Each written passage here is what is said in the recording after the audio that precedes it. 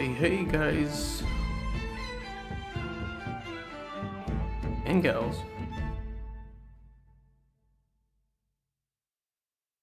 Lower that just a little bit. Okay. Okay. Switch scenes and we are good.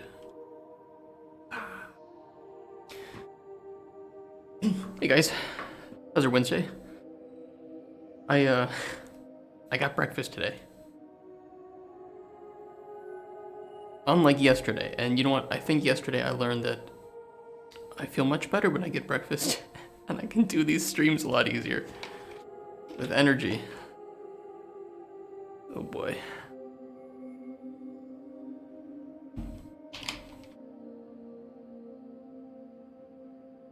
I saw something on Twitter.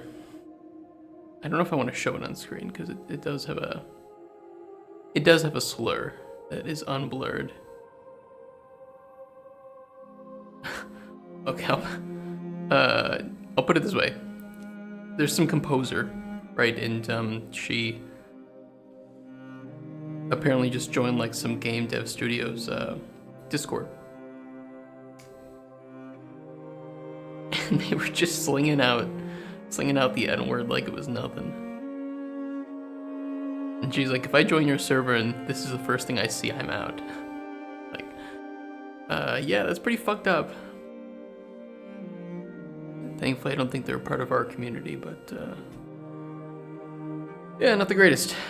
I was also just kind of briefly looking into drawing the trajectory spline for like when you're wanting to throw something, because I feel like we're gonna need that for when we throw potions, right? So you can see where your potion is gonna land. I was just kind of curious about how it was actually made.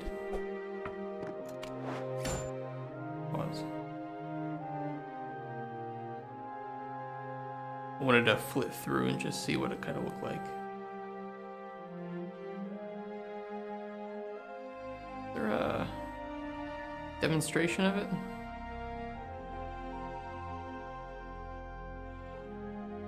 Projectile path. Looks like some scary math.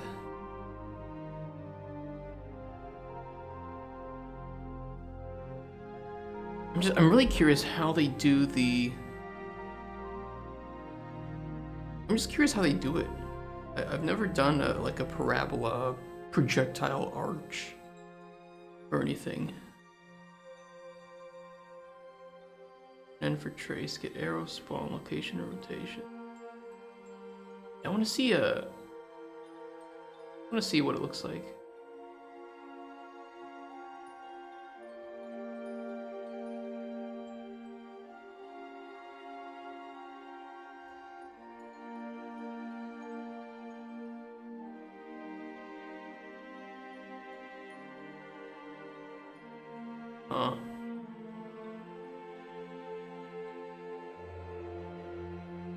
Start in.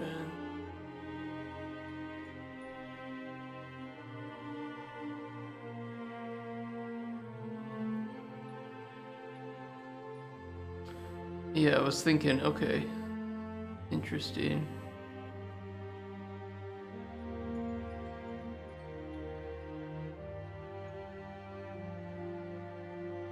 I'm gonna have to look into that more.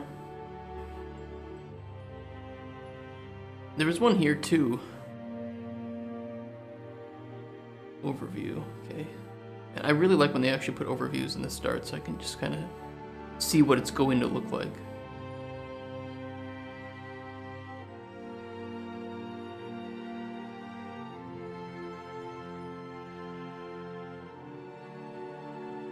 It looks like it really dips Am I the only one that sees that?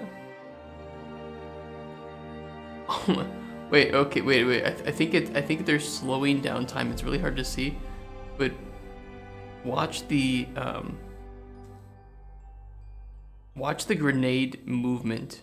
I know we're only streaming at 30 FPS, but just watch how much it slows down.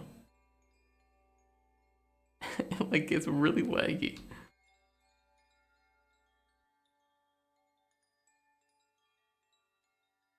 Why is it so laggy?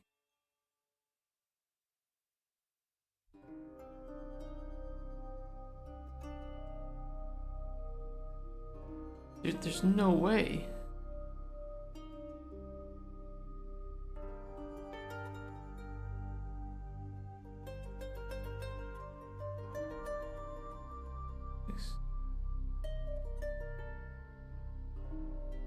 Wait, predict projectile path. Interesting. I didn't know that was a.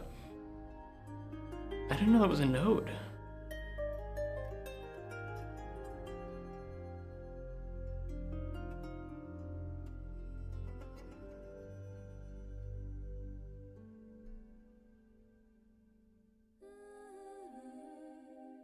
It's really slow though. I don't know. Wait, for each loop? Oh, something's going on here that just makes it really laggy.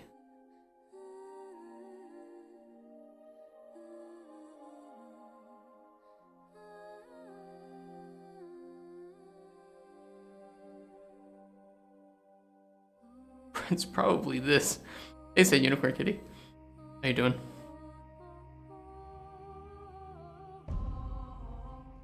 Alright, let's get started. Been waffling too much.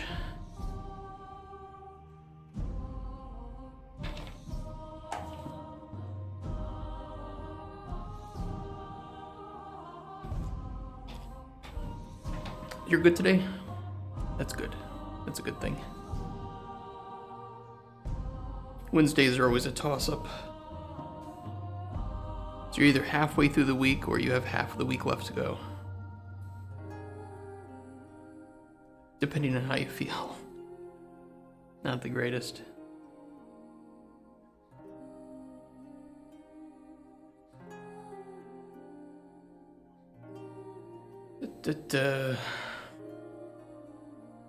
Oh boy, do we have a lot to do today. Warmed up enough for my pipes to thaw so I was able to do dishes. But geez. Frozen pipes?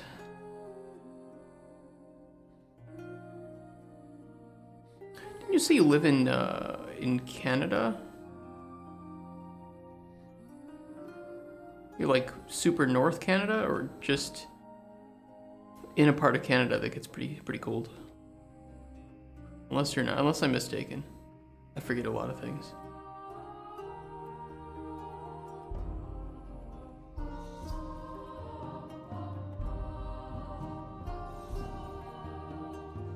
Calgary, Southern Alberta.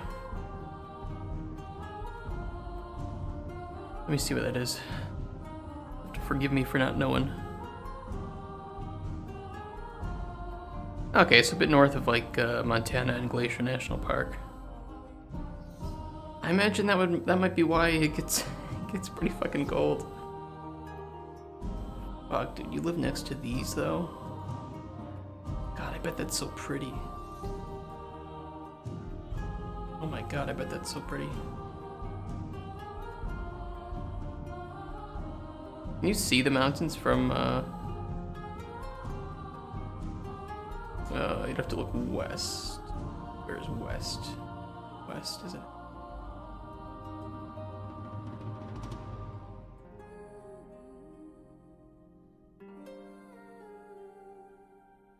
A lot of foothills kind of blocking the view, isn't there?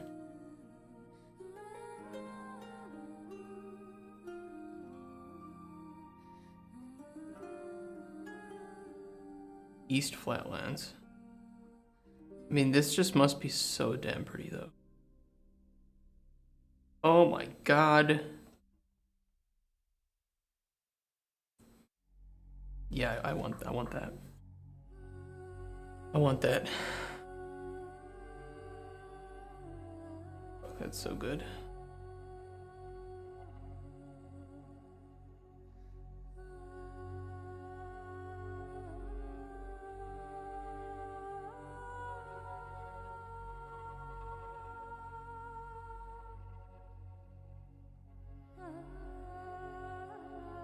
God, they get tall, don't they?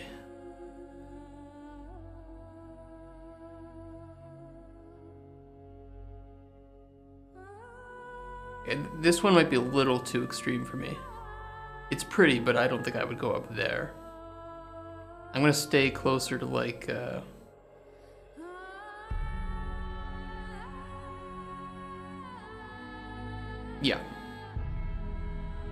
it's a little bit better. Driving through the mountains is always a free and peaceful experience. Yeah, I can definitely tell. Oh my god, it's just so pretty.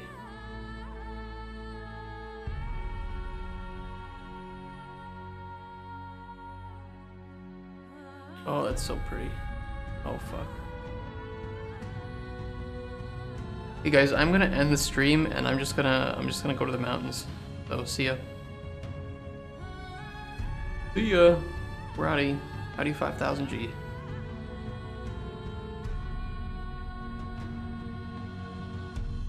Look up Frank Slide Turtle Mountain if you want to read about a I don't know if I want to read about a tragedy now. We've just started the stream. Said Unicorn Kitty. Oh my god, look at that. That's a disaster waiting to happen. For the lake.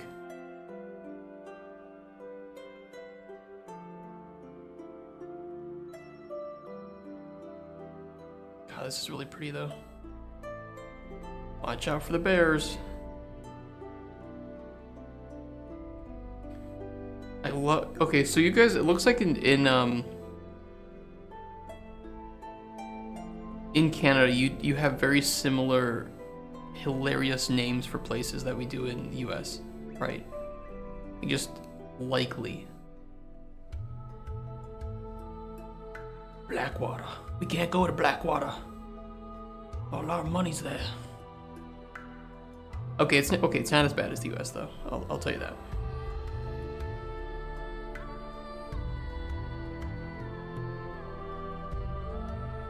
It's not nearly as bad as down here. You get some absolutely absurd names for places.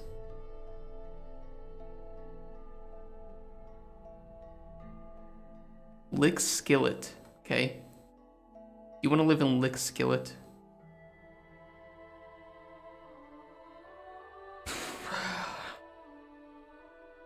Christ. Or Finger.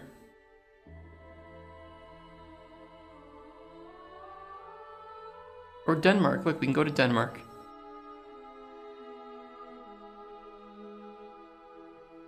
Yum Yum. Fort Pillow. Fort Pillow. Basically half of that mountain collapsed in the middle of the night and the sound was so loud you could hear it in Calgary. What the fuck? It's insane. What made it collapse? Just like the actual mountain, not just like an avalanche.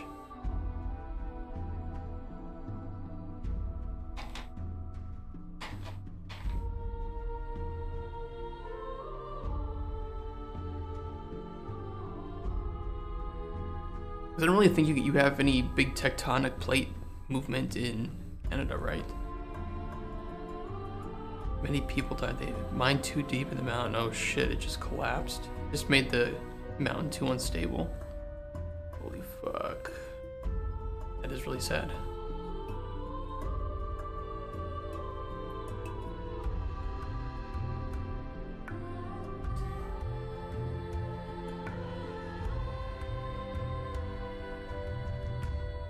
Okay, today we are going to place a bunch of foliage. That's what we're going to do today. We're going to try to place, I would say, oh man, I don't know. We're going to go section by section. I think it was the discussion from yesterday, right? So we're going to try to break up the world into bits and pieces that we can take charge of. Now that until ahead of time is very unstable.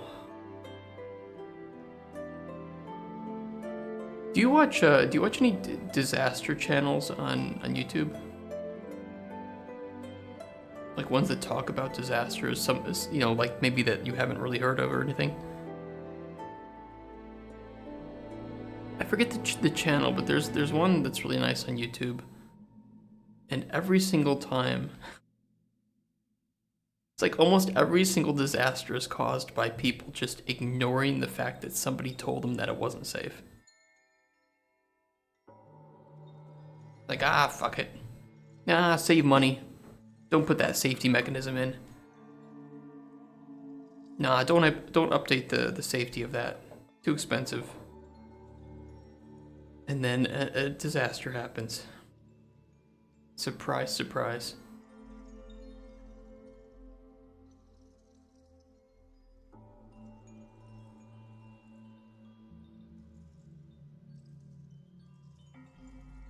My God, my stomach is itchy. Okay, that's good.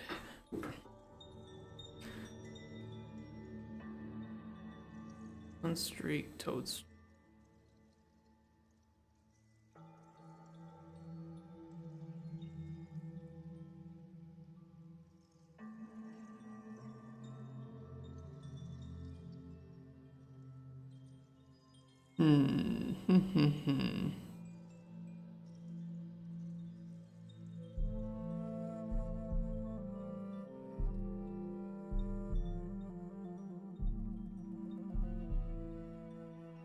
The website explains everything on it if you want to read more into it. Send it to me. Send it to me on Discord because I kind of like reading that stuff at home. I get into some weird shit at home.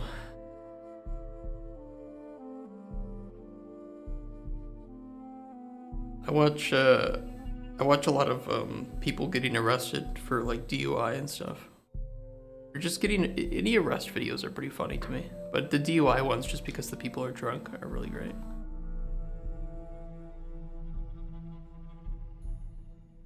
I'm not gonna apologize for who I am.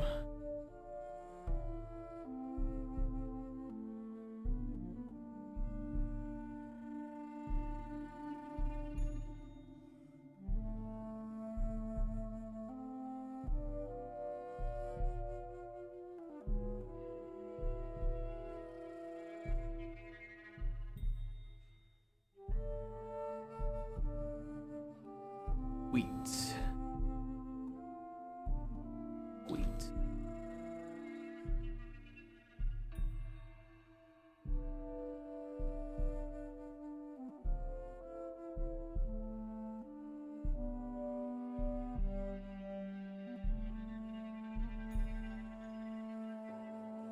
Oh no, if I try to paint back on this though, it's gonna crash, isn't it? If I try to paint on this, it's gonna...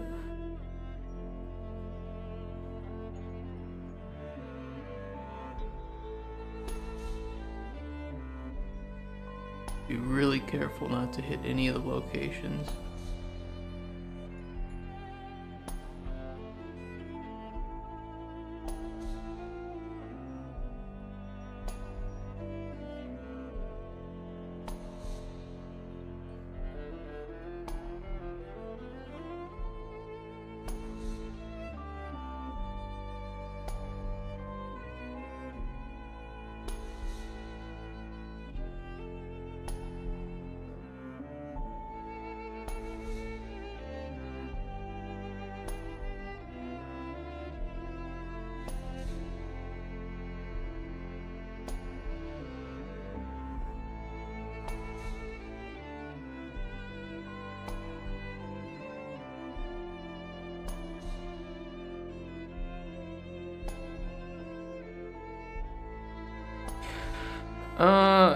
I don't know, it doesn't matter.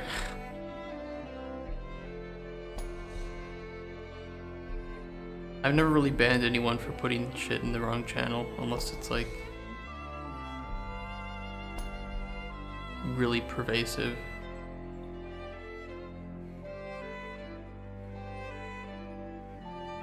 I really hate Discord mods that do that.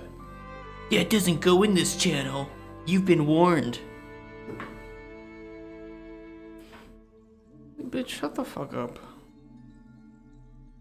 Get out of here. Go away.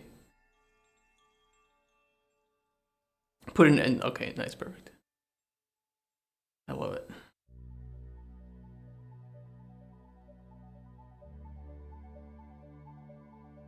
Spawn a good one.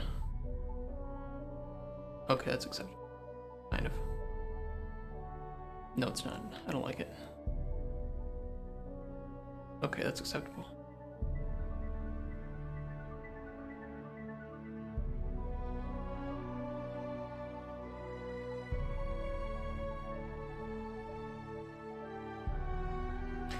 that gonna be a garden? I want to put. I do want to put some good things in here, just so that, because it's gonna draw the player into it, right? When they, I've kind of designed. I've tried to. I'm not a level designer, but I've tried to design this start location to where you see certain things that draw your attention. So, you see specific locations or, occurrences, things, or you're walking along here and you see those ruins a bit. You go out to the beach and you see certain things that look interesting. You can see the desert, you can see the watchtower, you can even kind of see, if you're like really good at looking, you can see that spire poking up in the back there. Just as a way to help give people a little like visual motivation, right? So this is kind of something that I'm not a level designer again, but I'm trying to learn from games that do level design really well, like Elden Ring. And this, they're better. Oh yeah, this one's pretty good actually. Oh no, that's perfect. So like at the start of the game, you get, you have this view and you have very specific observable locations that draw you in.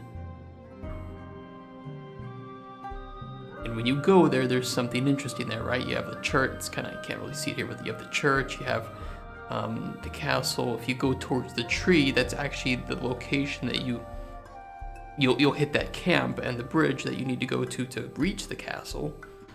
So, I like that idea of the player having those things that pique your curiosity, and then you go there and you discover something.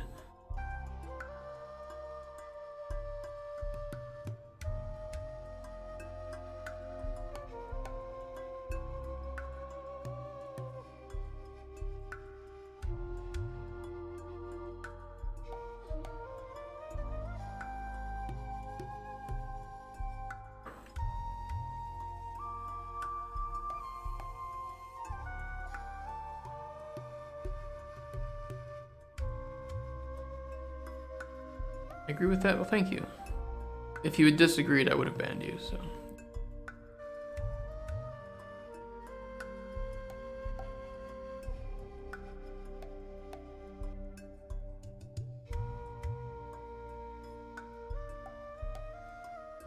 Blood leaf.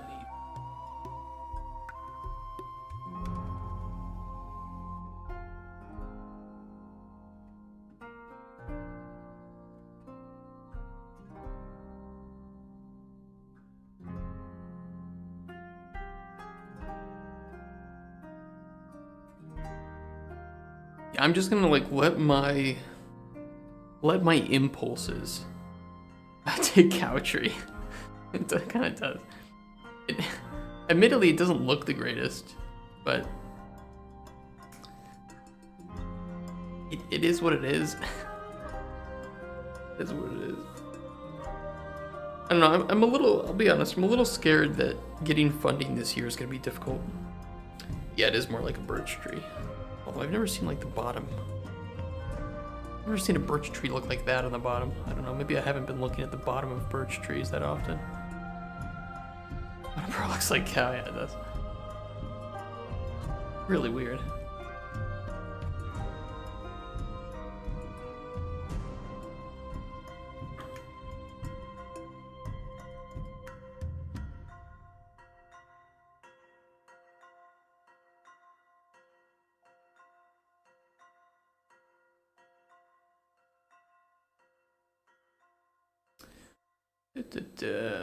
Fallen log.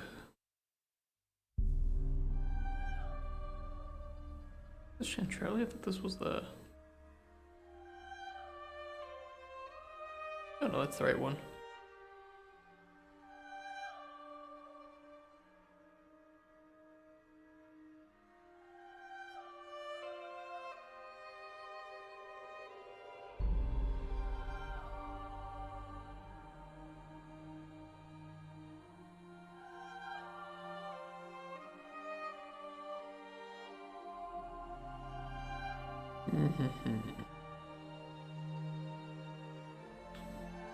What was I saying? Oh yeah, I worry with all the layoffs and the slight, not super slight, but the change in revenue earned by the industry this year. That I feel like publishers are going to be very careful about giving out money for new projects. Makes me a little worried.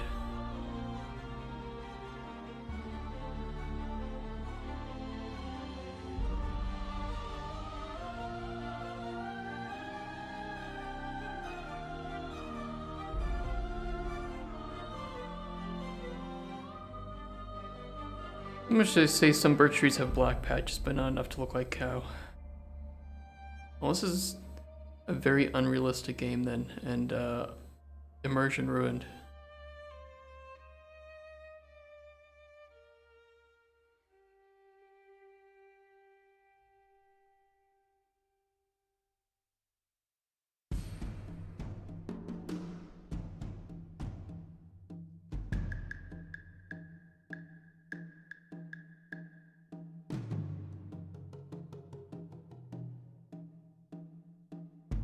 Cow drank the tree potion.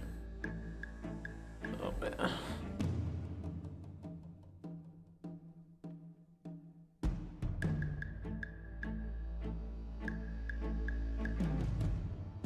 I should have named these differently.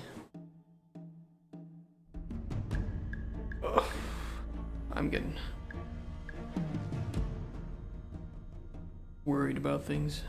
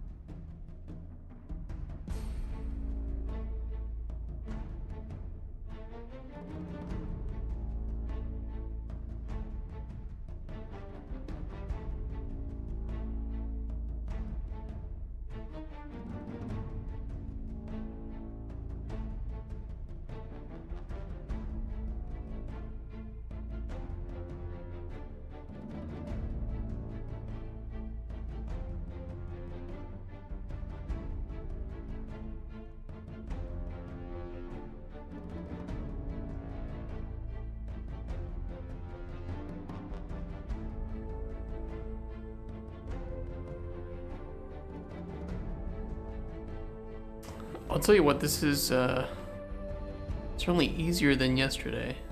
I can just click things today. Oh yeah, flower looks good here.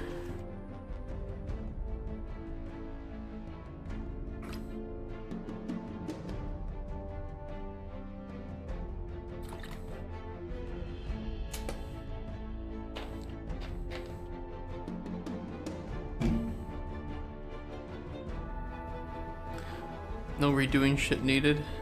I hope not.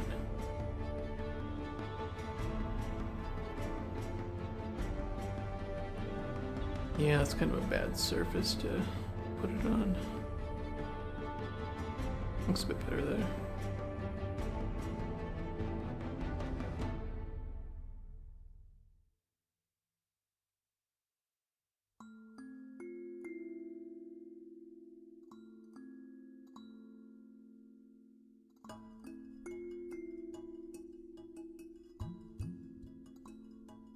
My toadstool.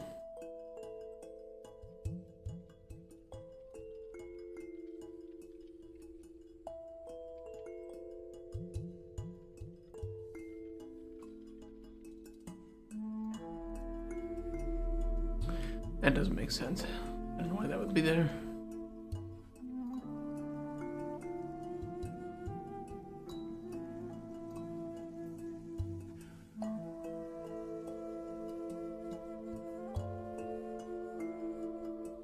Let me see the collision on this sec.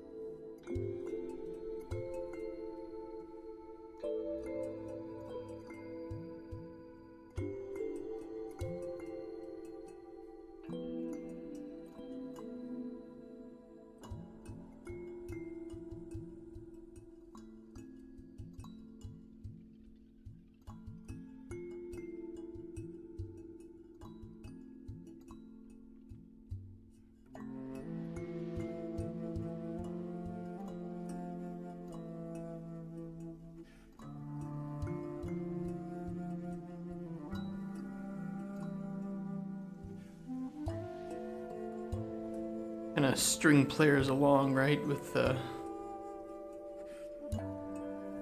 visuals of things. Oh look, I can grab this one, and then I can grab this one. Oh, and then there's some mushrooms. Like a little trail of breadcrumbs leading to nice things.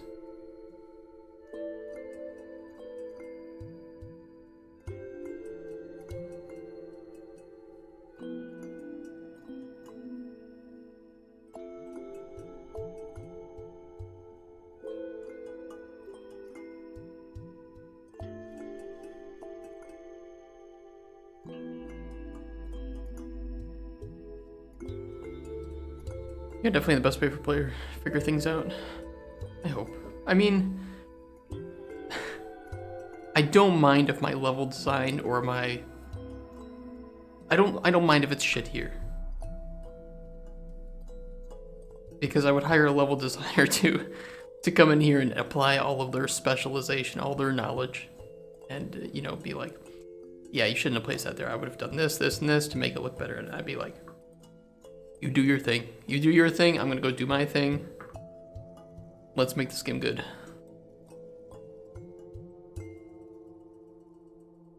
I wanted to get some seashells or something. I think we can find like a. Do I have a seashell? I don't think I have a seashell pack, but do you think I have anything with seashells?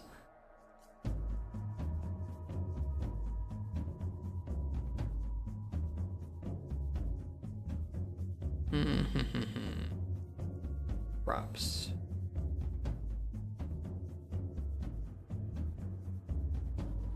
I have corals.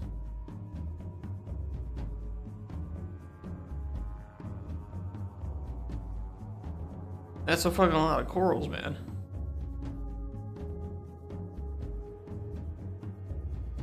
See, this is why we need this is why we need swimming in our game. I just have this shit. I have so much shit. Plants pack, sculpted, okay, tempered vegetation. I have a lot of vegetation. Tropical vegetation.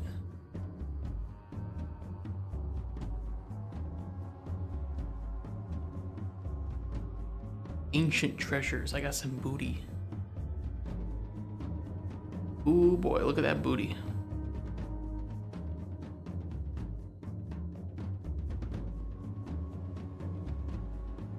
Can you fish for it? That'd be pretty cool.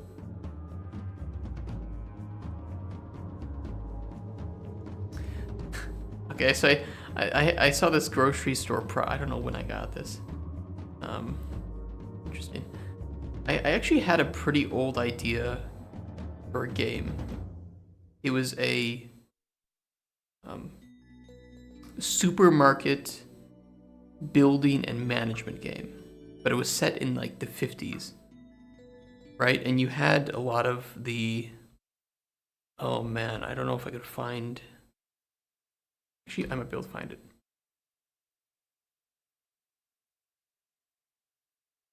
I wanted to like, I thought this would be a really cool way to do it because there were a lot of, there's a lot of great supermarket music from that time period. Oh yeah. Okay. I found some. Especially anything in this like this album here was perfect for it. Perfect.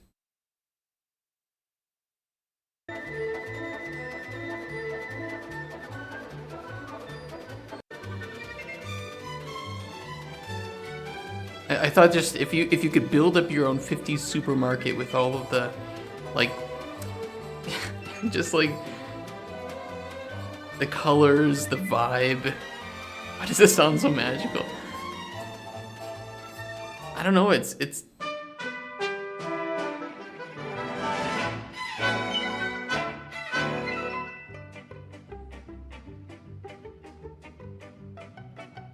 I don't feel like we've ever gotten a supermarket like management game where you choose what to stock the shelves, but then it's got this great vibe and this art of the 50s. 50s advertising. Just this kind of feel to it, right? It would be so perfect. I think we'd have a tough time getting a lot of good art for it, but like you just entered a happy place and not a place that everyone is mad. Exactly. Like it's just a perfect vibe management game. It's not like some post-apocalyptic shit or sci-fi shit. No, we're going to the 50s. Nuclear family. Everyone's happy.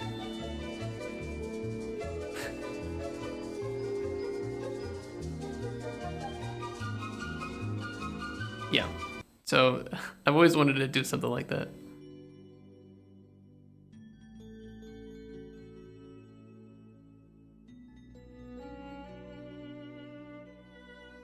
Probably like grid based, right? So you'd place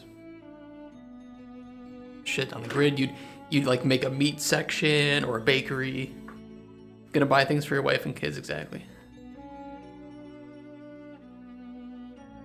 You know, you've got the mother pushing the cart with her kids in it. Such buying things from the shelf. I don't know, it feels like it would be a really nice vibe. Like you don't have to sit there and get depressed. And we'd find some, you know, some like a narrator or something that sounded like that sounds like that stereotypical narrator from all the black and white like educational films. Well, hey there, Timmy. Say, Timmy, would you like to go to the supermarket today? Boy, would I. Gee willikers, mister. You think I could buy a Coca-Cola? just shit like that.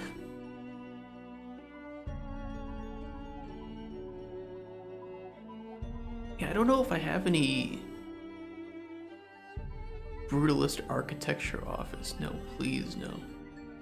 Never just the same person for all the characters' thoughts.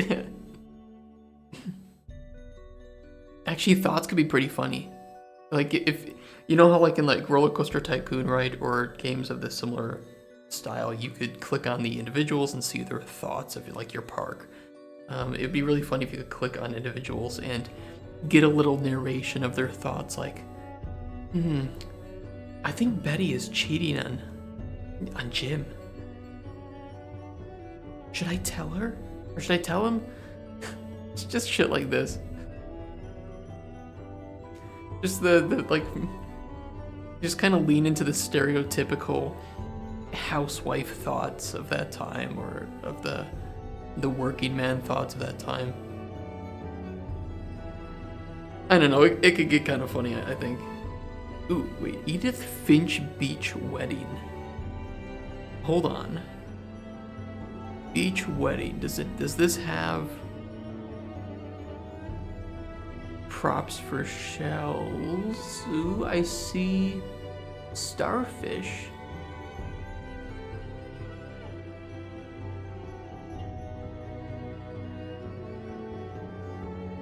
Maybe. Click on the kid and get a whole ass story on how it plans on taking over the world with paint. Fucking Christ. I mean, I think the more you leaned in just to the humor and stereotypes of that era, I think it would be really funny.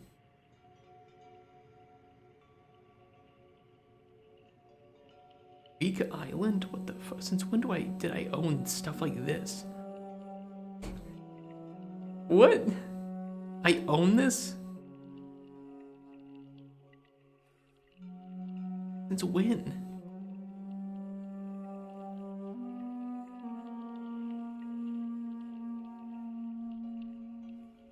I don't remember any of this. I don't remember owning any of this stuff.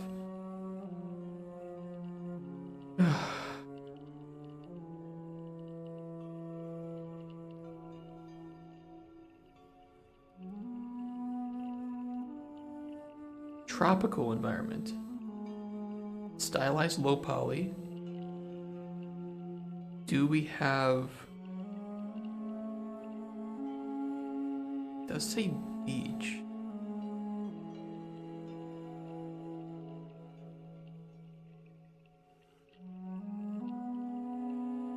Actually kind of a nice little environment.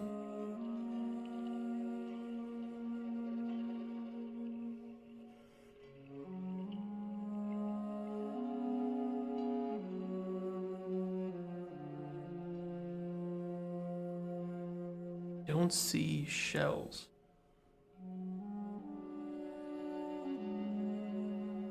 I really don't want to pay a lot for some shells.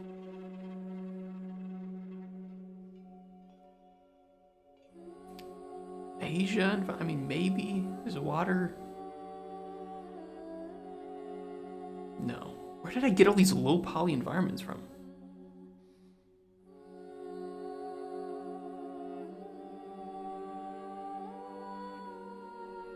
They're pretty decent too. Seaside town.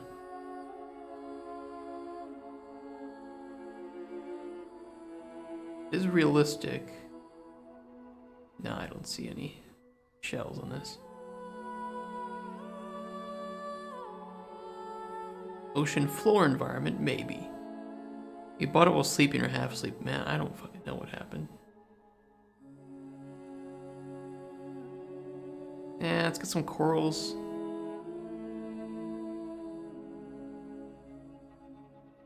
Spider locomotive. What? Oh, go back.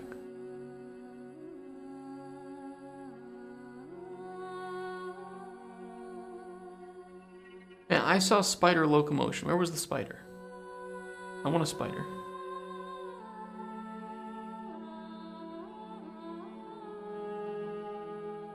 Procedural biomes, reef kit.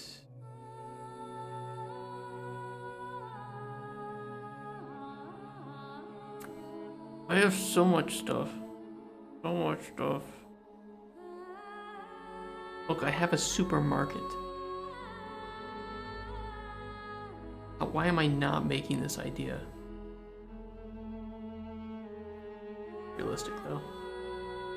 A lot of my ideas are like they have stylization to it, and it kind of sucks because I don't have a lot of assets for some of that stuff. Everything except the shells. Yeah, all these seem to have everything except some fucking shells. Underwater world, I mean...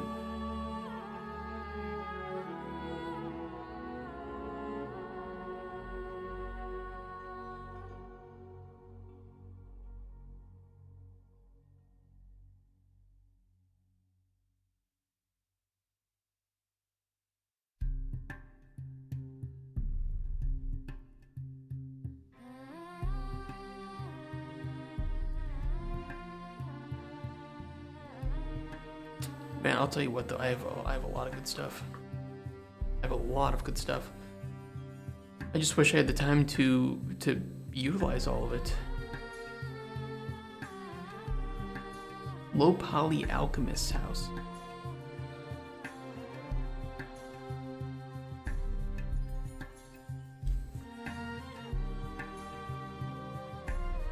Why am I not using this? Why am I not using this actually?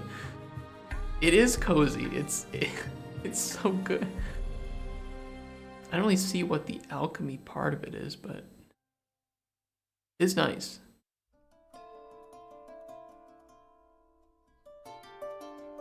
Could easily just clear out an area and put our alchemy table in one of these corners.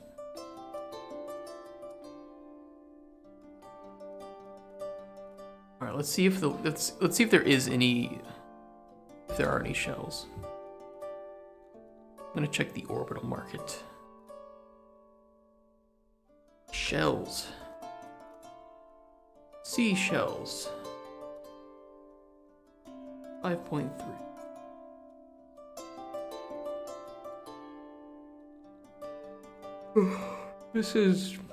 These are guns. Shells and pearls, those are icons.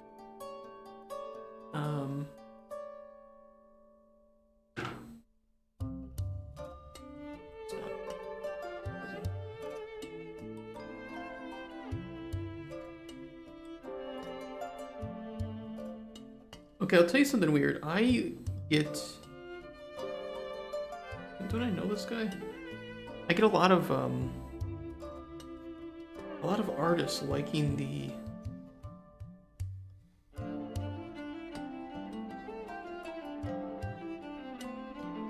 liking the tweets that I have.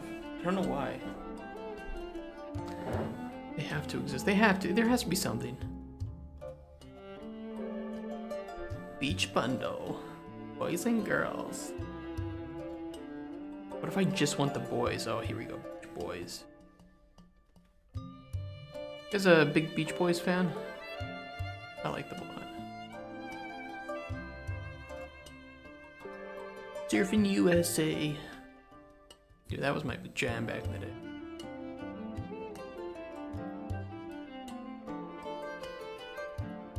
Automotive beach scene. Iceland collections. I think the only one that I have that would have a couple of things would be the Edith Finch beach wedding.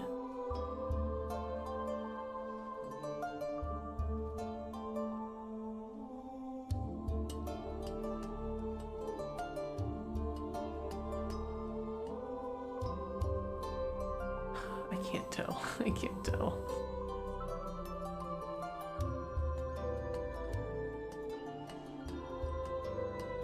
Oh, let me do this. You know them? They were a big boy band back in the day. The good times of boy bands.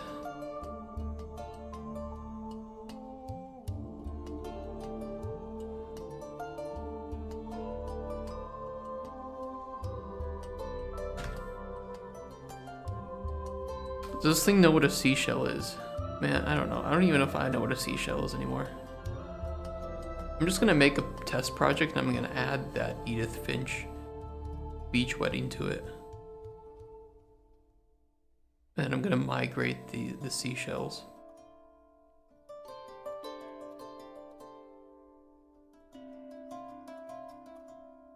It's about, I think there's like one shell and there were starfish. Cannery.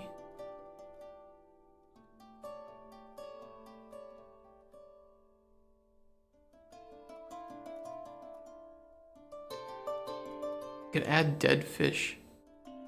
Do we want dead fish in our game? I'm second guessing myself too on what a shell is.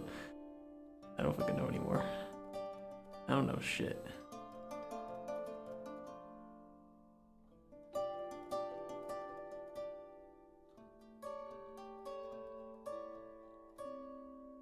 Stylized island.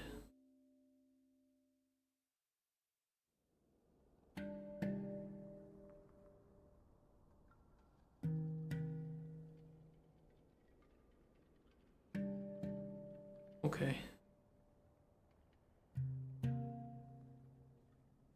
Okay, meshes. What do we have here? Actually, let me load up the map. I probably could have loaded up the overview map. They have seashell packs. I didn't see any that were like, well, I mean, I saw a couple that were paid, but... Seashell 3D model free. 3 seashell 3D models.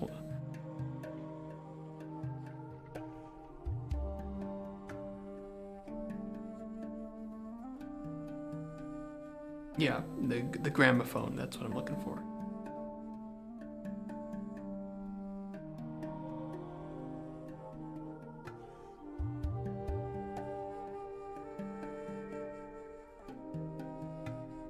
They're all kind of bad. I mean, they look nice, it's just they're not...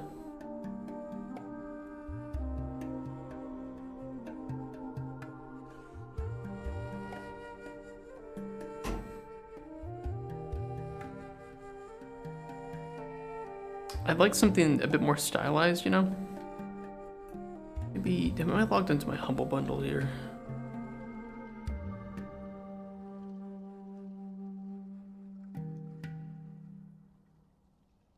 Yes, I am. Okay, let me see.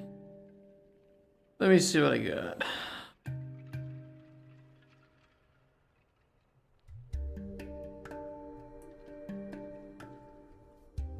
Wait, is this gonna show anything that I don't want it to show?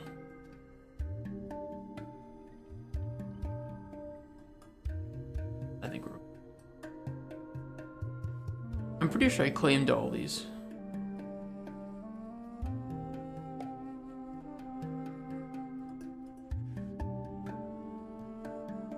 Actually, have I?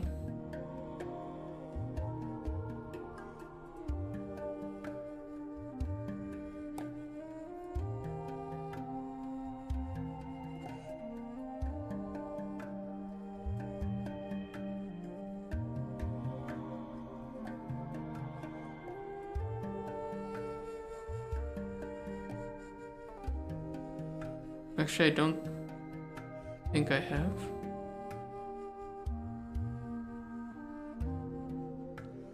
There's no way that I just have more shit that I just... There's no way. There's no way. No. I claim these. There's no way. Or I didn't.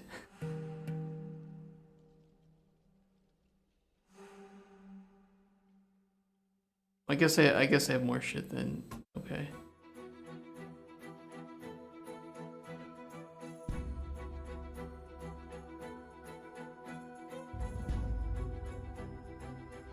Modular stylized underwater world. Maybe this one? How do I claim these two? How do I...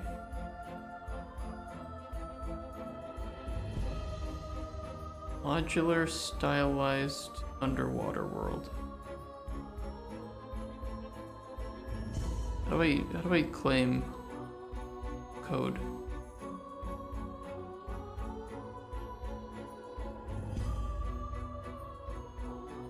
Okay, you do that.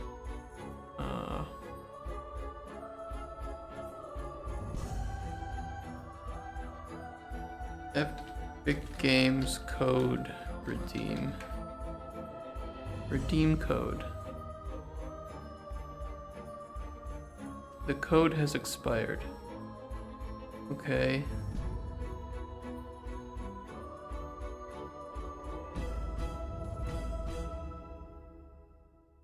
Doesn't say that. Hi. Good morning. Pretty hard. Thank you for the follow. Heard anything about any bounty hunters in these parts? Fellow game designer, hello. I couldn't say. Nice to Thanks meet for you. nothing, idiot. How do you do, fellow designer?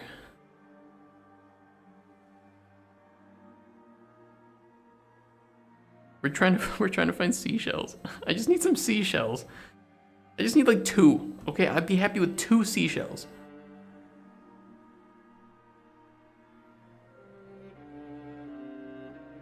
Just 2.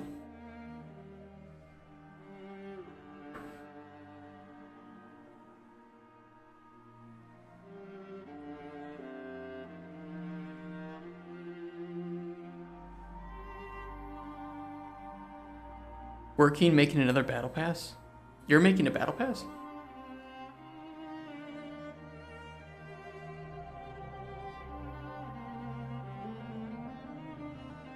So that means you've got your game out already? Pretty exciting. Oh!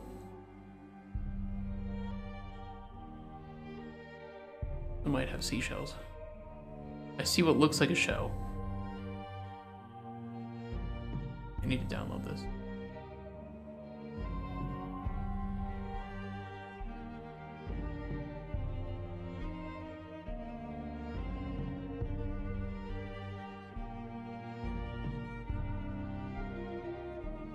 What else do I have? Unreal nature and fantasy assets, polygon assets.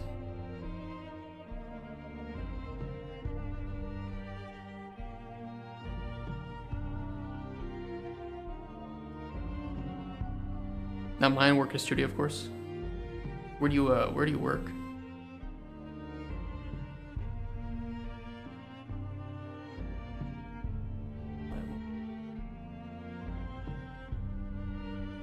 Sleep and leave a lurk? No worries. Sleep well. Don't forget, tomorrow we're doing Dragon's Dogma. If you want to join us for that. It'll be our third stream of that game.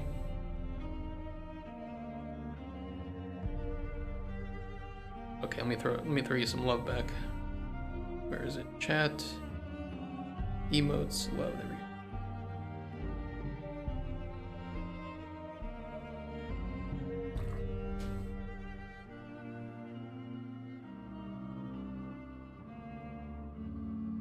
Yeah, where? Yeah, no shells. Okay, whoops. I think I already redeemed all these, but just gonna pull that over to the side in case I haven't.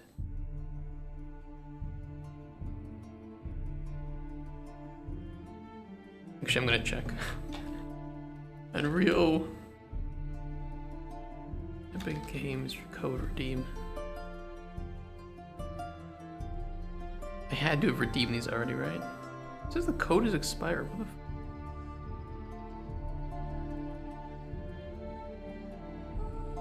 Clone of World of Tanks for mobile devices and PC. You don't sound very happy with saying that. I don't want to assume, you know, everybody has their own motivations, right?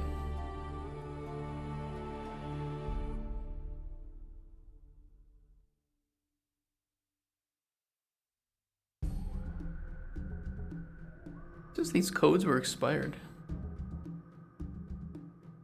Weird.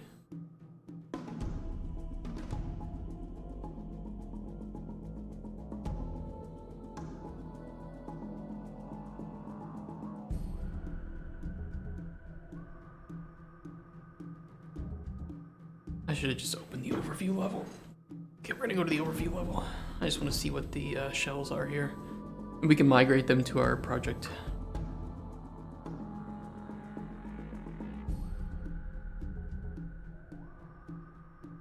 We have no shells, we have a starfish. And a very, very green apple. Holy shit, that is a green apple. Now, I'm not a PvP shooter tank player, but the work is work. Sorry for betting. Hey, don't apologize for your English. Number one, if it is not your native language, you have nothing to be sorry for. If anything, I should apologize for the native language ability of my fellow Americans, because it's usually pretty bad.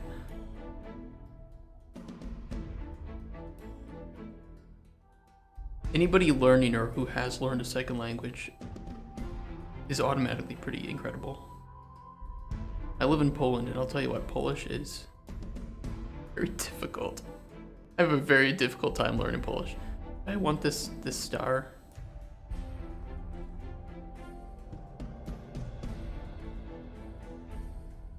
Maybe I'll export it. Asset actions migrate.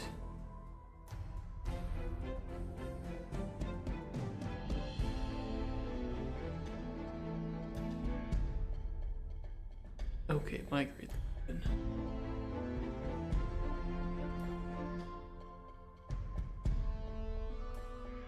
To Unreal projects. Wait, not here.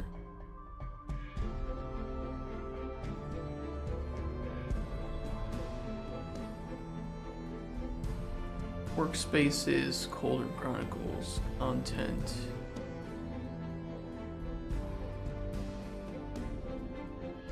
Should work. I moved to Montenegro and currently learn Serbian. Fantastic language. Oh wow. That's pretty cool.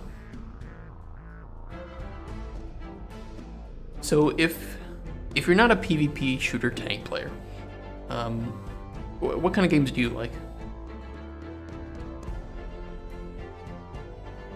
Out of curiosity.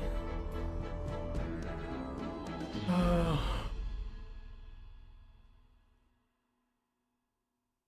gonna put the Unreal projects in. I'm actually gonna put this in here just so I can then just migrate what I want over, because I don't need everything from this pack.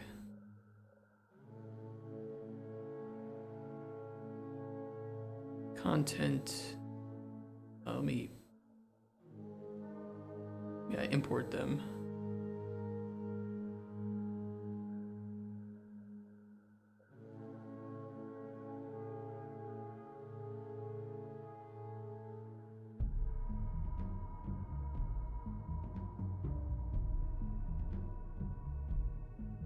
RPG, JRPGs, action adventures, platformers. Those are your genres. Those are some good genres. We're working on kind of, I would say, there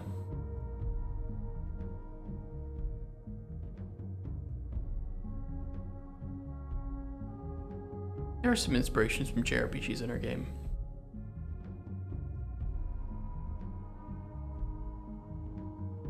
But I would say it's more of an adventure game. More of a adventure and kind of simulator, but I don't like using the word simulator really for it.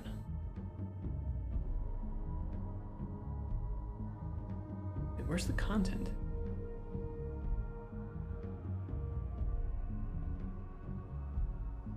Where is it?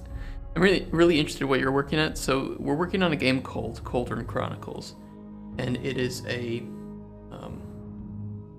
it's an alchemy game set in a fantasy universe. So you work as a alchemist in a very remote hut, and adventurers will come by and request potions from you of various types, or even poisons, things like that. And then you go out in the open world, you collect ingredients, you make it, and you give it to them. And the potions that you give them, depending on how good it is or how bad it is, may affect their fate in their quests or their journeys, right? So if some guy wants a really good healing potion, you give him a kind of bad healing potion, he might die or something. Oh, this is just a whole project. All right, let me throw this on the desktop then. How progression works? Progression is, I would say, very story-driven, but also driven by your progression in the open world. So how, areas that you've unlocked, things that you've discovered.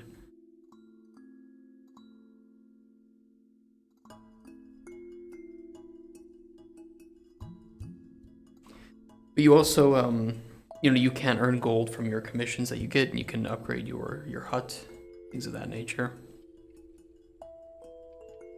I would still primarily say the progression is story-driven and discovery-driven.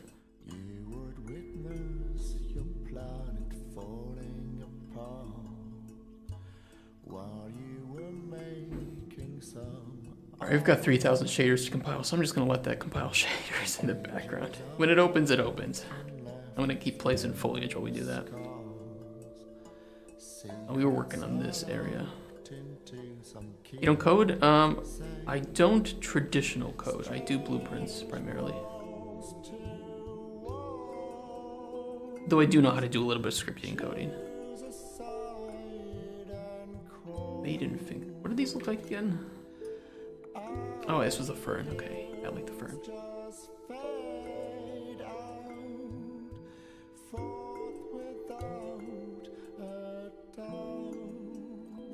For instance, we have made our alchemy table. And I made this all from scratch. So you can combine ingredients and such and process them different ways. I have to ignore slightly bad performance because of those shaders being compiled.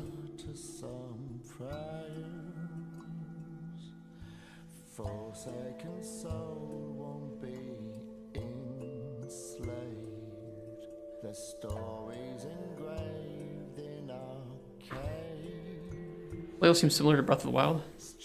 That is definitely one of the inspirations for our open world games with like a lot of discovery, like Genshin, Breath of the Wild, Elden Ring.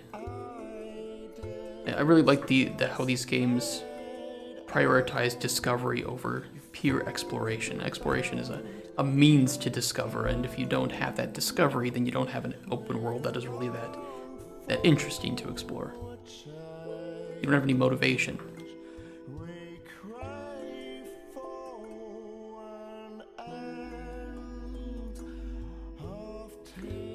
Might place some ferns around here. How old is this project? This is the 39th day of working on it.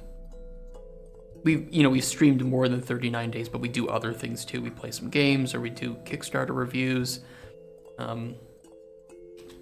Things other than this. This month's schedule is here.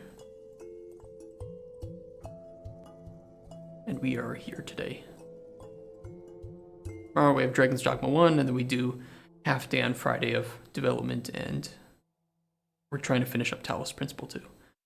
We're very close. We only have a few puzzles left, but they're pretty tough ones.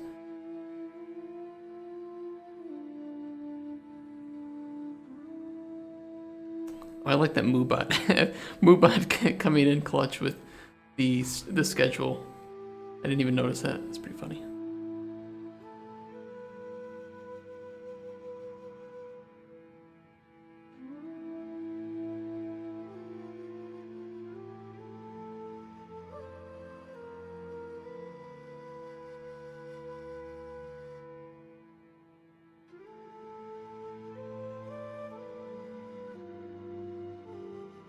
What is this?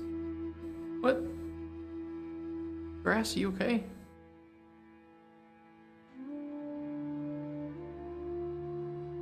It's like this one piece of grass on its side.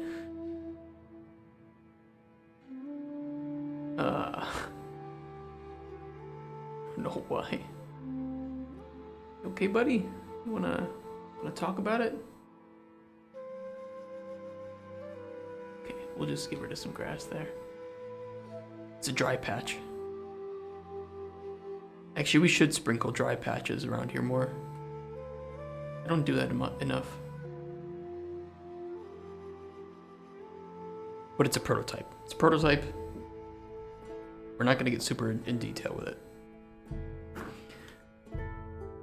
Unfortunately, it is what it is, but none of what you see here is going to be in the final game. It's representative of the final game. So we, as per prototype tradition, we remake everything from scratch for a vertical slice with proper assets and pipelines. And this is mainly to help sell the idea, to pitch the idea, to see if the idea holds weight.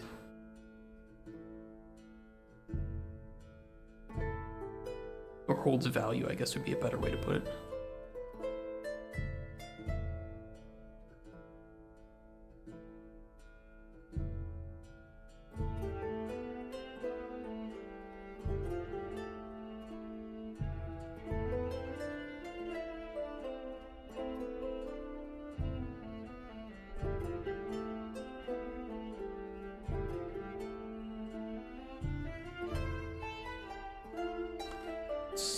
Oops, I'm placing. Hold on, I gotta replace those. Placing 2 ingredients at once, my mistake. Where's that fern?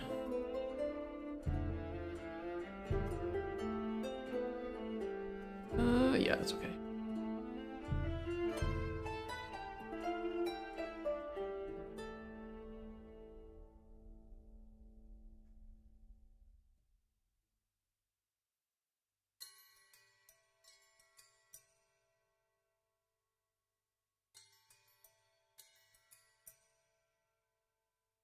So like today we are we've created a lot of these collectible ingredients that we can harvest, and we're going around and just placing them into the world. And that way that we've kind of started to create that second part of our gameplay loop, which is the collecting of ingredients, the exploring of the open world. And then the player can come back with those ingredients to the alchemy table and create potions with that. We've spent quite a bit of time just building up the open world, like we have here. We have our desert environment and some hidden stuff in this forest, watchtower and river and waterfall, things like that. Missed me? Hey, Okapi fan, I have missed you. Really good to see you. Feels like I remember some similar 3D game from one of Nintendo. I believe it's a multi-platform game. The only thing that I remember is that the game has a lot of pink colors. If you think of the name, let me know. Hey, how are you? I'm doing great. We spent all yesterday, or a good portion of yesterday, building out our cave, our very colorful, very bright cave. And we placed all of our ingredients down here.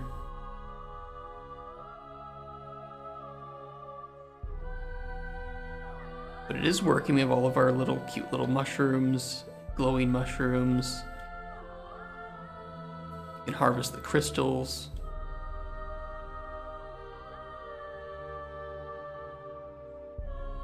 And we set up everything to work with our weather and our rain and snow system. Let me show you.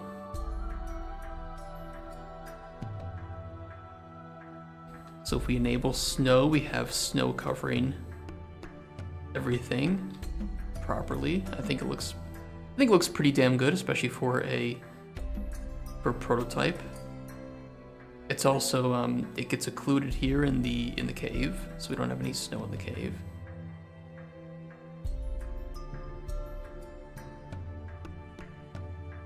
Even our desert gets some good snow.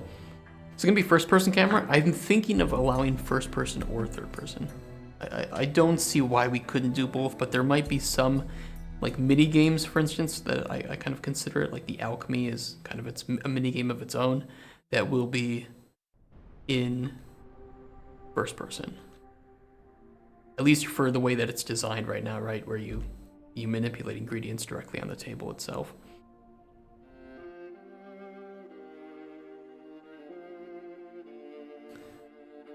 Does great, thank you. And also with rain too, it should be working. Oh, and the thunderstorm at night. I'll show you guys the thunderstorm at night. I really love this.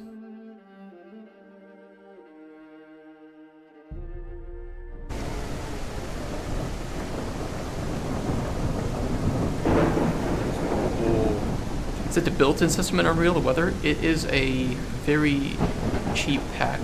You need a little bit, you have to hook up a bit, but yeah, it's pretty fun. I like this.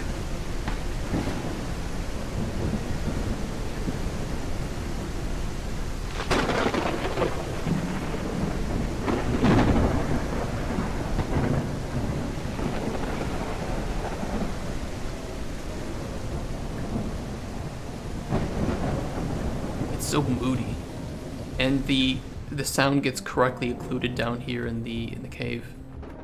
So you can very faintly hear the crack, but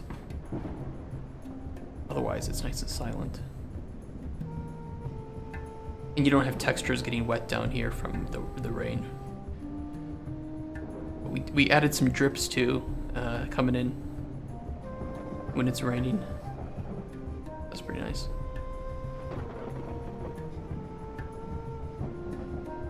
You're flipping triggering my interest in a project I'm keeping on the back burner. What do you mean?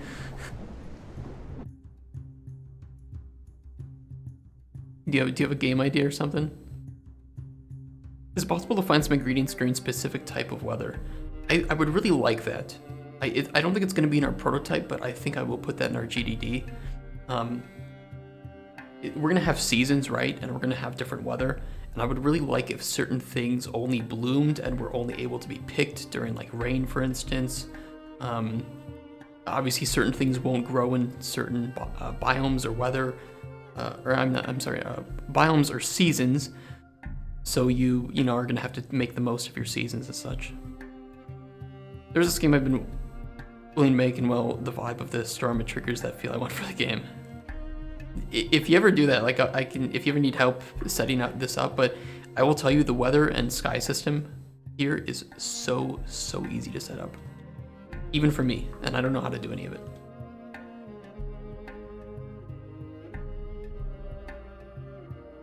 But yeah, it looks nice, and it's a full time of day system as well, so I can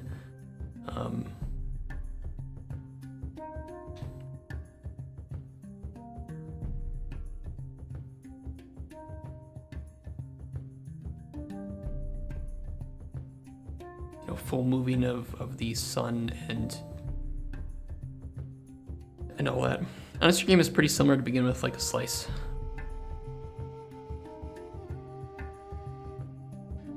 I like that. I like, yeah.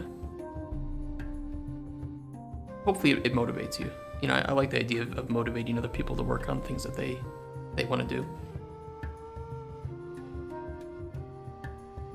We're getting to the point, I think, where we're going to be adding a lot of life and purpose to the open world here. We've been spending a lot of time modeling it, landscaping, building it up. I just want to create a fantasy world with some kind of living simulator, just gamify life. Okay, so like a life sim in a fantasy environment.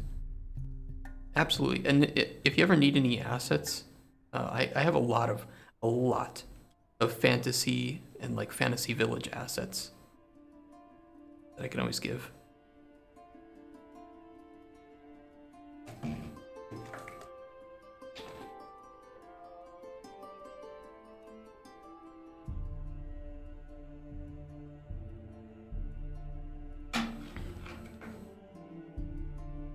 Yeah, this day-night system is just fantastic.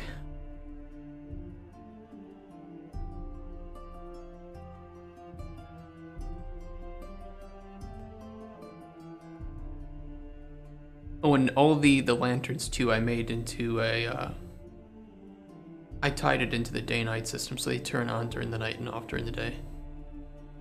Oh, like most of it would be sky islands. That's pretty cool.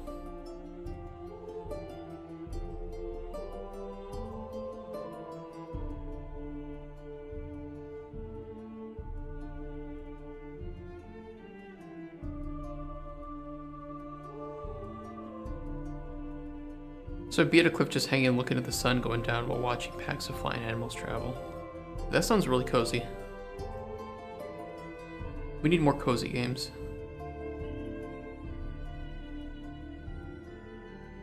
Got the honey. Oops, let's not jump off the cliff.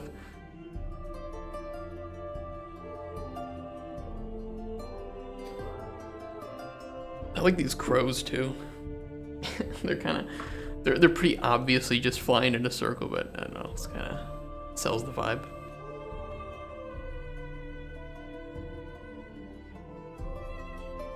We're getting there.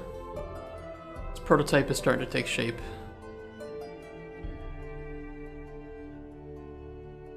Could use some sound effects though.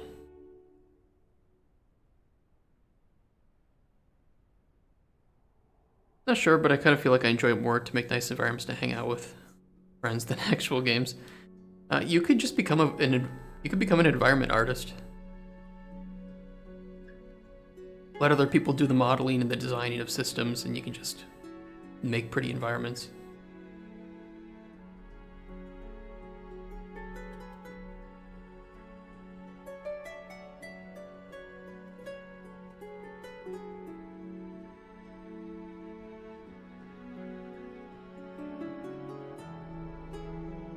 Alright, back to foliage. I don't know if I need my content browser open for this right now, actually. And I don't even know if I need my outliner open.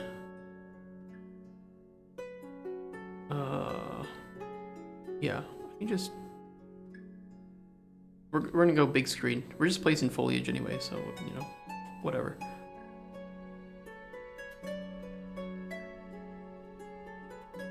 Bit of all in hurts because I will have to choose once I go professional someday. I think you have to. There is some level of specialization that you'll have to do if you want to get into game dev. But the smaller the team, the less specialization is. Well, I don't think that's the right way to put it. The smaller the team, the more hats you'll have to wear.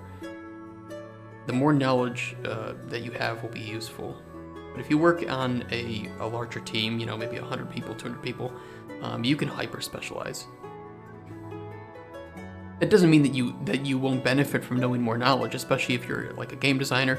I'm sure Renee Hart can agree with me here that as a designer, the more about everybody else's work that you know, the better at designing that you'll be. because you'll know how to speak their lingo. You'll know roughly how to guess how much time is going to be needed to add a certain like new feature, a new system, and all of that can help you manage the scope of your work better.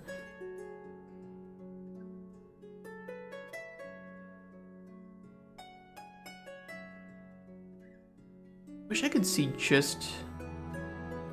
Actually, if I hide all foliage, I think it will still show me... Oh, it kind of does. Sure, you must have strong connect with the team. Yeah.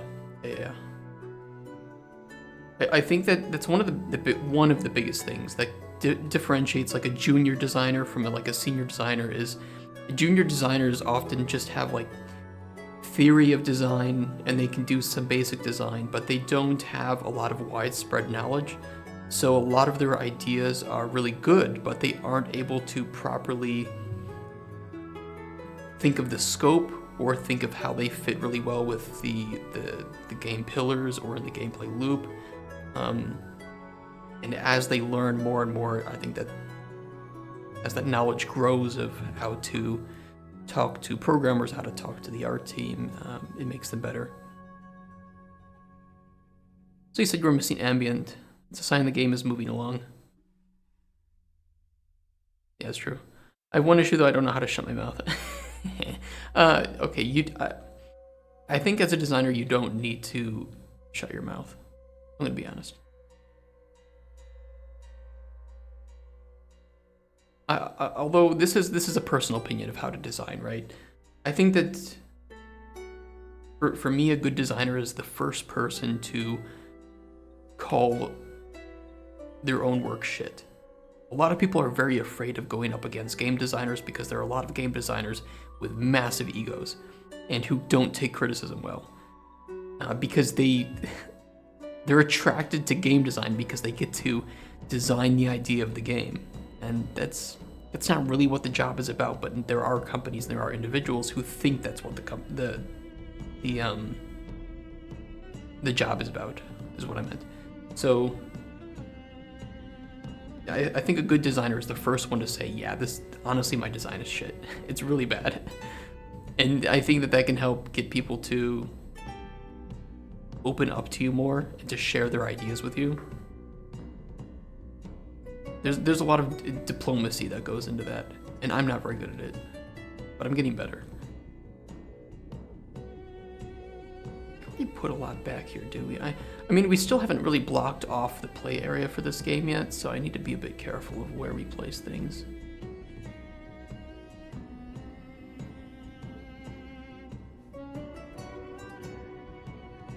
I'm mostly stubborn. I will listen to feedback. I will take it into account, but if I don't feel it, even though it's better, I will ignore it. Yeah, that's not a good thing. I will say that. Maybe in front of a producer, sometimes you have to be silent a little because they have their financial and time estimations. That's true. And when you come with another huge brilliant idea, they give you a grim look. Yeah. This is true.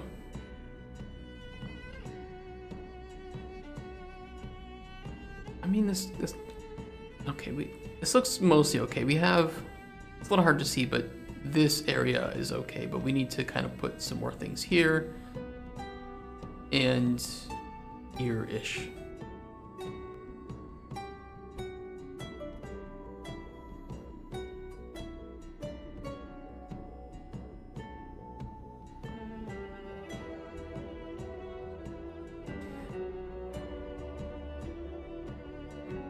Yeah, I think, designers and a lot of game designers end up becoming producers just because there's so much shared overlap in the way that you think.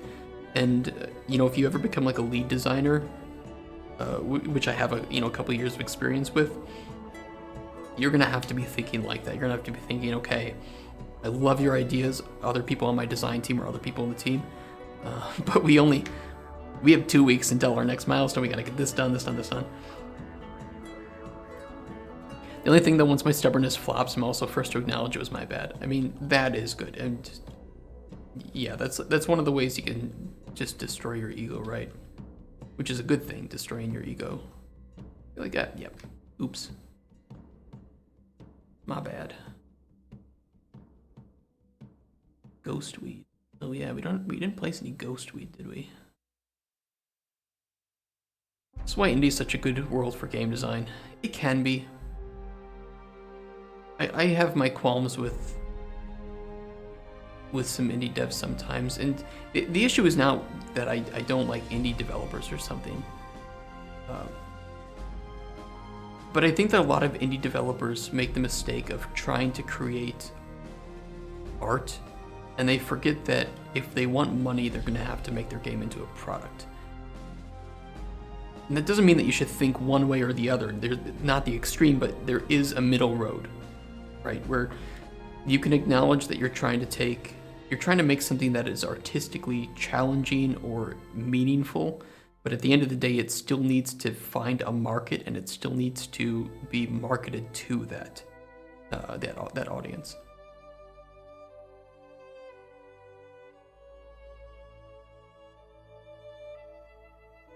There are a lot of indie developers and prospective indie developers that don't know how to do that part of it.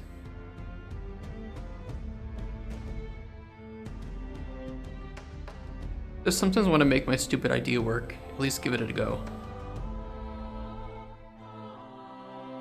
Depending on the amount of time it takes to prototype something or try out an idea, it can absolutely be worth doing or trying.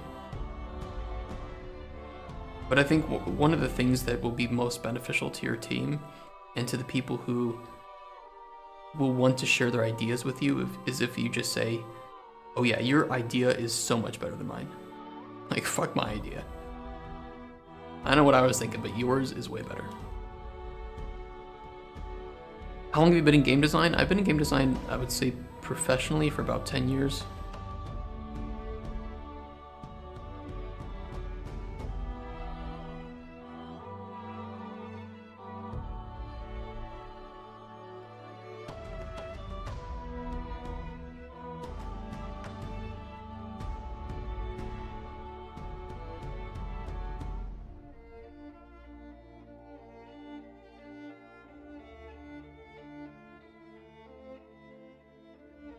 Give a nice smattering.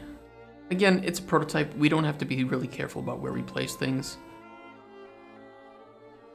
It's more important that the game be a little unbalanced in this stage, actually, that we make it easy for players to find what they're looking for, because it's easier to test, and we at least won't create a situation where players are frustrated that they can't find, like, a specific type of plant. So I'm going to be a little bit liberal with my application of these ingredients.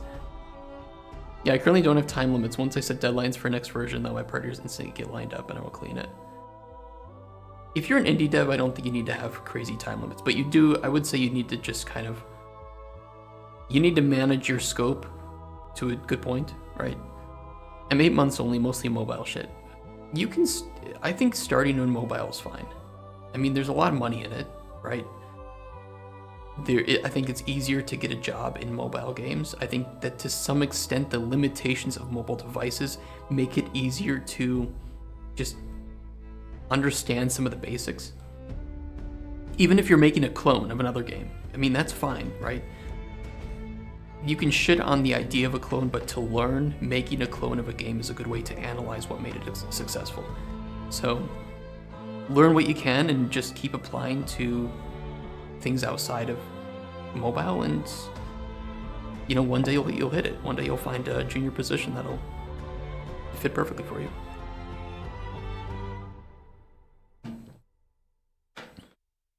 Like, progress goes up 200 times every time I look into the next version's deadline. What I like to do is, personally, I like to do goal-oriented development. I don't place deadlines on myself as much as I place, we're working towards this goal only, and we're just gonna find a unique pathway towards that goal. I have the direction I think we need to head in, but if we need to branch off, we can. Cloning is fun. People appreciate the small changes I make compared to the originals. Yeah, copying, or having content that is derivative of another person and you find a way to make it better. That is what pretty much all forms of art are about. And I don't think that that's a bad thing. I mean, the last big game that I worked on as a lead was a mix of Transport Tycoon, a mobile game I can't remember the name of, and Euro Truck Sim 2. So it's like I get inspired by games and I find interesting mixes for them. The mobile market is shrinking actually, and PC market profit is rising bit by bit. Is mobile market shrinking? I mean, I guess it depends on the region, right? I think Asia is still going to be carrying the mobile market on its back. Purple crystal, pink flowers.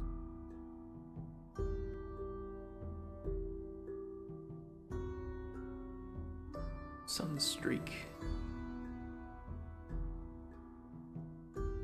Mm-hmm.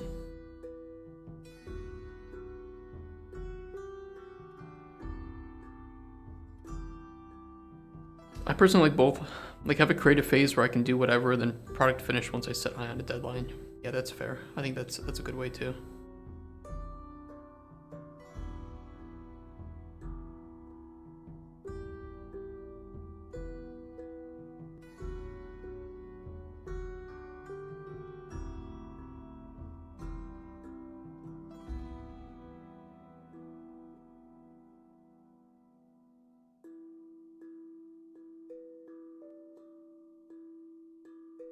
Any flowers up here that I can do something with?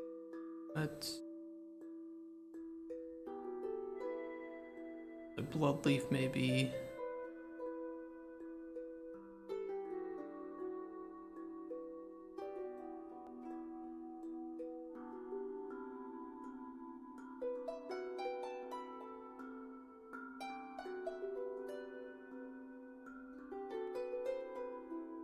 Yeah, I think we have a pretty decent amount of things in this area. This is our first pass on this part of the world, right? So we're just gonna place these down and see how it feels. If we can collect enough, and if we can't, we'll try to fix it, iteration by iteration. Currently, I'm focused on rewriting multiple systems in 2, while also breaking them separate in other ways. That's what it is. Work and what the fuck? Why is this inside? Oh, that needs to be fixed.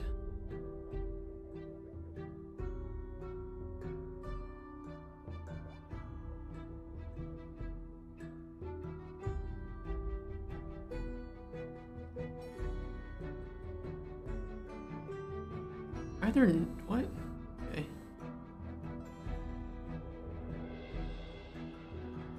I'm just gonna try to delete these bushes inside. There we go.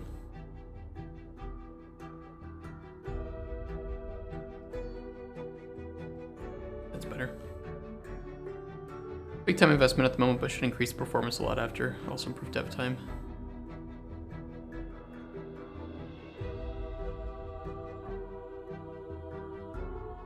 Depending on what phase you're on, though, that can be worth it. I know that I think a lot of indie developers just kind of, they start working on their game as if that's going to be the final version, and I think that's okay, especially for a smaller project, right? You don't need to like have. It doesn't hurt to have a vertical slicer prototype, but you don't need to. I would still err on the side of caution in a lot of cases and say you should.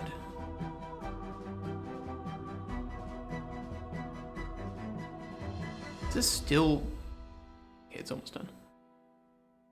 By the way, I've read a huge but very interesting global games market report from Newzoo about trends, game genres and profits of 2023. If you guys are interested, I can share a full report.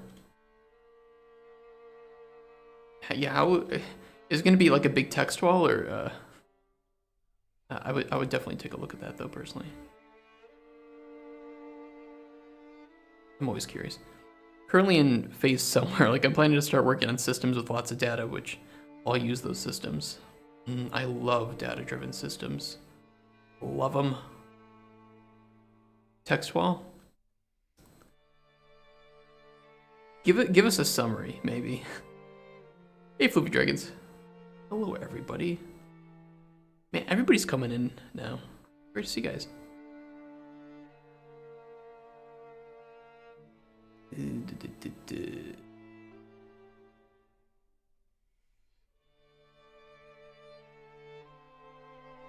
Place this a bit closer. We're kind of placing things without any rhyme or reason in some cases, and I'm a little scared of doing that, but...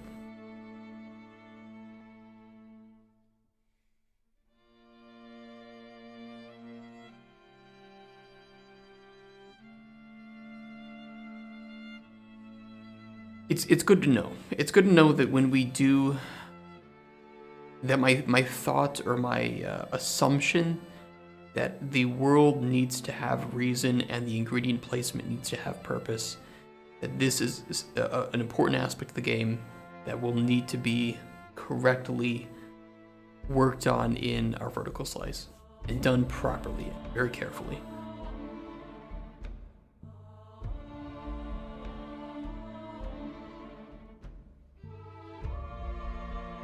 Abilities, held items, status effects, volatile status effects, weather conditions, field effects, not sure if I'm missing any. That is gonna be a lot of work.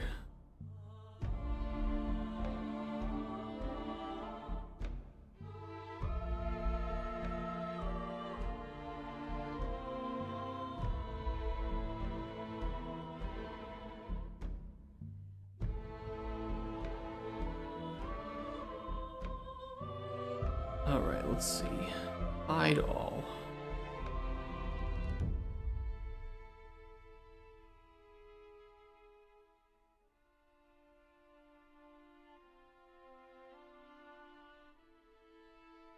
There still isn't too much in this area.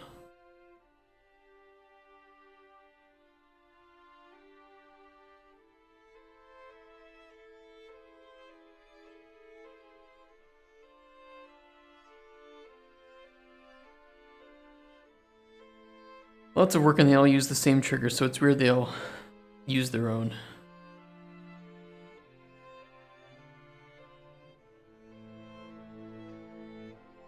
So I'm generalizing those triggers. Okay, so you're like you're refactoring some of those things. That's smart. A good thing. Almost open, and we can get some seashells in. Add some seashells on the beach.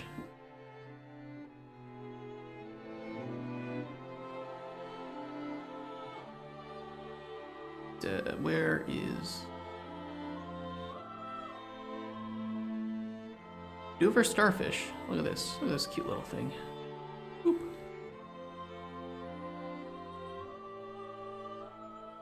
LDR PC is rising once again. If you work in game dev industry, sit on your position for 6 to 8 months to save your job. At the end of 2024, they're expecting a renaissance of the game dev industry. Yeah, that's about what I've been telling people too, is that right now getting a job is absolute cancer. It's very unlikely to happen. Thank you for opening that up. No. Please don't crash my other project.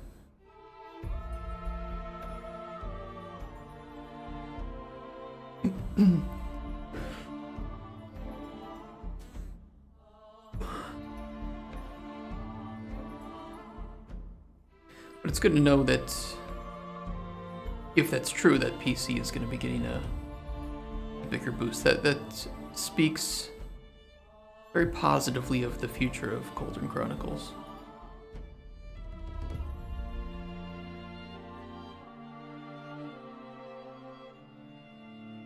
Are there any logs out here? I don't really see any logs here, actually.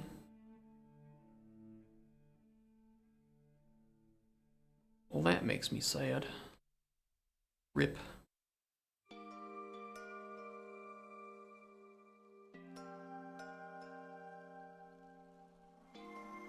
Let me have a moment to finally get in.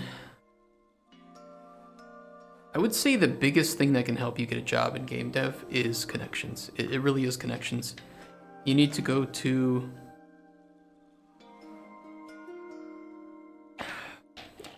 conferences, Gamescom, GDC, which hasn't been the greatest recently, but it's very expensive. There's, you know, much more like local game dev stuff. Went to that networking lunch last week. That was fun. That's good.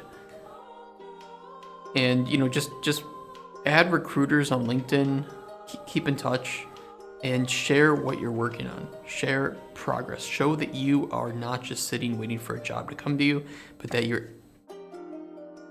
actively becoming better. Yeah, you should just keep doing it. Just share everything.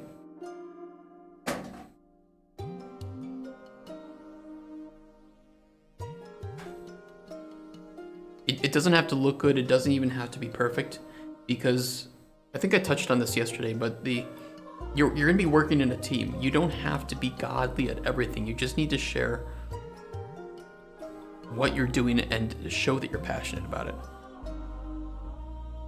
Sinfulness, welcome. On the topic of jobs, in terms of general IT, I'm assuming starting with A+ and getting experience and actively learning is how to find a spot in the industry to start. In terms of general IT, what do you mean sinfulness? Can you expand on that a bit more?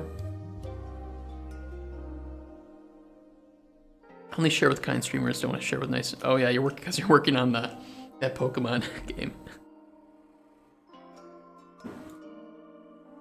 But that's the thing. You don't know if you're good enough. Look, I'm building this, and okay. So here's a fun story. I had an interview last year with a producer. A pretty experienced producer, although he was a bit of an asshole. If you're watching this, you know who you are. And he said I had about the skills of a junior game designer, which I didn't really agree with. But the problem is that my CV didn't show this, because I worked for a lot of companies where I do like a lot of balancing and stuff, where I work on like content, and you can't really show that. So I think from his perspective, my CV, my resume looked like I just didn't have a lot of experience doing different things, or that I knew what I was doing. And I think that's one of the most dangerous things that you can do, especially with game design, right? Because if you work in art, you have your portfolio. You can show a scene or a video of somebody playing a level in a game. You can say, I worked on this level. I worked on these assets. If you're a programmer, you can show somebody playing your system, like, oh, here's the gunplay. I worked on the gunplay. If you're a designer, you often don't have a lot that you can show for it. So if you want to get into game design especially, but if you just want to get into game dev, you need to have things that you can show. You need to be proactive about displaying your abilities. And also to that guy that said I was junior, you can go fuck yourself. The thing was like, he said a lot of shit, and at a certain point, I just stopped responding to his emails, and I was like, bro, at this point, even if you offered me a job, I wouldn't work with you because you were a huge asshat. Game design document, never made one. GDDs can take so many different shapes. I'd say it's pretty hard to make a really good GDD. I think the best way to display your abilities with game design are just to work on a small game. Use someone else's assets. Don't worry about how it looks, just worry about how it plays.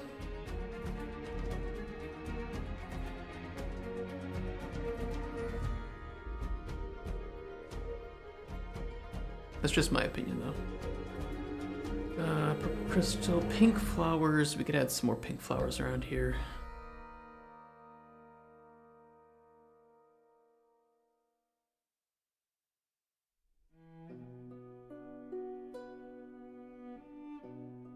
Put flowers around the beehives actually would be a pretty cool idea.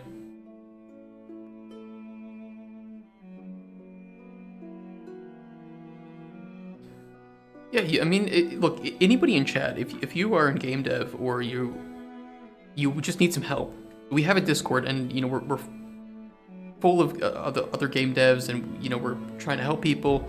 You don't have to be afraid. We're not going to judge you for what you're making. If you just need somebody to look at and give honest feedback, or to help you understand a system and an engine that you don't really get, we are very open to that. We need that all the time. There's plenty of things I still don't understand how to do with Unreal that people have been very kind to help me with.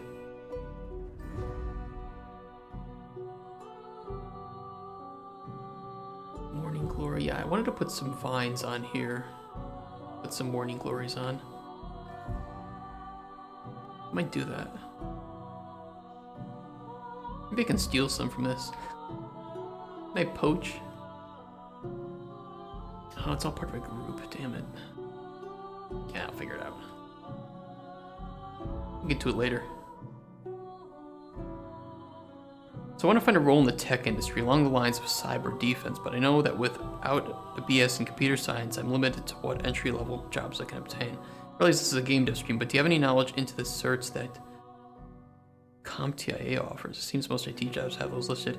You know, even if I had an inclination, I don't feel like my specialized game dev knowledge would give you a very good, I don't think I would be very accurate.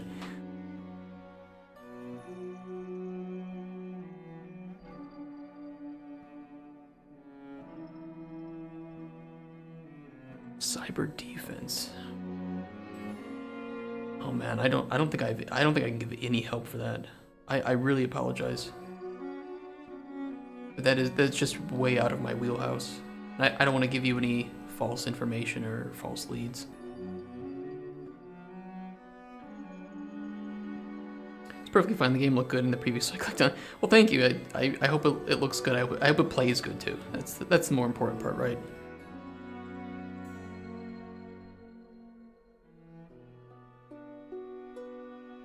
URS. Where's that Sunstreak? Yeah, I like that. I want to put this in here.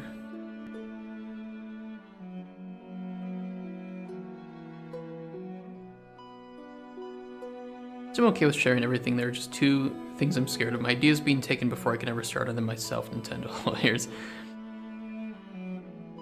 I'll tell you, I am also quite scared somebody's going to take my idea. But I also know that if I can do it better, then they have nothing that they can take.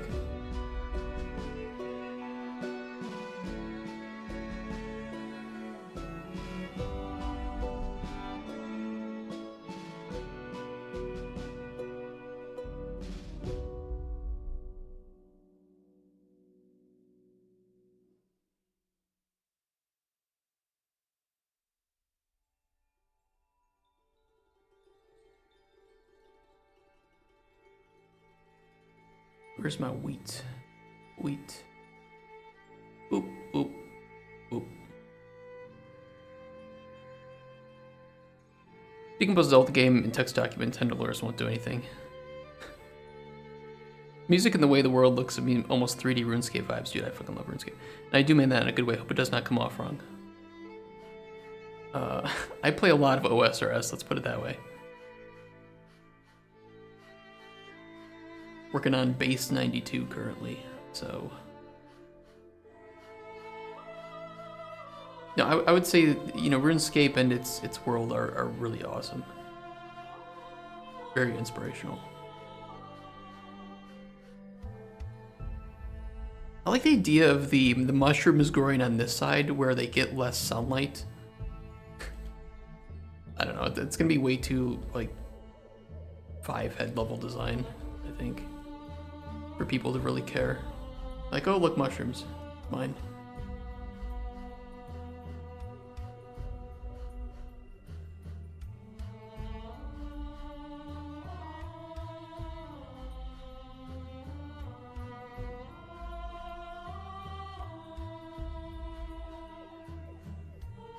By the way, if you are into RuneScape, I don't know if anybody's, I'm just gonna shill for my own new series.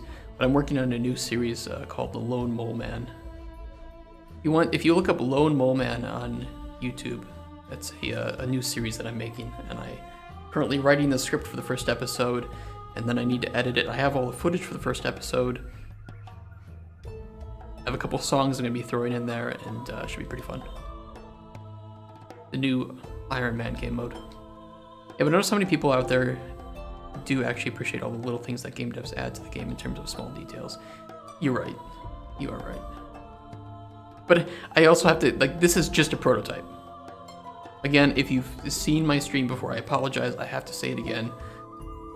You know, we're building the prototype is reminiscent and reflective of the final game, but it is not, nothing you see here is going to be in the final game. Like, all these assets are not ours. They are from packs. So we're going to be recreating everything from scratch for a vertical slice with our own proper assets. This one is primarily for me to give to players to see if they like the idea and to build a pitch of with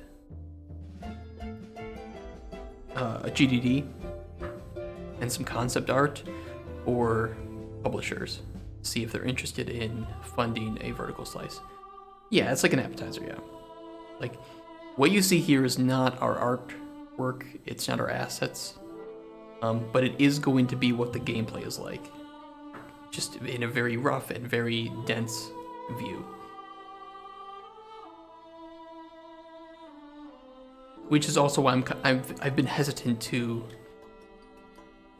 do any big marketing pushes with it, right? I don't want to give anyone the false impression that this is the final game.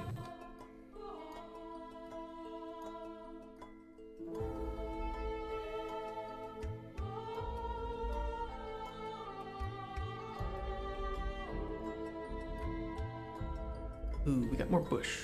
Let me add a flower. We haven't really added that many flowering bushes in here, so let me add some. I should make sure that wherever we have beehives, we should place some flowers around. I feel like if people can expect to find a beehive, they should expect that they can find flowers around there. I swear there was a beehive around here somewhere.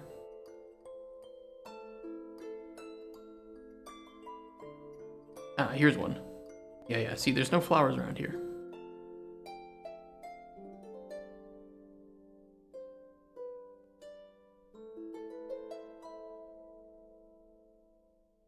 That's a fern. Lamb's ear, pink flowers, nightshade.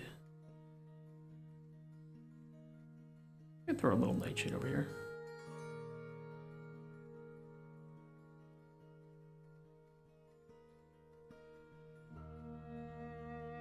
Red teacup. Yeah, that works.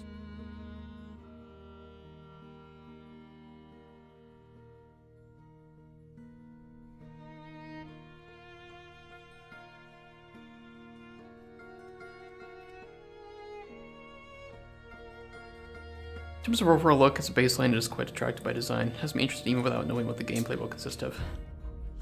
So this is a open world alchemy game, so you're set in a fantasy world, quite isolated from any big civilization or town, but you do live close to a very well-traveled road between two kingdoms. And a lot of adventurers will come by on that road and they'll seek you out for medicinal reasons, for poisons, for any potions that they might need. And you run that little hut and you see to their needs, and your ability to provide their needs from the alchemy standpoint can determine the fate of their adventures and quests.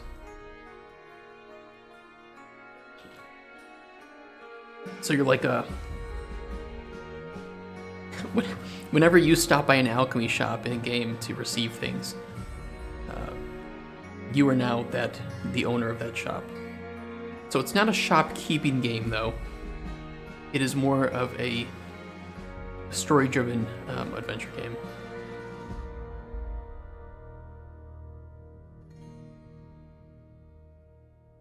but there are many stories. Many stories. Some are intertwined, some are not.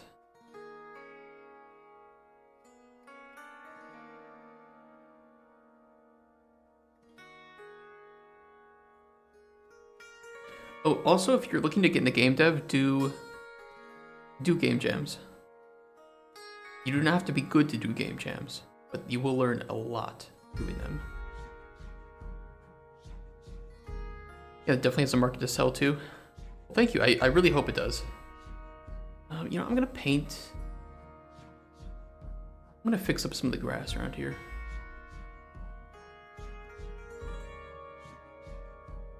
Let me save it.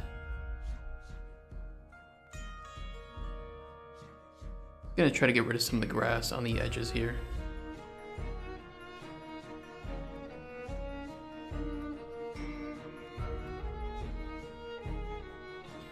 If anyone is curious, by the way, this music is from Endless Legend. Very good 4X game.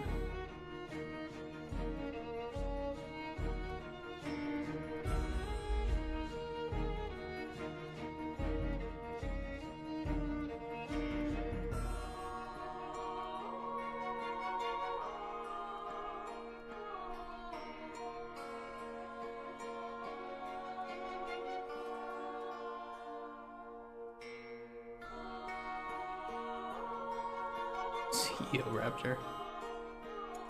I promise I'm going to be a very different CEO than what you might think of when you think of game dev CEO. I hold this title mainly to be the face of the company and to show people that the people in charge of this company are the game devs, not some businessman who doesn't understand games or players. We're not going to be selling out. Nobody owns any shares in Microraptor. It's a completely private LLC. We will never have shares. We will always remain private. That way we can own our own IPs and we don't have shareholders rushing our games out before they're ready. I don't have any investors to appease, just myself and my high standards. And the players, to be honest.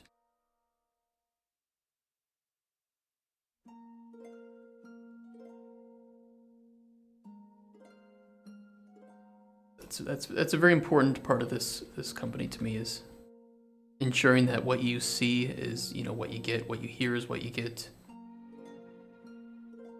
We're not going to overhype our game or lie to you about what's in it.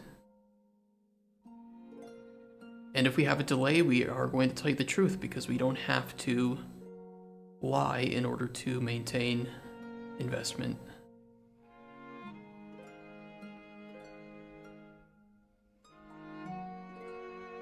And we will only be taking publisher deals that understand this aspect of our business. Like I said, we aren't going to be selling out.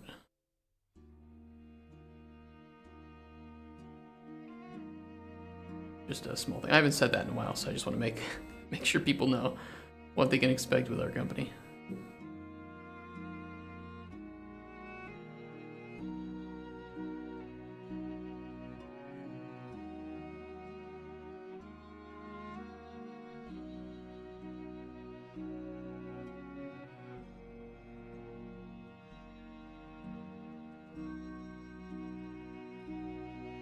What is this? I feel like the player can get stuck in here. I don't know for sure, but maybe I should put a rock here or something. Yeah, outsourcing is a good thing. I mean, I think people look at... Well, there have been a lot of issues recently, right, with companies that are using pretty much entirely asset packs to make fake trailers and lie to players about what their game is. Doesn't mean that asset packs are bad or that you can't use any. I just think that developers should be very careful and honest with their players about if it is something significant to say that they've used an asset pack for that. Especially like a big environment or something. Just err on the side of caution, right? Alright, I think that looks better.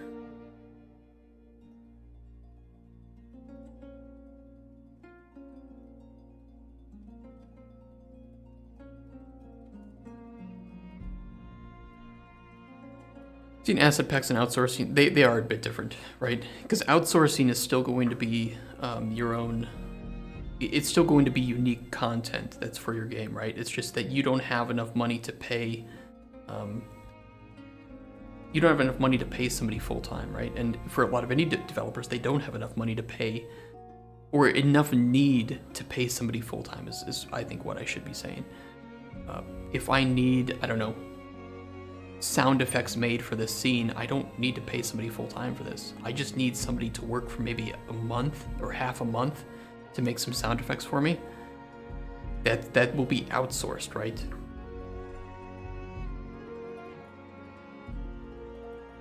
And outsourcing is one of the best ways that as an indie developer you can save money. Without a doubt.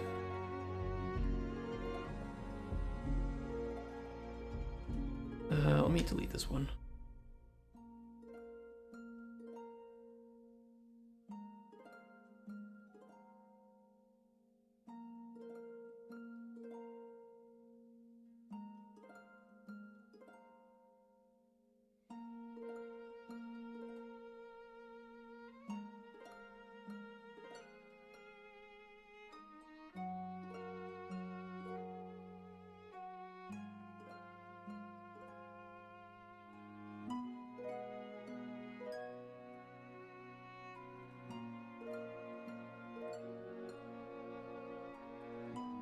Yeah, I might place a rock in here just to prevent the player from falling in.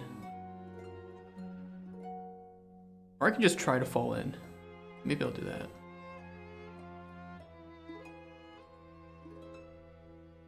Okay, can I get stuck in here?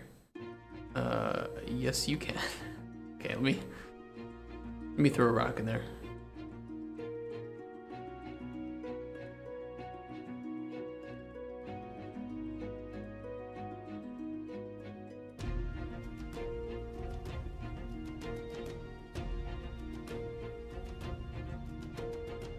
Like a big stone.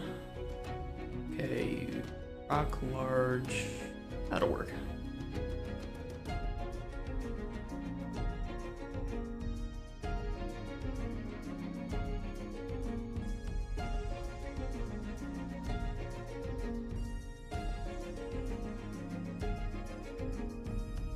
I think that'd be pretty good.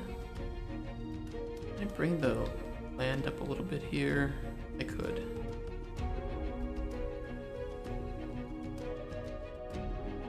I could and I will. Let's see.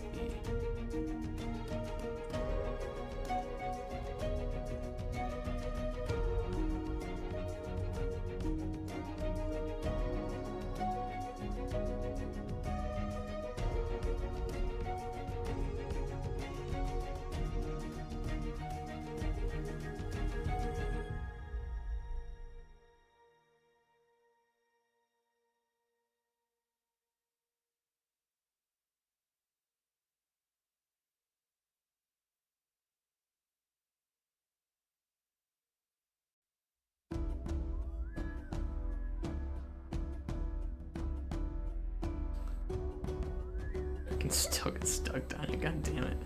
Just, it's too steep. I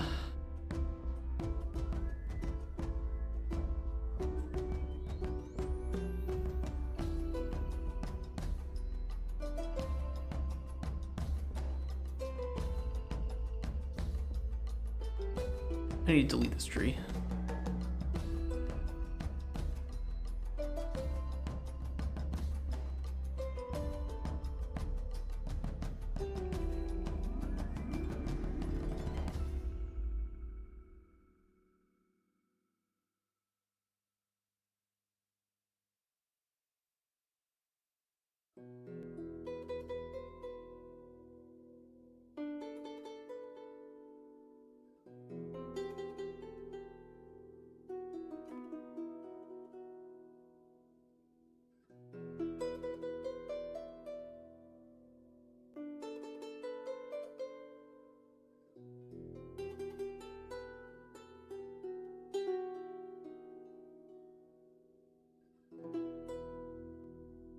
Hopefully that's better.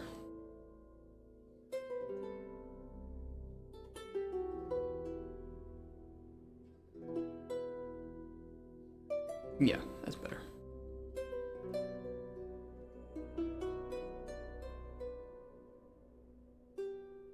Oh, a mushroom? Mine now, bitch.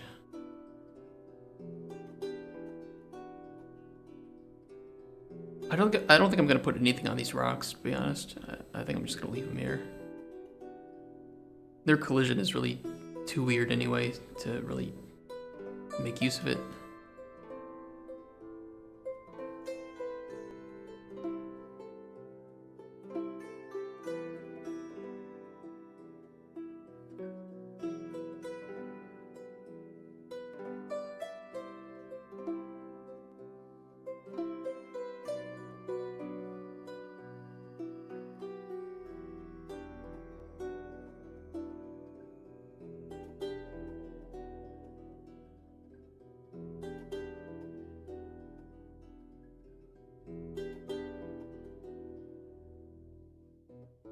A leaf.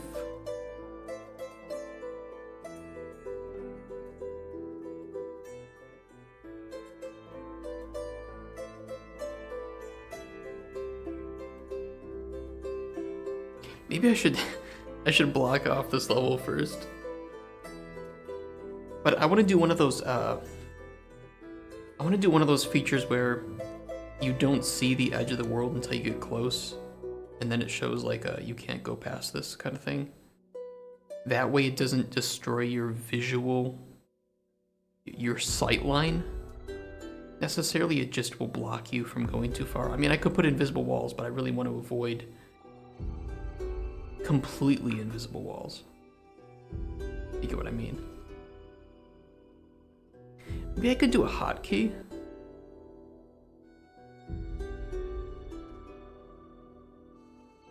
Maybe that would be pretty nice, actually. Just a hotkey to show and hide the barriers. That way you can just like quickly click it and see, okay, I can't go that way, and then hide them again so that you don't. That seems like a pretty elegant solution, actually. Elegant and simple.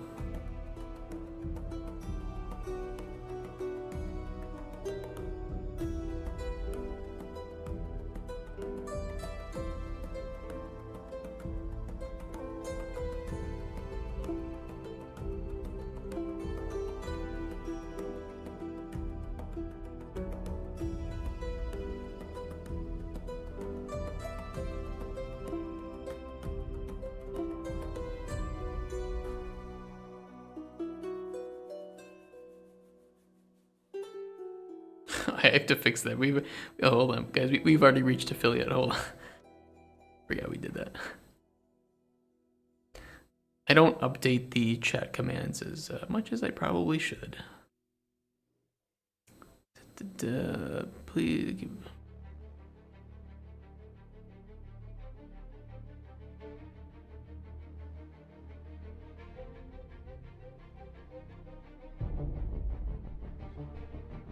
There we go. Sorry, I was spamming one of your viewers. I knew you would. That's just the Okapi fan that I expect. Always spamming, never apologizing.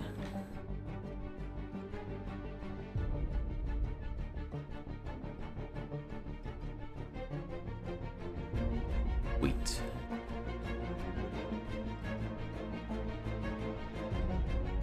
We could place some of these glowing shrooms around. It could be kind of cool to hint that these are down there, right? Kind of fun. Where was the other one? It was something Elder Mist. That was what it was called. Elder Mist.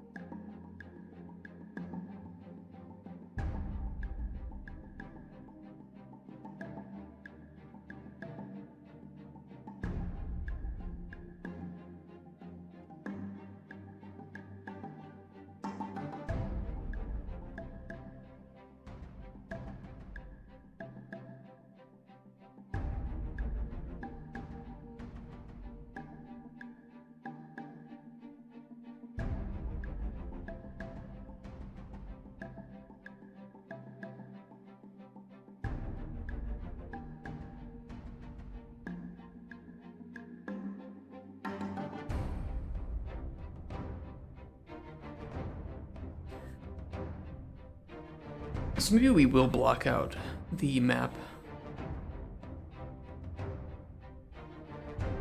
Let me add the inputs for it first. Let me do that.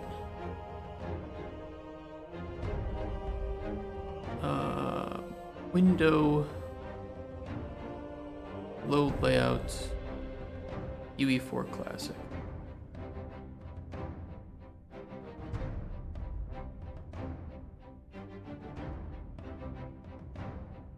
Input mappings. Do we currently give the player the core input mappings? I don't think we do.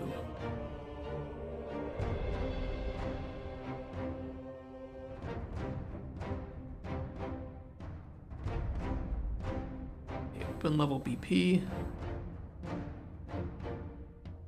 Get player, I think it's player controller.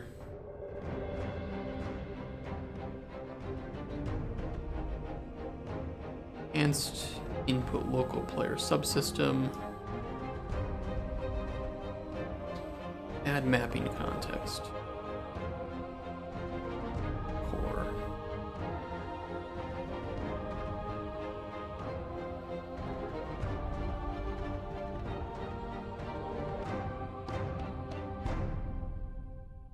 Input action.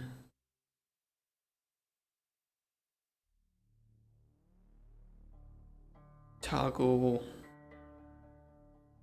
roto level barriers.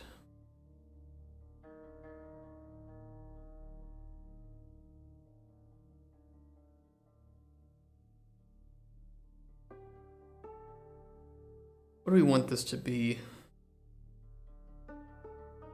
B for barriers.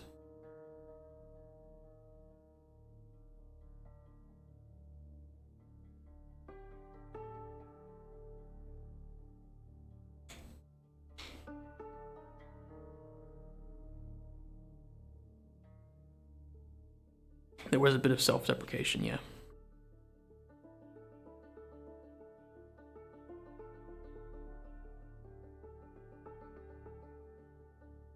All right, I'm gonna make a new blueprint. Level barriers.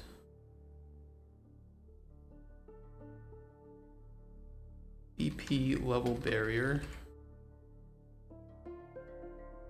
I think we can just do a get all actors of class.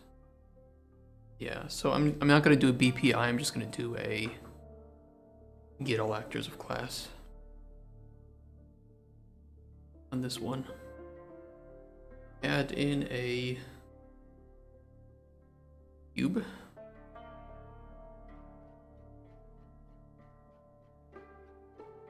And we'll make a function toggle visibility input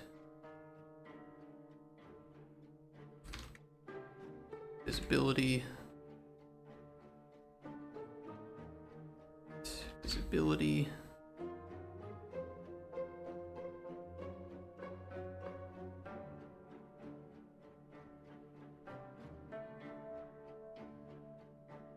that should be it. That's all I'm gonna do. And then when the player character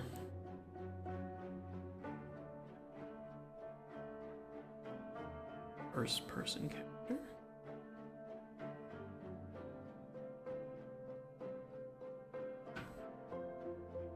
action events.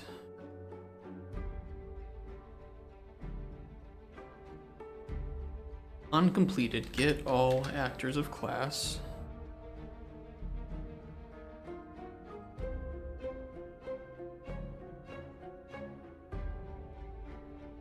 Length is, actually I can just do a valid index.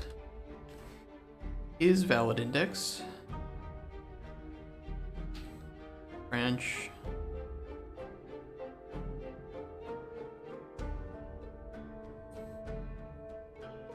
Get all actors of class. Level barrier.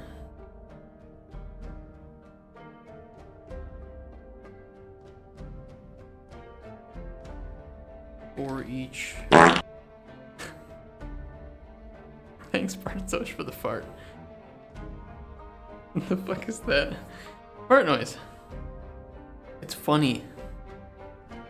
We're still in our 20s, Bartosz, okay? Farts are still funny.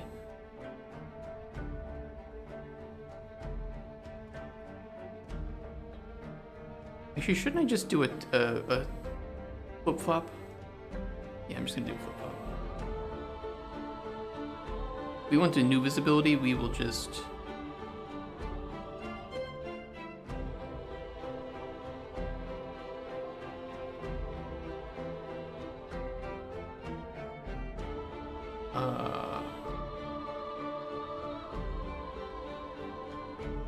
we do have toggle. I assume that's just a built-in flip-flop, so we'll just do it that way.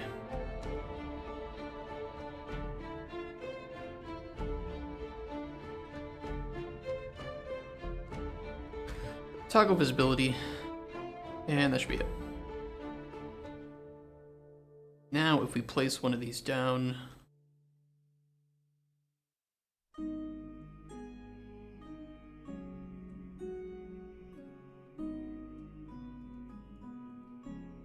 let's see if it works. Does not. Why do you not work? Oh, because we didn't.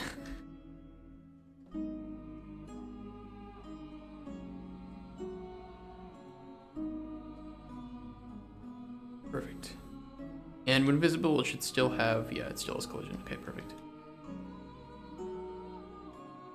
Easy game. So I'm gonna place a whole bunch of these around the level.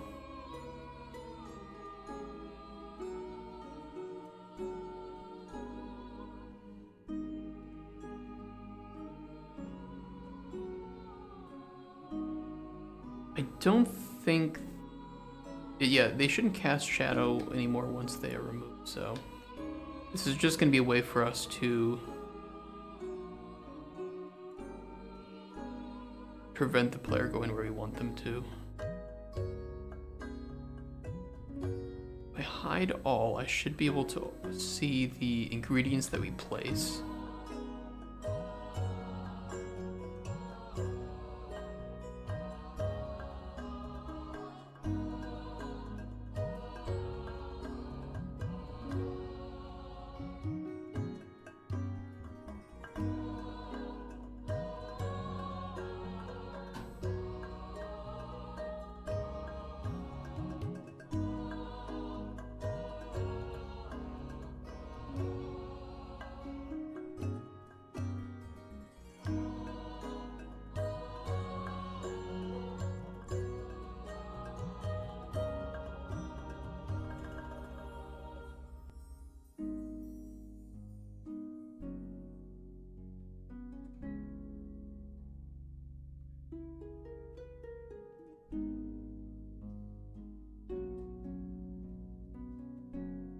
I posted on LinkedIn that I'm hoping that by the end of the week we can have all of the ingredients placed in our open world.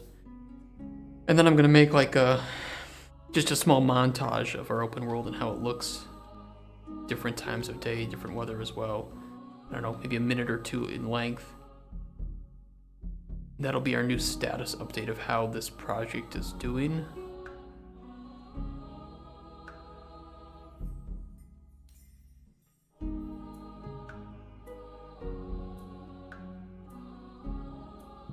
Just for anyone that might care about that.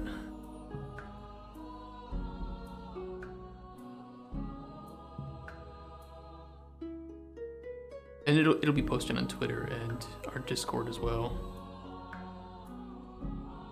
I just haven't shared anything new this year really in terms of footage. And I don't want people to think that I've given up on the game. Yeah. I just wanted to wait until I had a bit of something to show.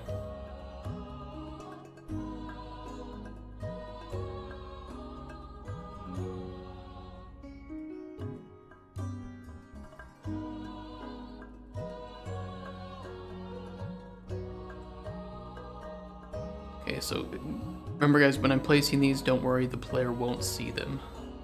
Default, they will be invisible, and you can just toggle on and off the visibility. Is our... Okay, yes, our cat penis is still out back here. It's artistic, Twitch. It is artistic. Okay, it is a cat. Okay, it's not a pee-pee. It's not a wiener. Don't ban me.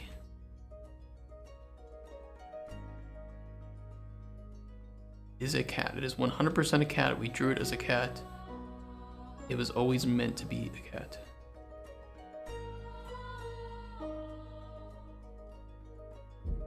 And if I get a ban, I am calling Saul, okay? That's my lawyer.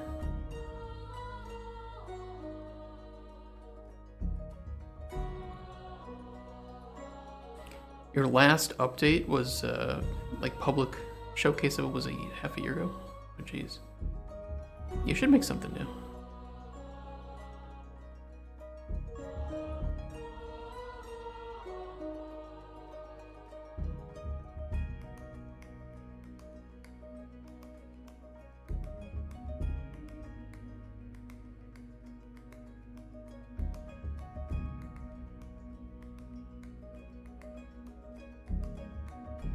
Who in chat has not played Red Dead Redemption 2?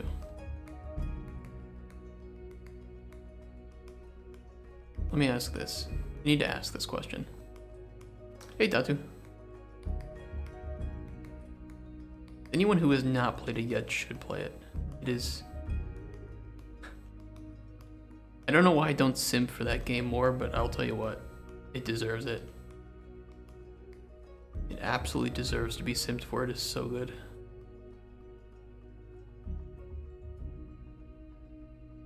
Honestly, I don't want to boot up that last one anymore, so I guess it has much changes now. So, well, 2024, you can make your year. We can share 2024, because 2024 is going to be my year, but I don't mind sharing it with you.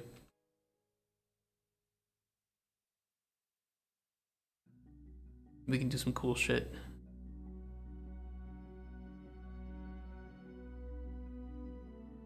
That's kind. I'm sorry, I did lay claim to 2024. I didn't really tell people about it, but if you're wondering why 2024 is not going your way, it's because I claimed it. I apologize, but I really need this, guys.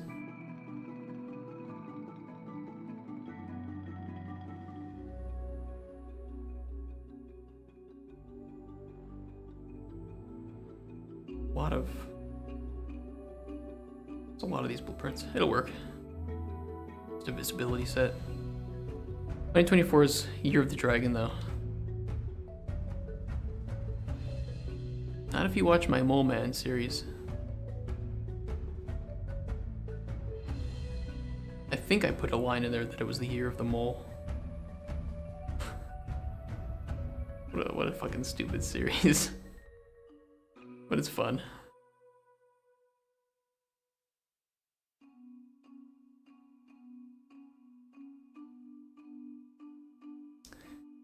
This kind of goes back really far, but yeah, it's fine.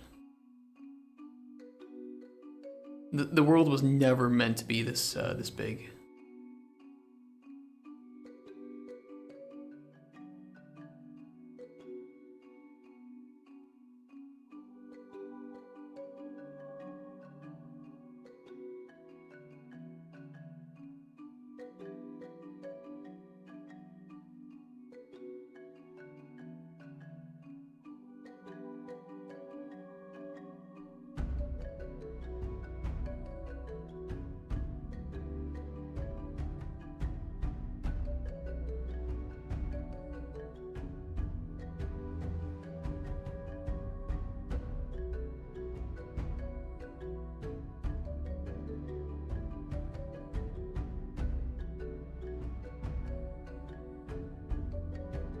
Okay, that looks pretty good.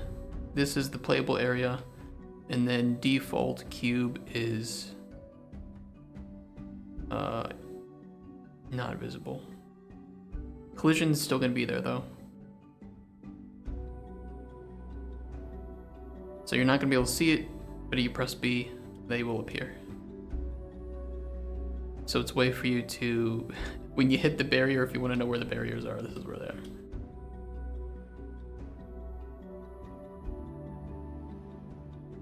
Did some tot today? How did it go? Did you get anything good from the crates?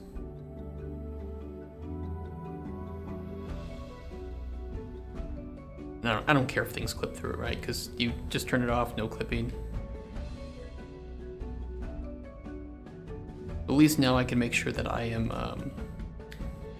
placing things within the actual play area.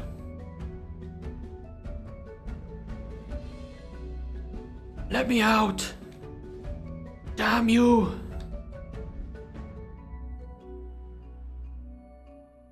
Got warm gloves and Brumatorch. That's pretty lucky. How many games did you do? I already got 2 pieces, fuck.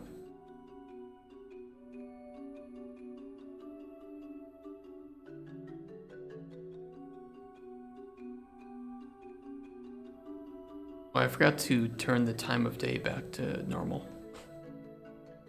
It's just gonna become nighttime here in a second.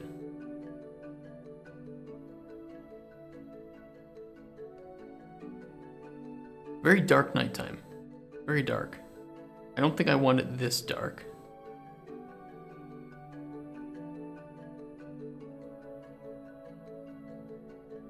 "14 games and you got warm gloves and Brumatorch. Congrats. Now you just gotta get that Tome of Fire. Okay, I mean, okay, the moon does add a bit, but it's still pretty dark. It's dark as dicks. What do you want? Watch. Reminder to move? No, I'm not. In fact, I'm going to sit more still now.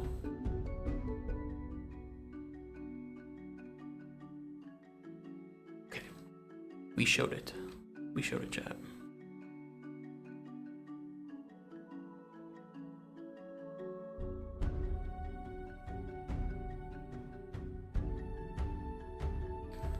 I want to turn the visibility back on though.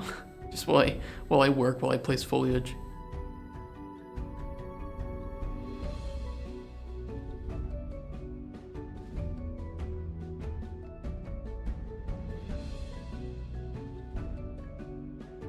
Oh yeah, we don't have any foliage outside of this, right? Want to make 100% sure.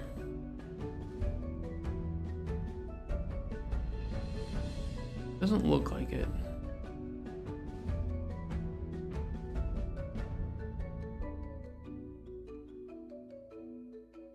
Like the interactable foliage, right?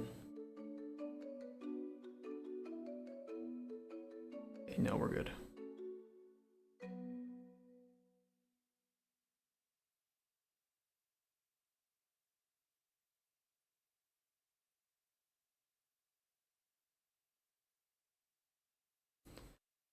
Okay, perfect.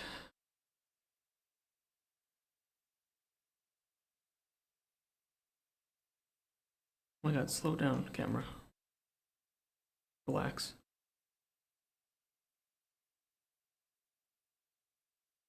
Alright, we can hide this again. And this. Oh, my music ran out.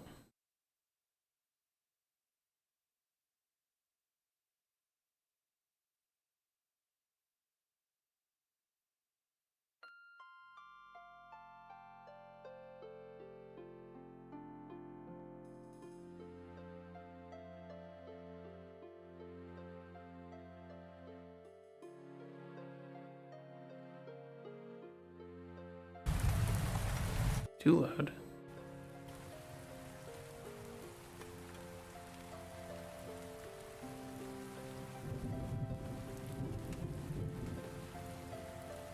Ah, yes, perfect.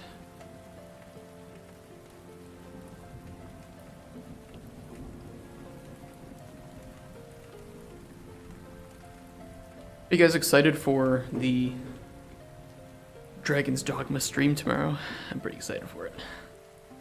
I'm really liking that game, but I need to play it more frequently, I think.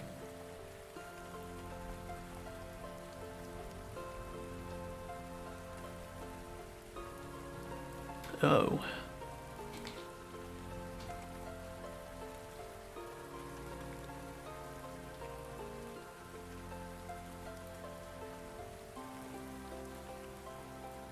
Give me 1 sec, guys. Oh no. Hold on, guys. I gotta.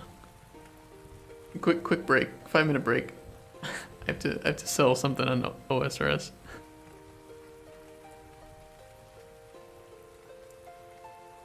They might have just done an update, and something is going down in price that I really need to sell.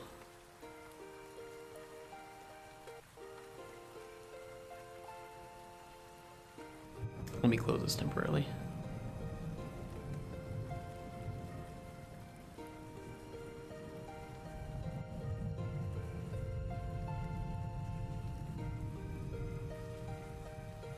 What can we talk about? What can we talk about while I'm doing this?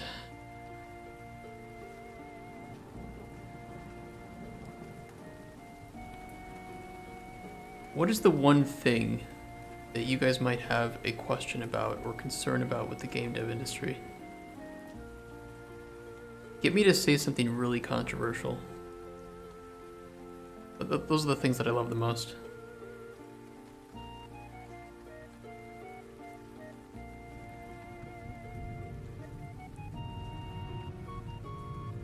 I'm gonna do this on the other screen. It's really not interesting. I'm just gonna be selling something. Slacking on the job. What? Wait, do you mean I'm slacking on the job, or do you want to talk about slacking on the job?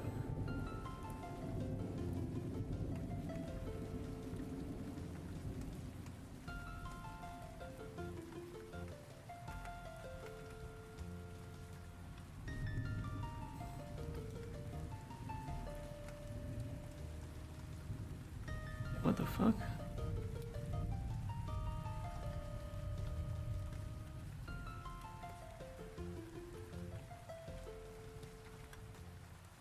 $27 mil. Gotta get rid of it. Oh no, it's not selling for that. It's not selling, guys. It's not selling. Ooh, I should have sold this before. Okay, get rid of it. Get rid of it. You were slacking? Yeah, okay, I did. I just need to sell. I have to sell. Okay, look, they did a couple of updates, right? They're nerfing this, buffing this, and I was like, uh-oh, not good. Wee woo, big wee woo.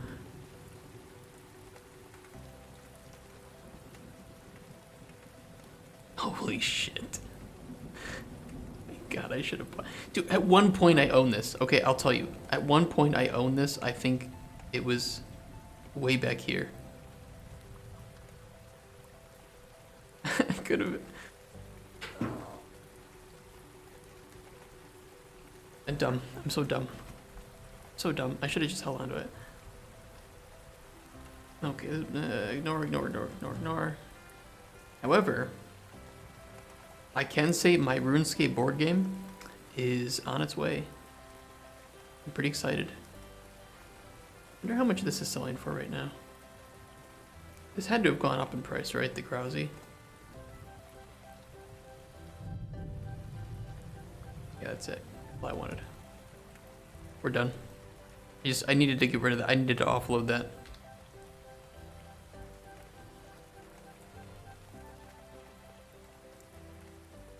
Yeah, Krauzy isn't changing much. How important do skills end up once you go professional?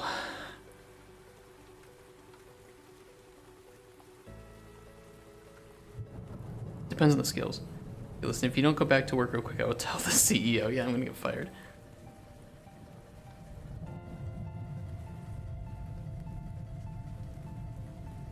How important are skills? It really depends on the skill. I would say that communication skills are like number one. And it doesn't mean that you... I'll put it this way. I've worked with quite a few people, and I'm friends with quite a few people that I think are a bit on the spectrum, so to speak. And I certainly don't mean that in any negative way. But you can also end up working with people who are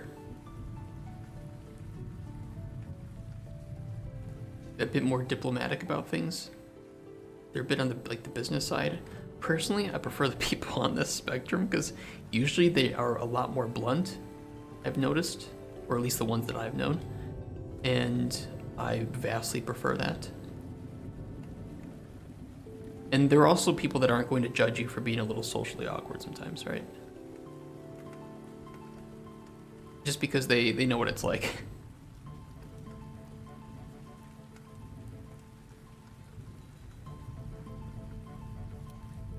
But yeah, in general, I do think that social skills are probably one of the more important things to have. No worries around the spec. I don't know if I am. I don't think I am, but who the fuck knows? I don't really care if I am or not. I do know that it's not going to prevent me from saying what I think. And I do not hold back. If there's some bullshit that's going on, I'm just going to say it. If you want to fire me for saying that, then go ahead. I know. I mean, that's one of the reasons I started up my own company is I can't get fired for saying shit anymore. Thank God.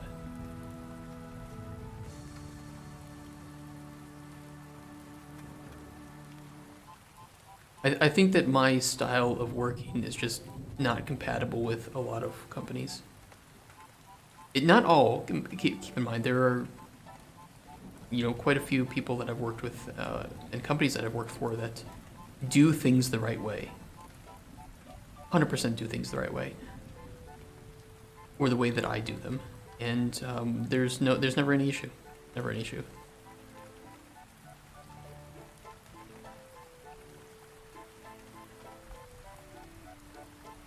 Just be canceled by Facebook, Karen. I mean, I'm sure I'm gonna say something that'll get me canceled. I don't care. I say a lot of edgy things as jokes. I enjoy it. I'm not really like I'll put it this way, my humor isn't like Adam Sandler where it's just kind of, I don't know, in your face. But I really do appreciate people like Louis C.K. or Bill Burr. Daniel Tosh. A bit of that like a provocateur nature to them. You would get bankrupt.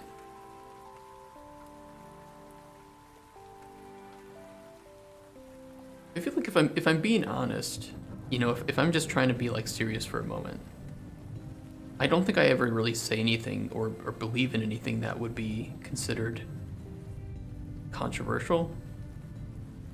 I don't really prescribe to any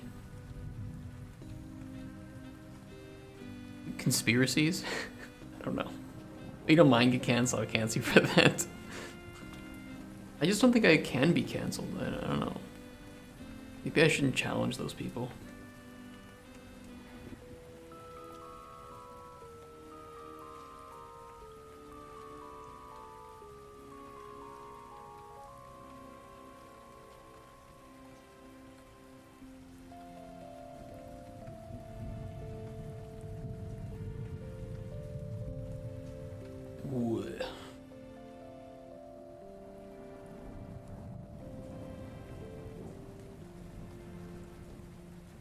I'm a big practitioner of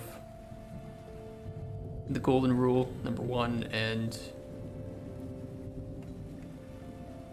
letting people believe in things even if I disagree with them. Peace and love, shit like that. Although I think believing in peace and love is a bit controversial sometimes these days. You wouldn't punch him, even if he believed in this terrible thing? If he's not breaking the law, then you have no right to assault the man, okay? You want him to change his mind, how about you just talk with him? Show him how he's wrong. If you punch him, you're just gonna make him believe it in the shit that he believes in more, okay? It's not rocket science.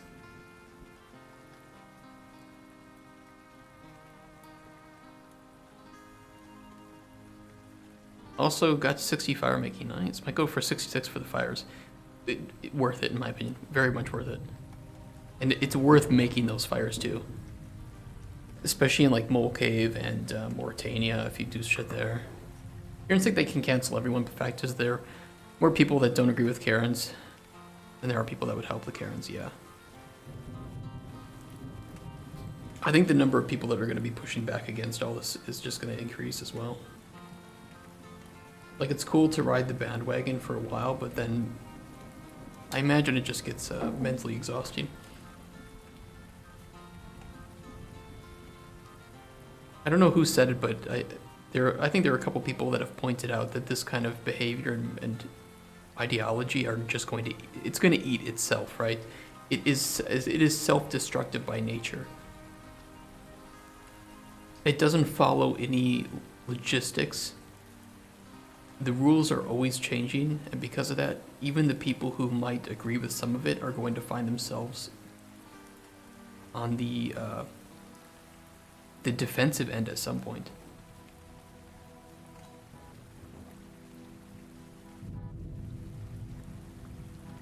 It isn't a sustainable ideology, and I don't think it's a positive one. And I believe that inevitably the ideologies for humanity that aren't positive do eventually just lose traction. I mean, something else takes its place, of course, but it doesn't last. It does not last.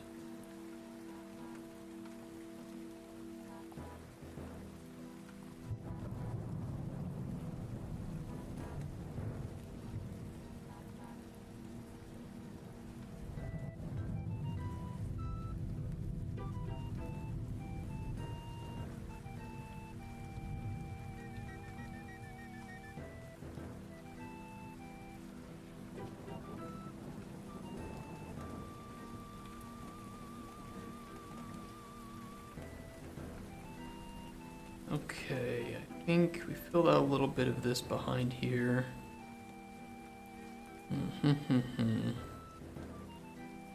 Maybe some of those flowering bushes. I'll put a couple back here.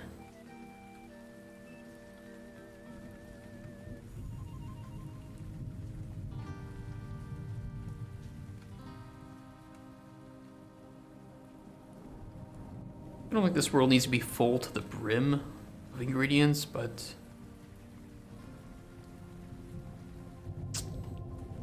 it needs to feel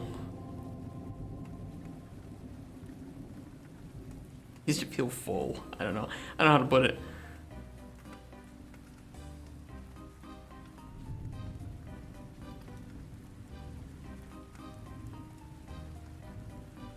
We're just kind of going in a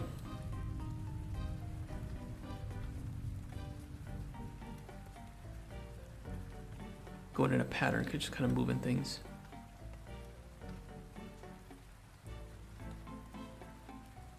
Let's see, there are dragons. I haven't placed a lot of these.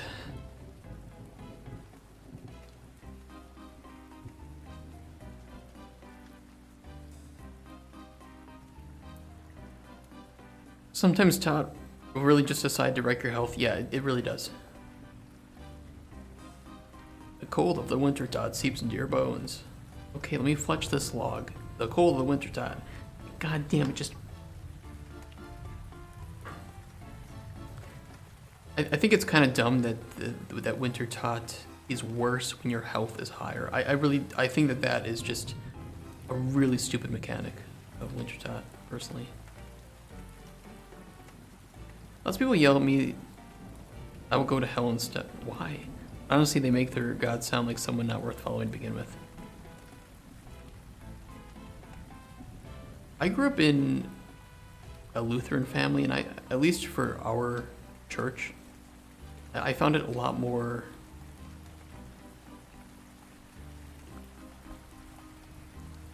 what's the word, like accepting I mean, it depends on like the pastor and the people in charge of the church, right? You're always gonna have some of the older people that just, you know, they're old. A lot of people use religion as an excuse to hate people. Yeah. A lot of people who are religious use it as an excuse to hate people, and a lot of people who aren't religious use it as an excuse to hate religious people. Other times you'll barely take damage. Yeah, it's really weird. I don't. Todd is just an annoying minigame to me. I'm like a live and let live kind of person, right? Sorry, my PC is acting up, waiting for a reply, and then going to reload the browser. Reload the browser. Go for it. We're not going anywhere.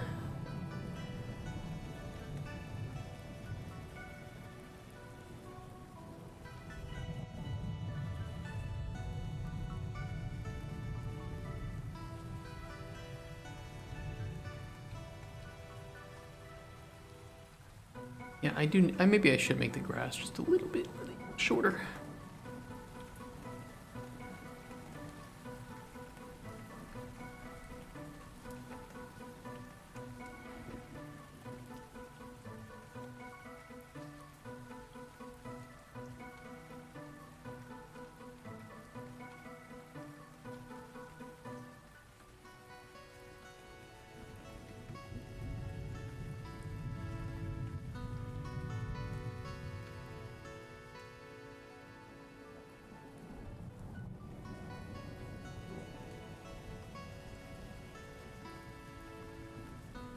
One of these days, I also have to make sure that my my streaming PC doesn't run out of storage with streams with VODs. I don't really want to delete the VODs of the game dev, but at the same time, they're on YouTube, so we just should. Loaded after you said so. Not sure how long the delay ended up getting. Shouldn't be too bad. I don't know what. Actually, let me load up my channel. Don't have sound on. Okay, then. Advanced video stats. Latency is going to be about 5 seconds, I think it looks like. Christians, they often just quote parts of the Bible that align with what they believe, often leave out the love thy neighbor part, yeah. And not bad, yeah, it's fucking weird.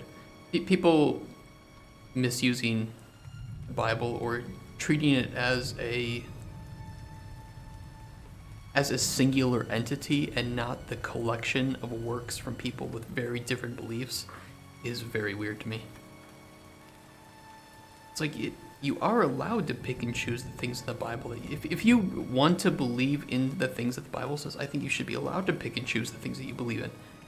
Look, Jesus' teachings, good things. A lot of the things that are in other sections of the Bible, not the greatest. Just pick and choose. It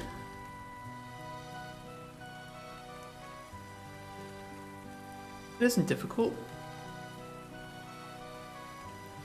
Oh, it's PC being out of RAM, oof. For a while now, I've started to have shit tons of RAM in my PC. I don't think I've ever... Well, I do run out of RAM, but usually it's because something is broken. Like Unreal is just loading too much.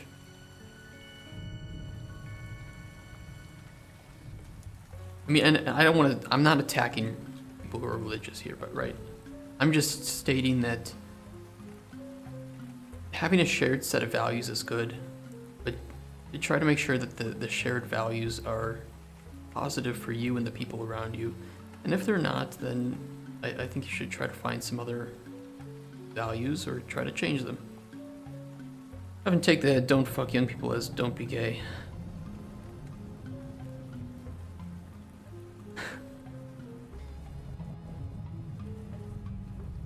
The way you worded that was pretty entertaining, but I get what you mean. I get what you mean.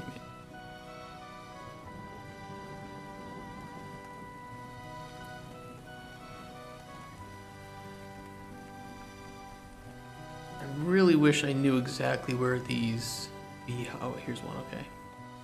Yeah, I want to make sure we place some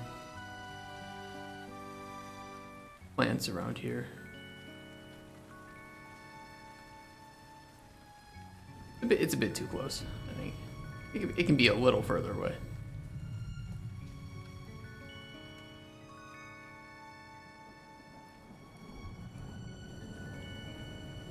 I swear there were 2 beehives pretty close by each other here.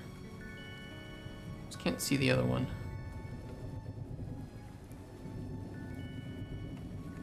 Maybe not. If you follow the Bible that is being used as reference to the point, how many pages will it last before you end up in jail? Probably not long. This is one, and I'm gonna, open up another can of worms again here, but this is one of the reasons that I really appreciated Jordan Peterson's,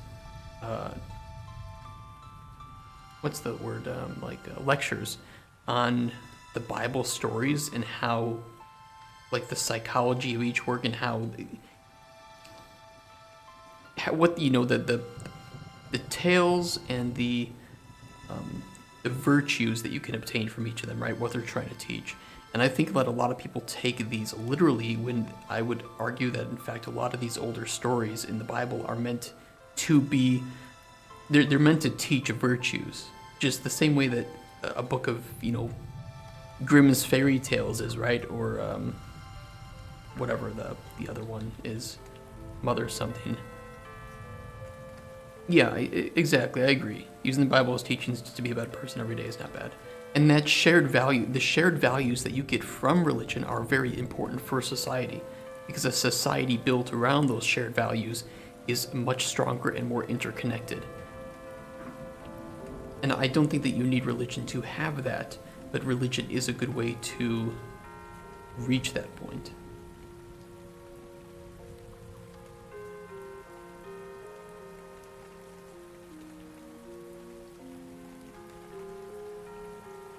Yeah, I promote that too. But I think it's too much of it is taken literally at times.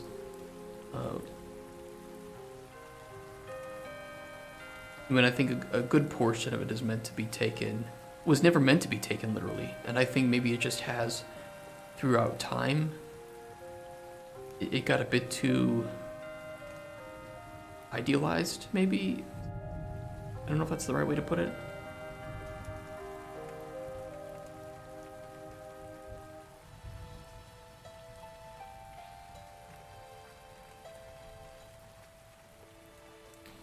Not idealized, like, idolized.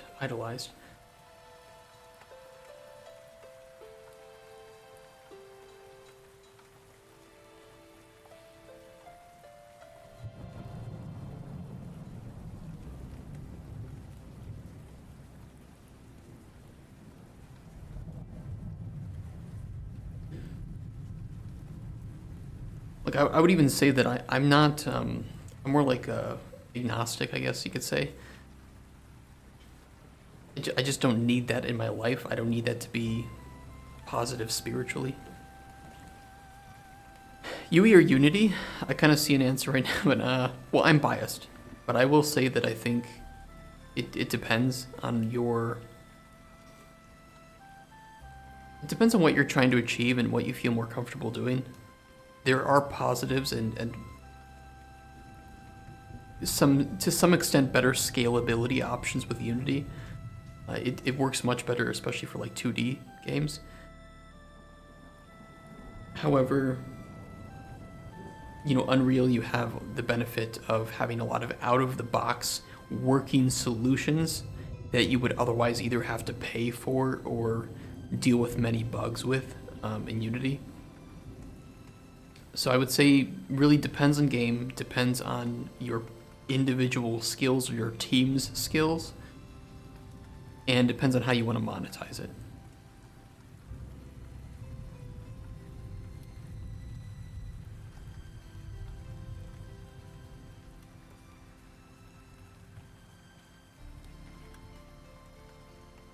I don't think any engine comes close to Unreal for the number of out-of-the-box solutions that it has.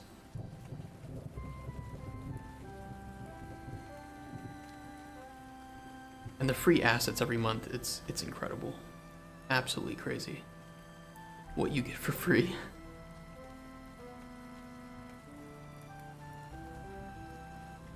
Wait, heading to bed? Yeah, no worries. Good job on the fire making.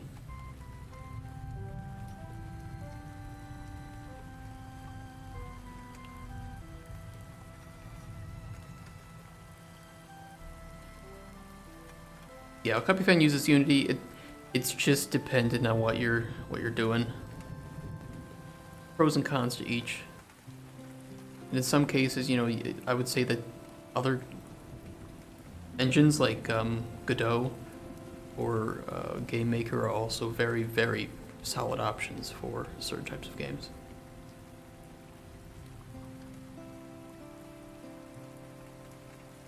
Ghostweed. God, we keep forgetting to place Ghostweed. It's like, it's really rare in our world, and I need it to not be so rare. This is going to be a Ghostweed rock, okay? You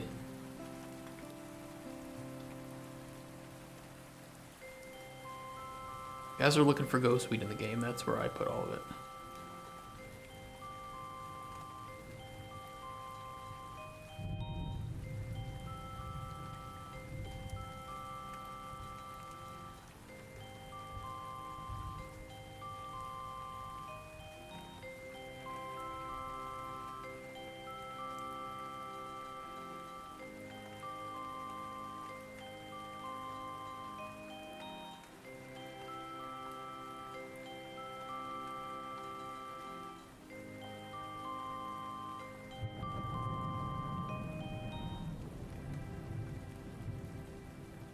And we need to place some of the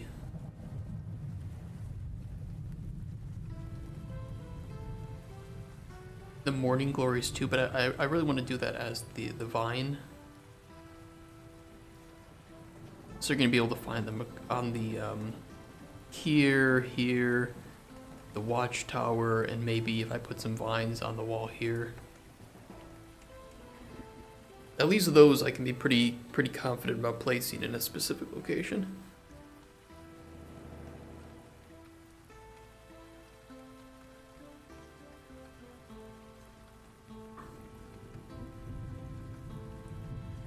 But it is no secret that I simp for Unreal.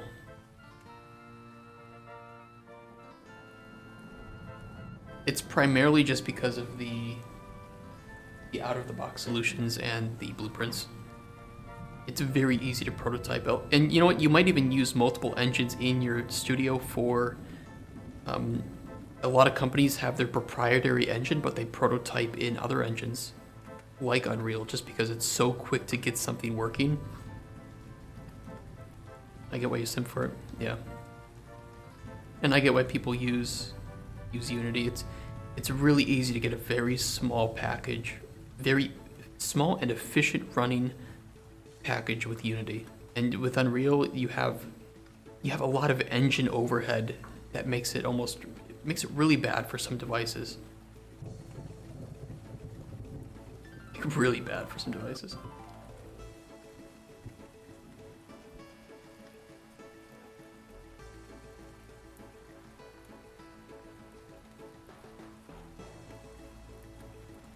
The moment Unreal get the same code support as Unity, I think I'm over. What about tree mushrooms? Like mushrooms that are as big as trees? I would like to do something like that. I was kind of hoping to put in... I could do something like that.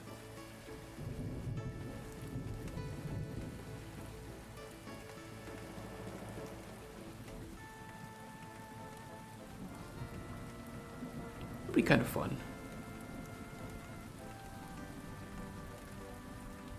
Oh, shrooms that are growth on a tree. I would like to do that. I'm a little bad. I mean, we did it with the beehive, so I guess we could do it with... Where the fuck is one? We did it here.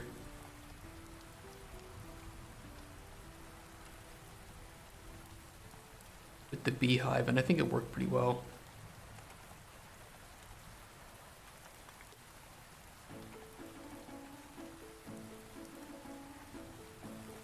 I mean, obviously it doesn't look good because I can't model for shit.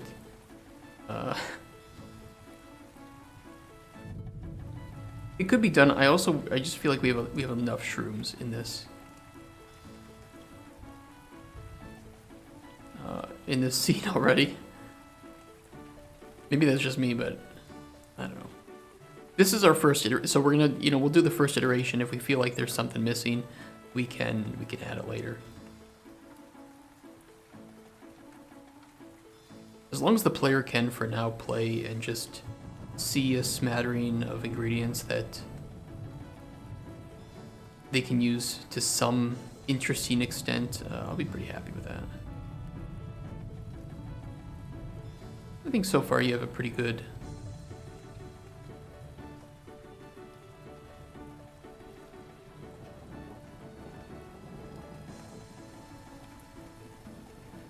options. And you're drawn to places like this, and you can see all the color and the things that stand out. My scaling of the world is still pretty bad, but and things like the crystals or the glowing shrooms you can find out here, but they're going to be way more common in certain areas.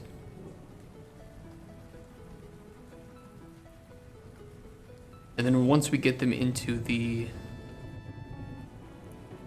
database, I can set the amount of time that it's going to take for them to regrow using our day-night cycle. So, which we already have hooked up and ready. I just need to get these into the database when we're done with them.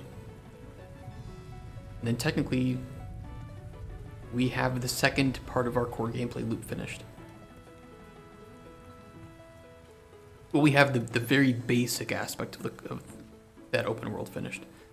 We then need to add in like some activities, some mini games, maybe a couple puzzles in here. They don't have to be too extreme or too crazy, but just to show that this is going to be a world with more to do than just go out, collect ingredient, come back, right? But that is the most important aspect of it, is go out, collect ingredient, come back.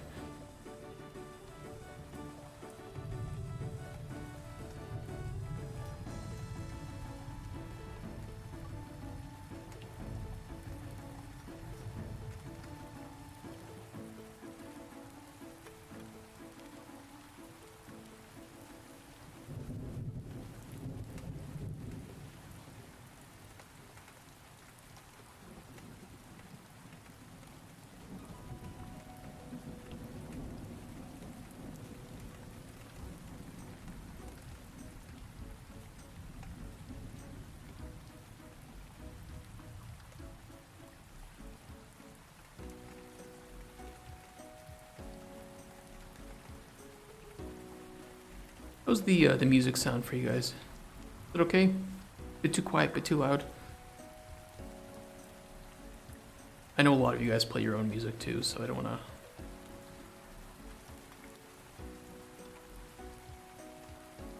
ruin it too much.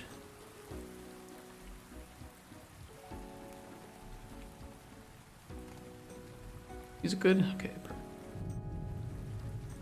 Leaning. You.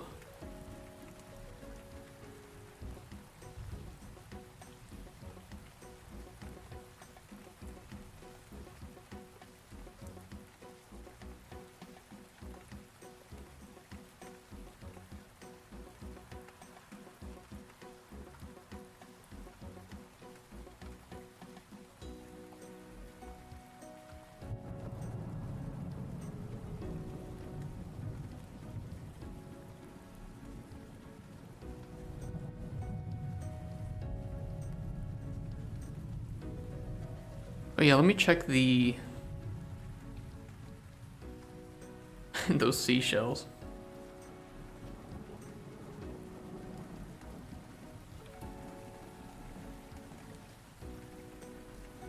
I thought we already compiled shaders.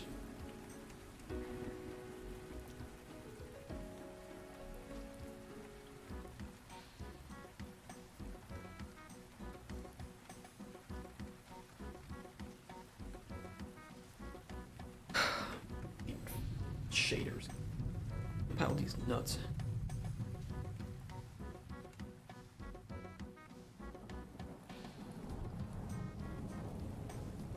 Pay office rent.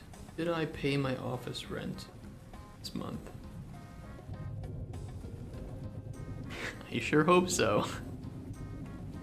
I didn't get an email saying that I didn't, so.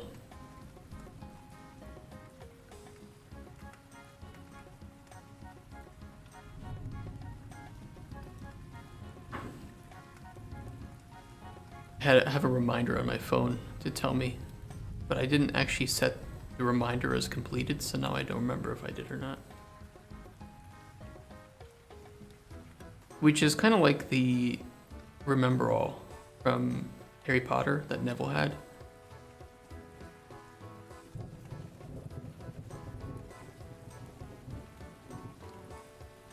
I think Neville and I have a lot in common with that. Just like me for real.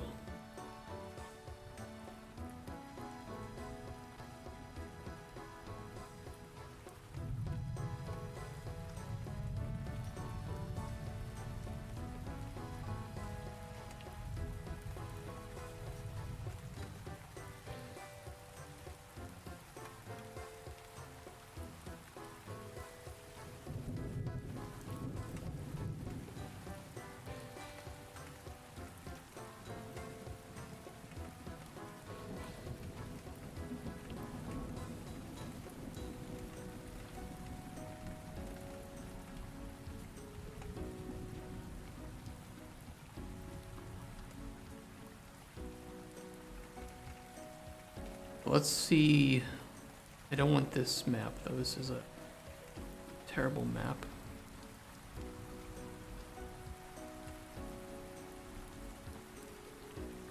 Oh, here they are. Showcase. That won't be as bad on the... Ooh, treasure. What do you think about remote working if the whole team works remotely? I'm not a fan of it in a lot of ways. Oh, we have like one shell. I'll say this, I think that it is a positive thing overall. However, I'm not a fan of remote working. I think that it's really bad for the creatives in the team. I think that being isolated, remote working doesn't mean that you have to necessarily work alone, but you are working away from your team. And there are certain things that a team has to do, and we haven't perfected it yet, in order to effectively work remotely. I think that it's bad socially. I think it's bad. That means that it could be bad for mental health, for team togetherness and connection. It's much more... It's a lot more possible to unite a team to work together when you're there physically. And you're not... I don't think you're ever going to really get that with remote teams. Maybe, or just maybe not as much or not as commonly. Personally, don't fully agree. Feel free to voice any dissent. I'm not saying it's a bad thing. I just think that it requires a very different type of leadership and requires a lot. I don't think there's any doubt that it requires a lot more effort for communication and spreading of information compared to a lot of the water cooler type talk or lunchtime talk that occurs in an office with people in there. But I will say that when I was working at an older company, when COVID hit and a lot of people moved home, it definitely had a very negative effect on my creativity and my ability to casually learn things from other teammates. Like when we went out for lunch or something and we just talked about game dev or about specific issues and tried to solve them without being in front of our screens.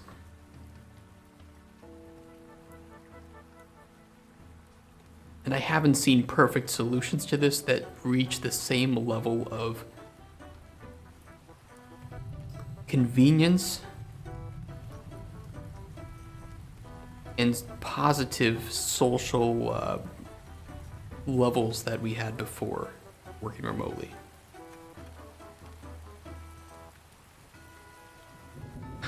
I could move the pearl. We do have freshwater pearls as like an ingredient. Maybe I could move these over. Like a full clam or something.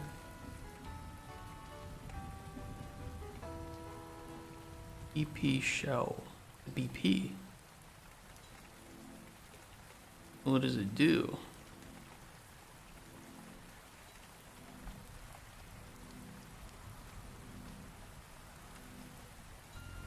No, it's literally just a collection of the shells in the pearl. Yeah, but then what do I do with it? How do I get it open? Why would you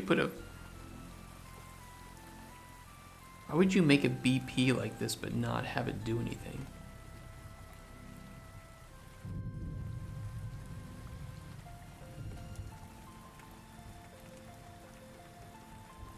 What?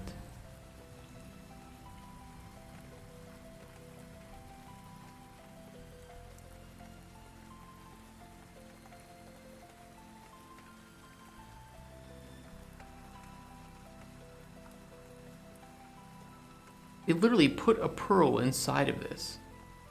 Like, look, it's in there. Which is, I guess, you know, great and all, except that there's nothing in this blueprint to open up the shell. Says through Chud, I'm more free since my autistic brain stops trying to act and look professional. I only have to focus on some senses resulting in less effort. I mean, for that aspect, I think that's fine. And I know that to some extent for focusing on certain types of work, I think that, I won't say remote work is this, but just being alone, right? And there are a lot of offices where you're expected to work in an open environment, and so you don't have the ability to go someplace alone to work. I think that companies could have solved this before the pandemic, but they solved it because of the pandemic solved it for them, right? The move to remote work. But I don't think that it was that remote work is the only solution to doing that.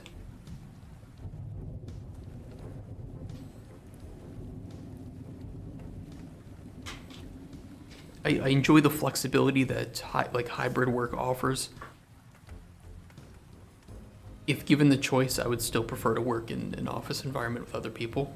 But you would prefer if either I had a private office or just a couple of spaces that you could, I don't know, go and work alone if you needed to.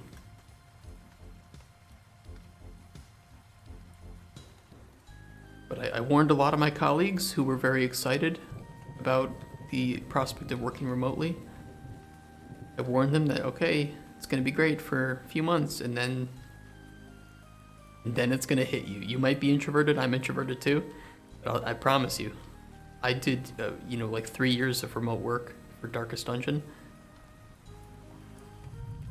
Some things it's great, and at the start it's pretty wonderful, and then you just start realizing that you have no social interaction with people. And the video camera does not make up for that. Really pre-plan my work through the week. It helps a lot. Sometimes I do change depending on how tasks go. Man, I do not pre-plan my work as much as I should. Look at these cute little fishies. Look at this. Look at this little thing.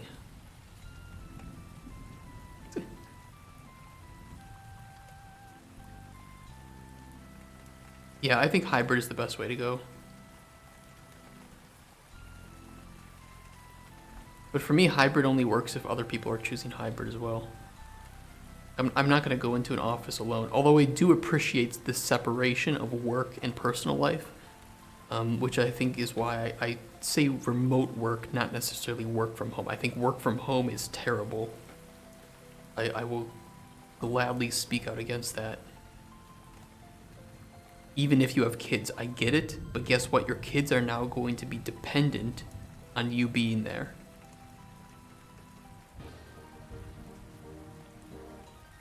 I promise, like, working from home is not nearly the boon that you think it is. And I'm not saying you personally, I'm just saying that, like, you know, the you as in general, other people than me. What if everyone but a hybrid saves me from risking a burnout? Personally, the separation of work and life that I get from going to an office and working and then going home and not working, that prevents me from burnout. And it's way better mentally. Working from home absolutely fucks me over. Okay, I'm gonna export the shells, stars, and pearl. I'm gonna migrate these over. I was kind of dicking around. Texture, material, okay.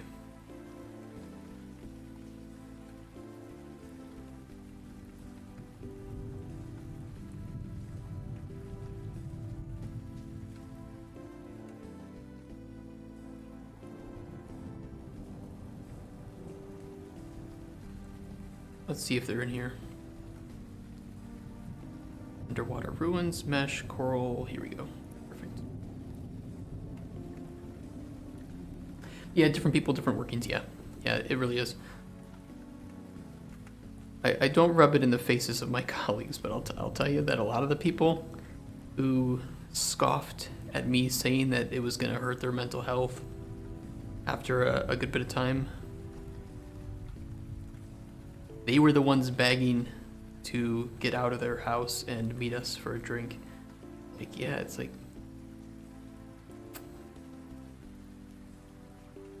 I miss it. I miss just being able to go to work with a bunch of people, and at the end of the day, we say, hey, you guys want to grab a drink? Want to grab a beer? Just hang out? I mean, if you're not living life and socializing, you don't need to do it well, but then, like, what are you doing it?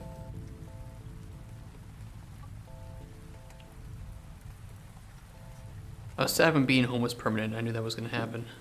Yeah. I was like, fuck. And you know, one of the reasons I moved from US to Poland, or one of the reasons I was looking forward to it, is because I was working remotely in Wisconsin. And I hated it because it was for years I couldn't find a job that would pay to relocate me. And I didn't have enough money to relocate and hope that it would end up giving me a job. And it was amazing to come here and be in that environment with other people working and learning. And I was able to absorb so much knowledge either just by going by their computer and saying, yo, dude, that's really cool. How do you do that, you know? Or going to lunch and learning from them, or going to a beer afterwards, right? And then COVID hit and it put me back in home, and I went ballistic. I was so fucking upset. I was like, no, not again, no. Yeah, it being an option, not forced, I agree. Like, I get that office spaces are expensive to rent. I get it.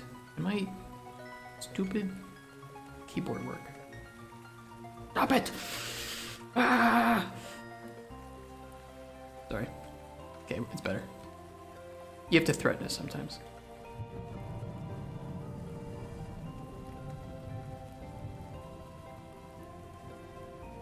I don't think that non-creatives realize just how important being around other people and going outside is inspiring for creatives.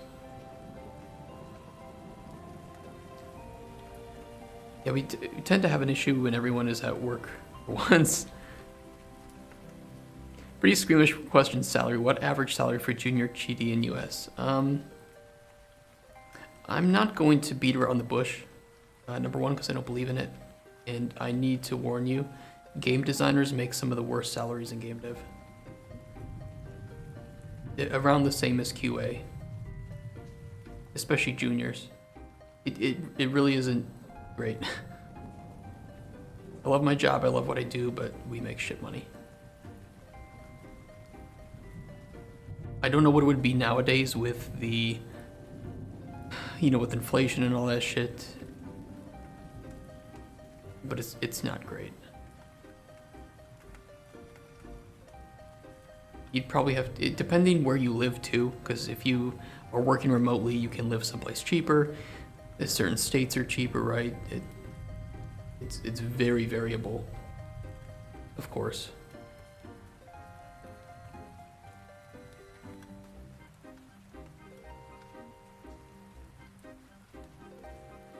I'm sure about 2K at least once I finally go professional. 2K a month?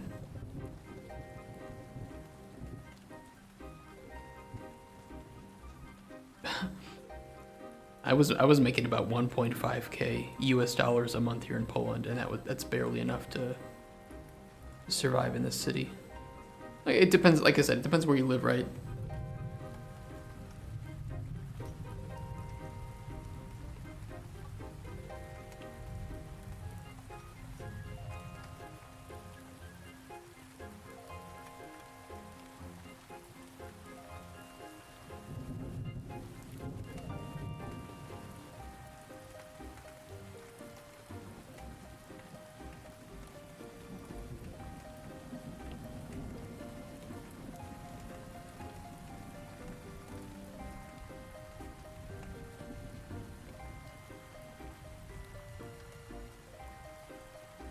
Yeah, I don't want to lie to people.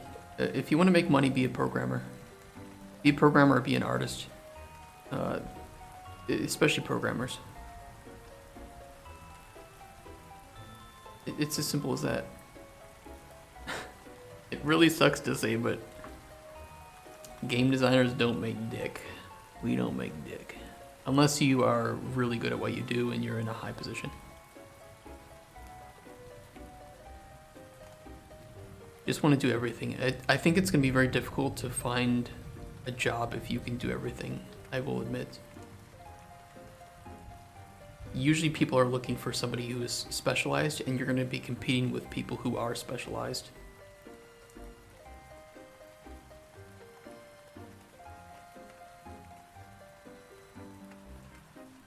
Except music, yeah. I can't do sound shit. If you want to work in indie dev, you're going to have to do everything, right? But if you want to work for a company, you're going to have to specialize.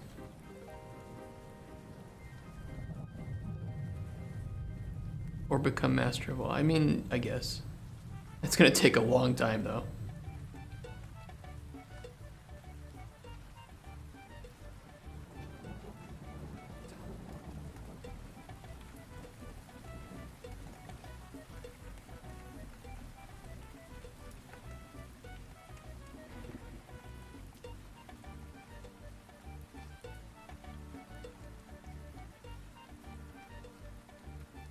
Man, you will always be learning. I don't just mean you, I just mean like in game dev, you're always learning something. It changes way too rapidly to ever be, for me to ever be sure of what I'm doing.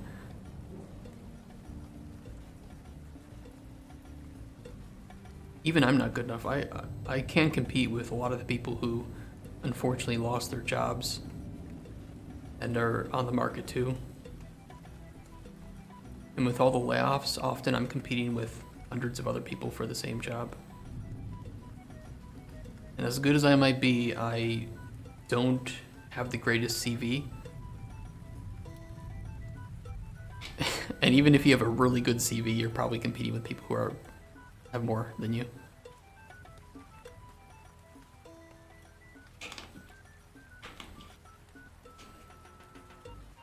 Even if you could do the job, there could be something in your resume that just doesn't prove that. And there are probably people that are better. And I'm not trying to say this as there's no point trying because there are always people better than you. But you need to stand out. You need to stand out, and the best way to do that, in my opinion, is just to have an easy way to visually see who you are and what you've done. Good point about layoffs, if you can say it that way, is that some of those people will start new companies that will be less toxic. Yes. But it is going to mean that there are going to be more indie games, and we'll see where the money goes. Agrees that I'm shit. I know I'm currently standing out in the wrong spot. I mean, it's not a bad thing, right? It's like I was saying earlier, and I don't know if... I don't know, Cutsper, what your resume or CV looks like, what your portfolio looks like, but... Do you remember that interview that I told you about where that producer told me I had about the skills of a junior? A lot of that is just because I didn't have a great resume. I don't have a good way of showing what I can and can't do, or what I've recently done.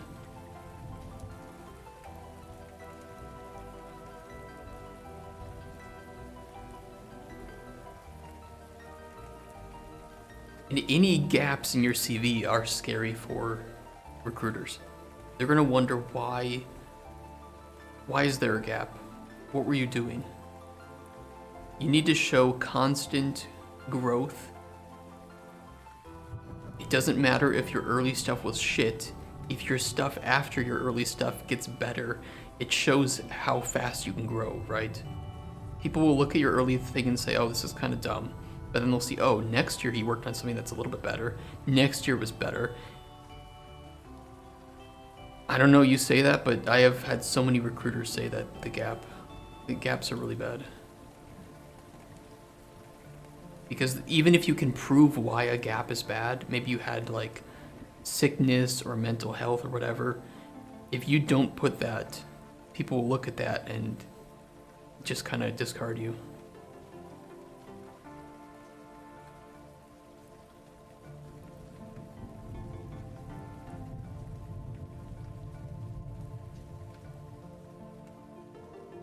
Not always, but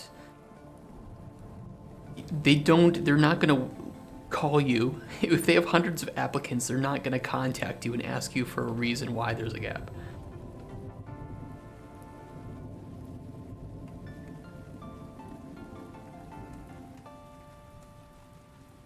They're gonna be like, oh, well, this other person doesn't have a gap, so we're gonna interview them. And keep in mind, interviews, there's usually preparation involved. People have to take time off of their work to do it. And depending on the position, they might usually require a lead. And this is very valuable time, right? Or a producer. So they are only going to interview probably maximum a dozen people for a job, for any job, maximum. And if they're getting hundreds of applicants, you need to stand out enough to reach that point. And then you have to be the one that gets it. Like a work-like relation, we need to have some connection to make it work. Absolutely. I mean, if you can't communicate well with the people that you're supposed to be working with, it's not going to go well. It's not going to go well. Always develop more when doing hobby than on the job. With the right job, you can develop pretty fast. But I've worked for a few places where I grew more on the hobby side of things, just because there wasn't some specific requirement that had to be fulfilled. Or if they hire you for a specialized task, you're only going to be getting experience for that specialized task. Which kind of sucks, in my opinion.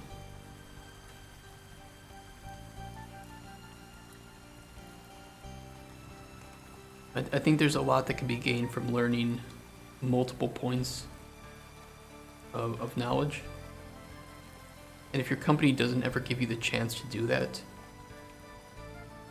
are you really growing?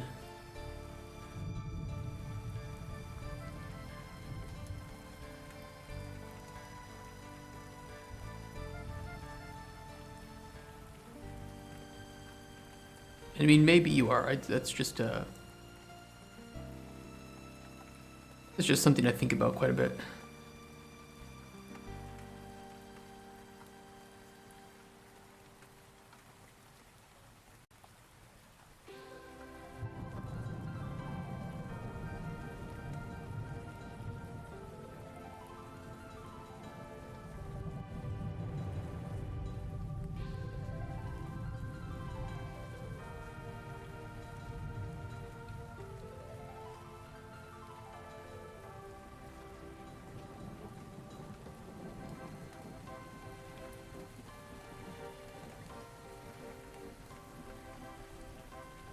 But, you know, there are a lot of companies that do internal game jams. And if done correctly, those can be a really good way to strengthen your bond with team members that you maybe haven't worked with before, or try out new ideas that maybe the company can work on later, you know, more fully. And also just to grow your skills, right? And it's something fun. It takes you away from the monotony of whatever you're doing and just gives you a bit of a break mentally and kind of on the professional side, right?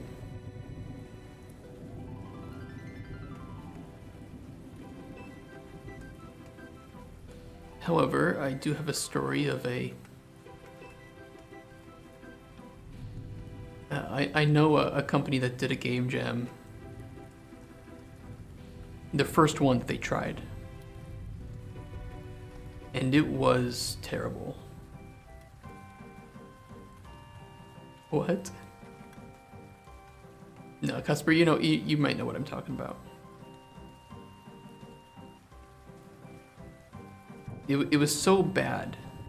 It was so poorly handled that when I heard about it, well,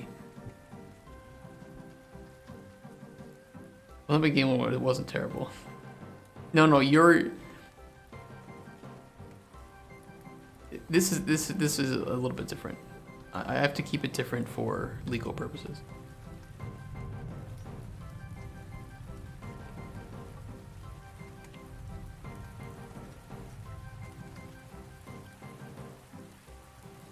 Ghost weed. Some ghost weed there. You get it, right? Anyway, they wanted to do their own game jam the first time. And, you know, split up teams. Good thought. Very good thought. Very good idea. I think more companies should do game jams like this. It's a really good way for individuals who feel like they haven't been listened to or they have really good ideas that they want to test out. It gives them the opportunity to do so. But this company handled it in about every single worst way that a company could handle a game jam. I don't think even personally I could have found more ways to fuck it up. I hate when in a company you can't talk about other things than your specialization. Yeah, I don't like that either. First off, they let people pick teams.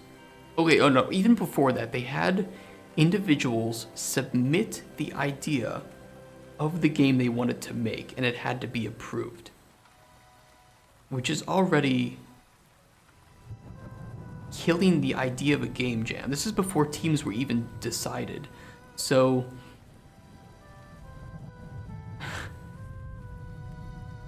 because, you know, when you do a game jam, you are given a prompt, and with your team that you've already formed,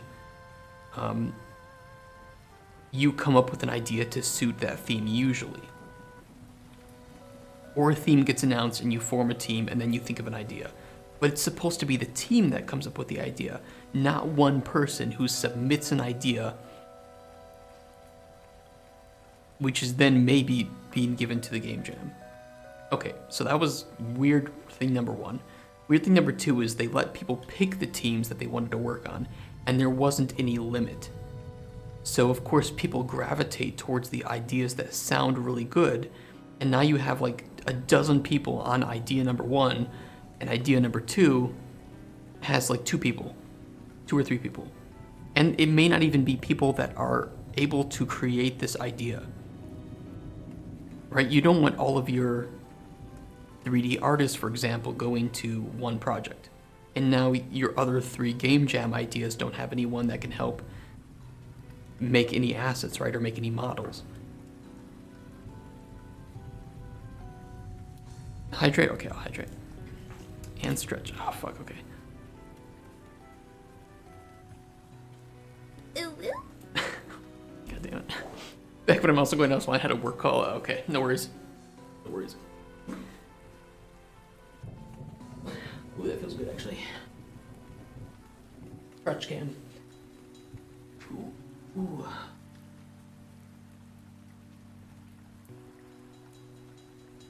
Nobody play the fart noise while I'm stretching, okay? Nobody do that. Oh, that feels good. It's just a prototype. It's just a fucking prototype. Stop focusing on shit that you don't need to think about.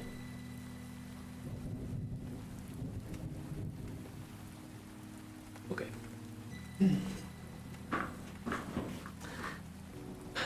Where was I? Where was I in my story?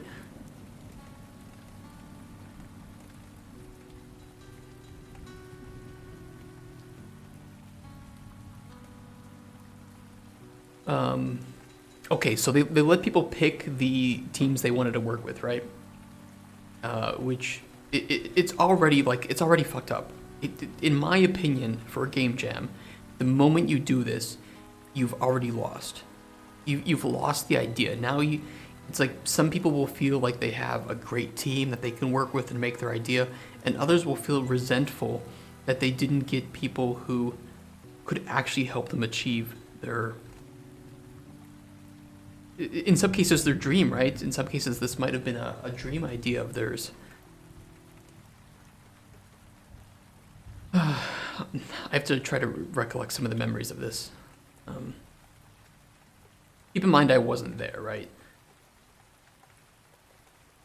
What were some of the other points of... What the fuck is this? What is this? What the fuck is this? Wait, what? Wait.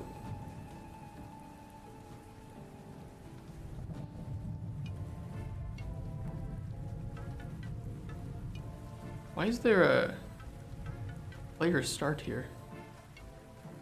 What the fuck is this doing here? Okay, just get rid of that. Is it weird? Okay, so they have the game jam. I think it lasted a week if I heard correctly, and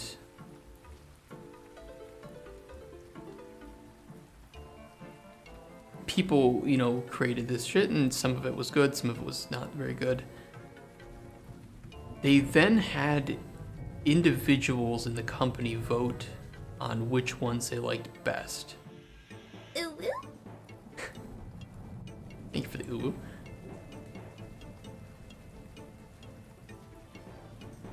God damn it, Gus.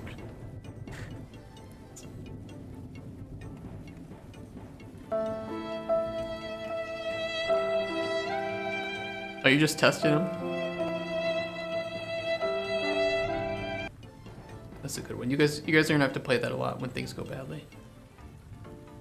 It's just a prototype. I should re-record that one.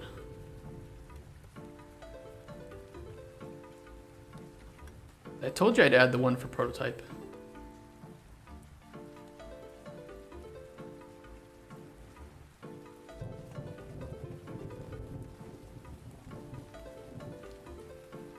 Is there a beehive in this little area here? Did I put one in here? I don't see it. Maybe not.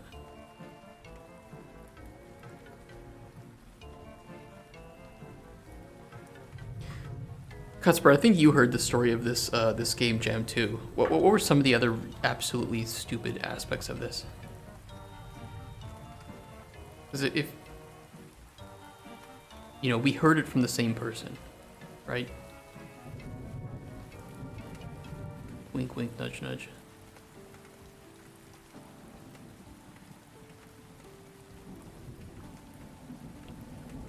Oh, okay. Here's one thing. So anybody could submit a idea for this game jam, right? You didn't have to be a game designer or a producer. You could have just been a junior artist or something. They then asked these individuals who submitted the ideas to afterwards come up with a budget. How much time and who would they need to help finish up their project to get make a vertical slice? Which there are so many things wrong with this. There are so many things. Like, do you really expect a junior artist to know how to budget or understand specific needs to finish up a game? And not only that, but to get to vertical slice phase.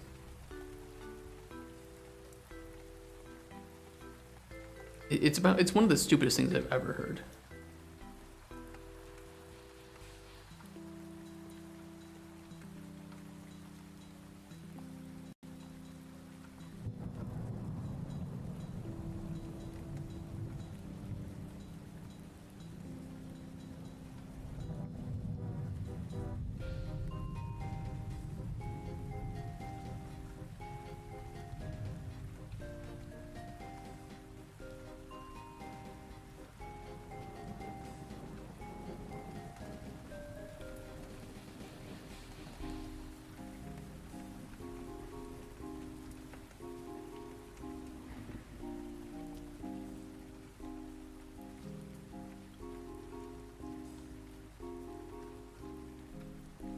Do we have any...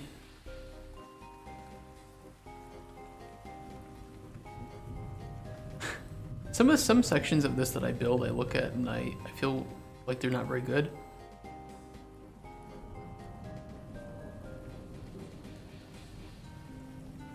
But I think they're okay. I think I'm just getting really paranoid about it not being okay.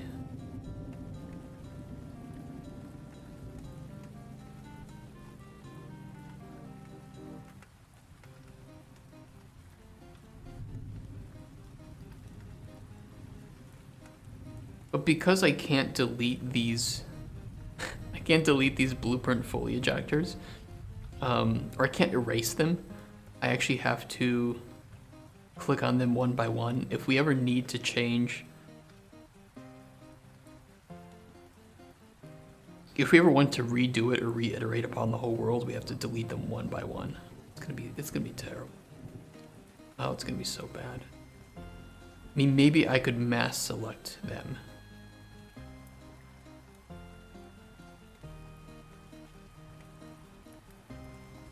Don't remember much. Yeah, it was quite a long time ago. I kind of put the story out of my mind a bit. All I know is that it was handled in about the worst way possible.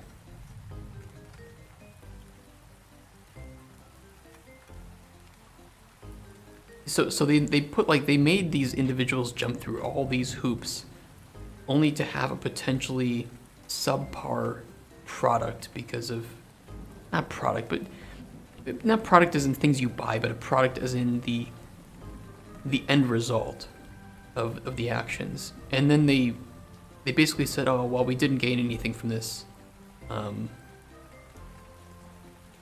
We didn't gain anything from this game jam. There weren't any viable ideas. Like, you fucking serious? Are you high? You neutered the idea of a game jam to the point that it was almost impossible to succeed in any way, shape, or form with it. And then made people choose the projects they wanted to work on, and so some projects ended up with not enough people to actually help it come to fruition. And then you have the balls to claim that, oh, well, it just didn't... it didn't result in anything good that we could have used. Like, maybe they wanted to find leaders, not game ideas and prototypes. That wasn't the way they treated it, though. Why would they ask people to budget how much time they needed to finish, to actually, like, you know, get it to a more playable state? I feel like the only reason they would ask that is if they wanted that. Okay, but if the company was lying, isn't that even worse?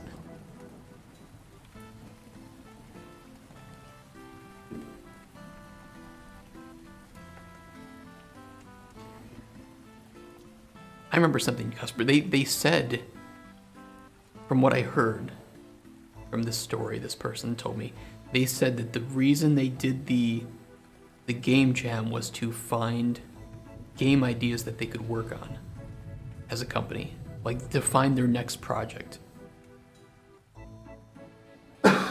So I don't think it was to find leaders. I think it was to find game ideas that they could then put a leader onto.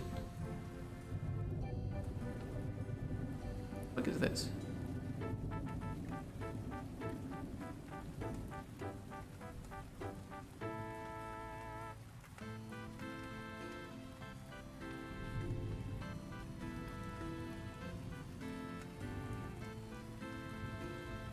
A crunch that is planned in development, then when it is needed, it is a surprise. Such a surprise for managers.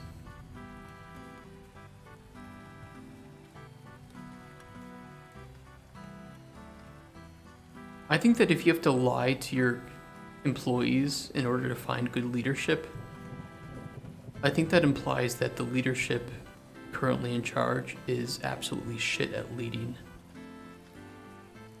If you have to lie to your employees at all,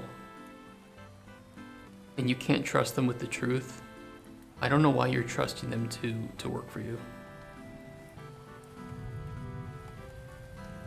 Tuning, like, you watch another tuning test?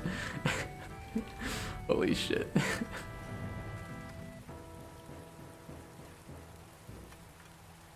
Yeah, but you shouldn't run your company based on fucking Naruto. Because if you did, you would mistreat your females. Fucking Grace, that is funny though. What? Where's Mid-Raptor emote? Oh, I didn't put Mid-Raptor on here, did I? I don't think we have Mid-Raptor. I don't think we have another emote slot available on. Well, I have 2 free open slots. Oh no, we do have open slots for emotes. I don't think I have the. Wait, hold on. Maybe I can pull them from Discord. Yeah, but don't I have to? Oh no, I could auto resize. Hold on. Give me 1 second. I can add them. Mid-Raptor. Okay, click.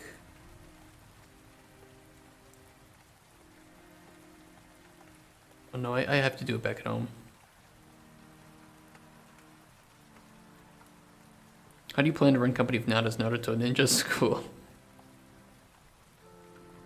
Hopefully by not lying to employees. I never understood that. I really never understood that company and their belief that they have to lie to their employees in order to keep the company moving forward.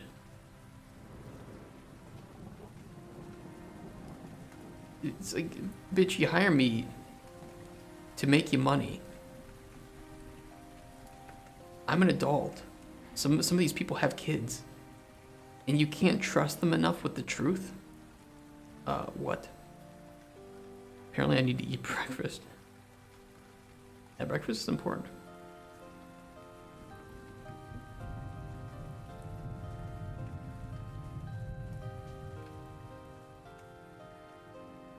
To me, it's like that. I don't know. It's kind of a niche song, but there's well,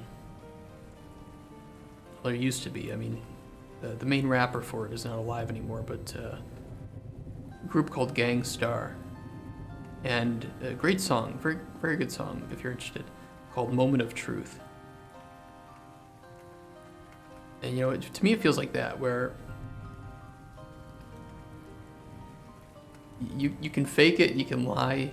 You can bullshit, but eventually it's all gonna catch up. And when it does, if you lie, people aren't going to be on your side when the going gets tough. Because they can't trust you anymore. When employees see through lies, they're promoted to secret company.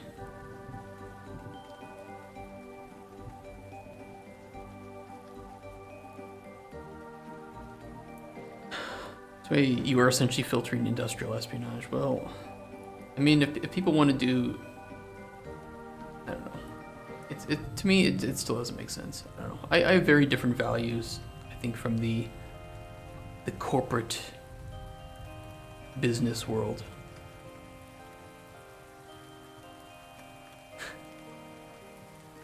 You been watching Naruto recently? Is that why you're so into it?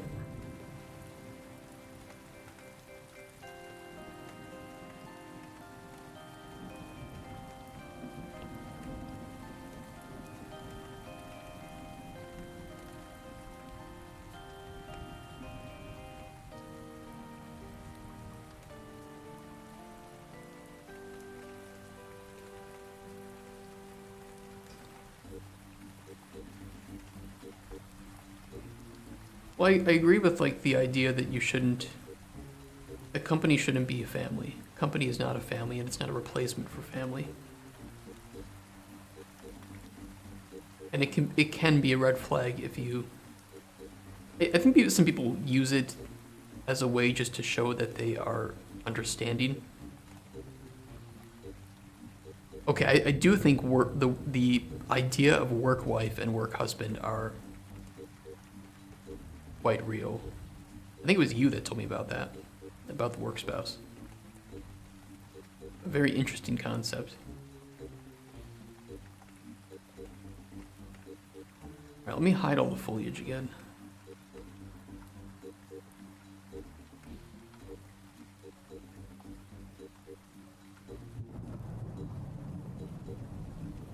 Okay, I think this is looking pretty good.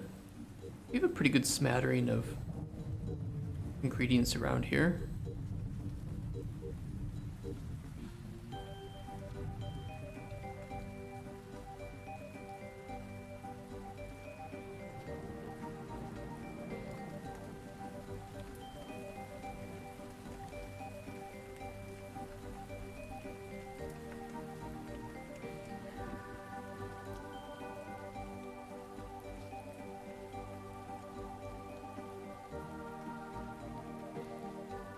Still a little barren in some places, but it's not bad. It's not bad.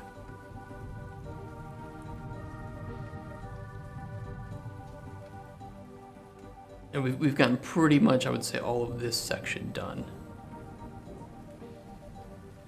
including the cave.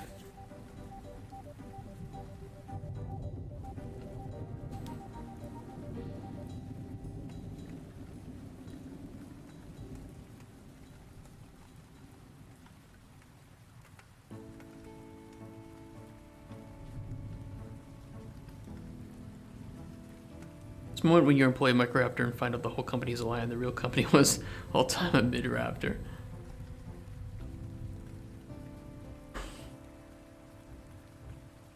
Like, you know, I can't predict the way things that, you know, the struggles that we might face as a company, the shit we might go through, the controversies that might occur, internal problems that we might have. But I can tell you that from, you know, everything that I've been trying to prepare regarding like company culture and everything that I've read about leadership when it relates to company culture, the more I read, the easier it actually feels. And that I feel like a lot of corporations they overcomplicate it with a whole bunch of hierarchy.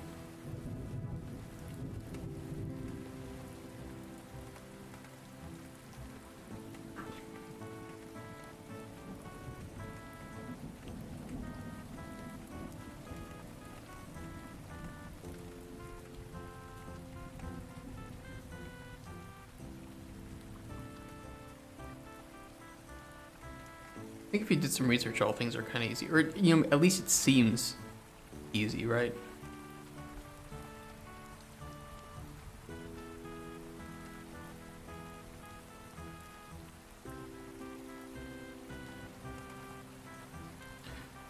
Yeah, I agree. I think it just depends on.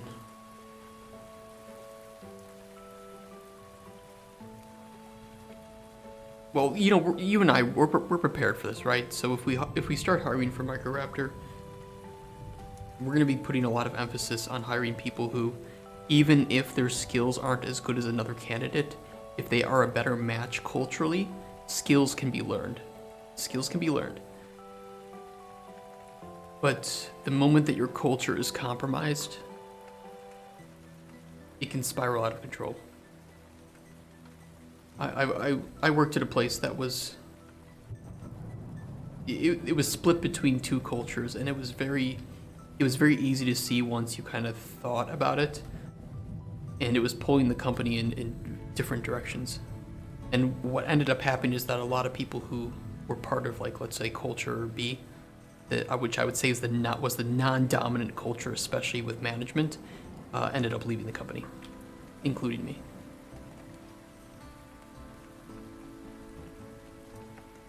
Need to insert complications without them. People could just work on product, and not everybody could do it.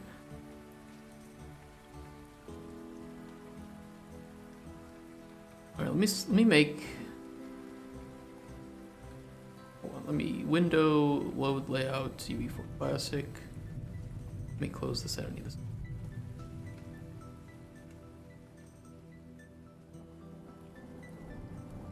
I think any company is going to have a lot of problems. I think that the severity of the problems, or the amount that you need to worry about it, can often depend on the trust and experience you have within your team to deal with those issues.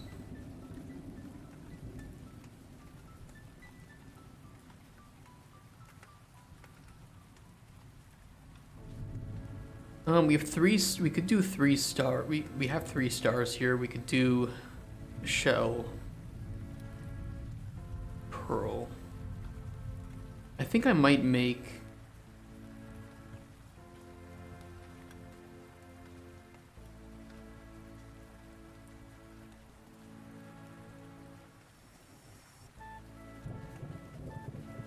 Oh, interesting. What could we do with it?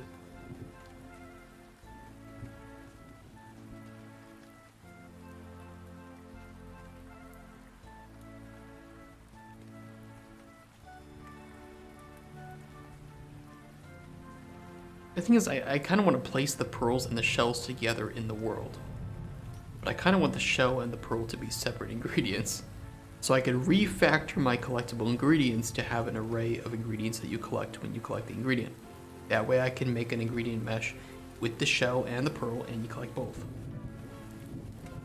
Maybe it's worth it. Maybe it's worth it.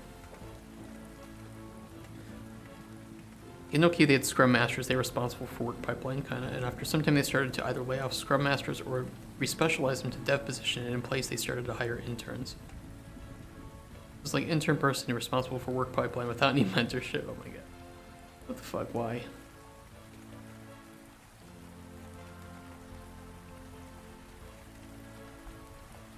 You mean just like seeing little, you see small place where you might be able to make it more efficient, and they do some big overhaul change that actually just makes the entire pipeline fucked up. I mean, that happens a lot in game dev, right? Like one item is a little bit overpowered, so you either really you nerf it to the point where now any use of it is shitty, or a place where it wasn't overpowered is now impossible to do, and it's like you spiral out of control. Sometimes you actually don't have to have anything to do. But yeah, it is what it is. What am I looking at? Alchemy, foliage, core, collectible ingredient.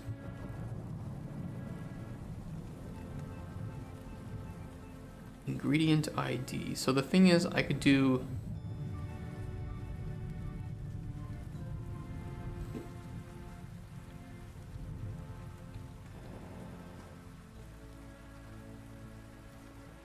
I could do it this way. I could do ingredient ID and amount to add as arrays,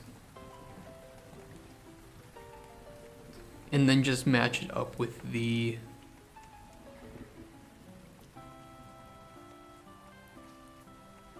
it would require a little bit of refactoring.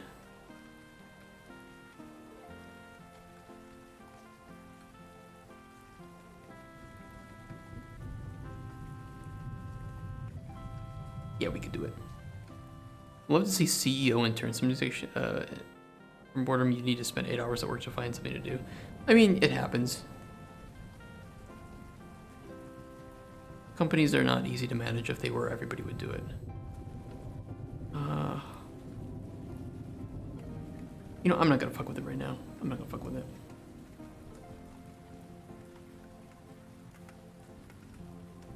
It's just a prototype. Stop it.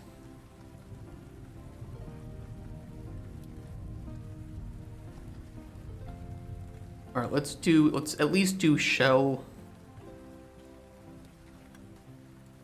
We can do all 3 starfish. I don't fucking care. Let's do all 3 starfish.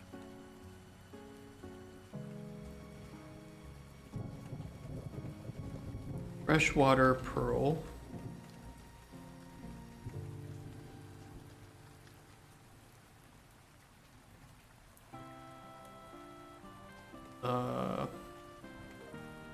Seashell. What do we want to name these 3 fishies?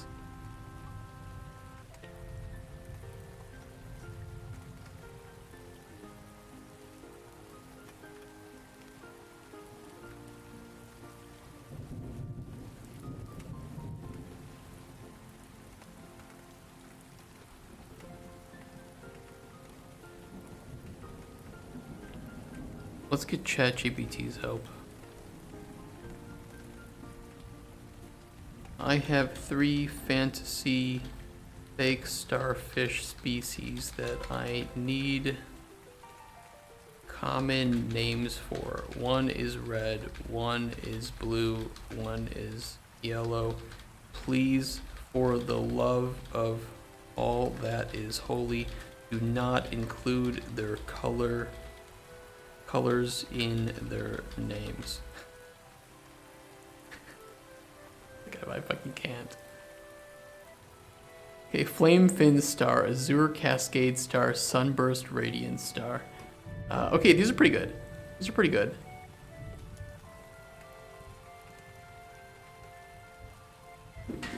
Because you know what, if I didn't include that line, it would be like red starfish, blue starfish, yellow starfish.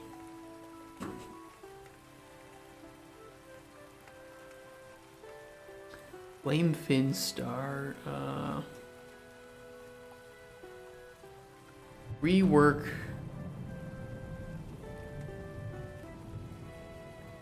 The third one to not have star in it, and oops.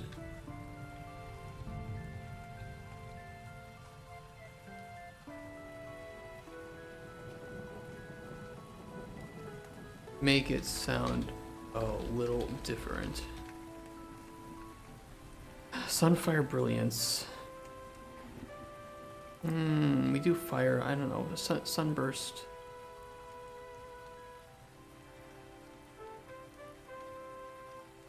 So I like just sunburst. Flame Fin, Azure Cascade, and sunburst. I think would be pretty good. I'm into it.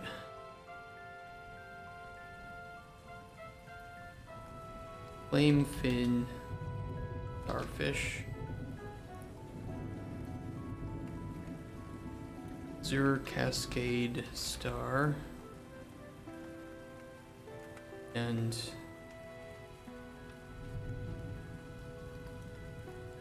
was it Sunburst Radiant Star?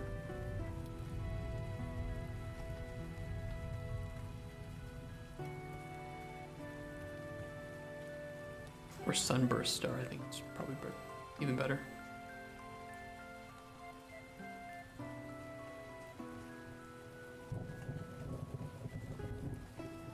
Okay, yeah, I'm happy with that.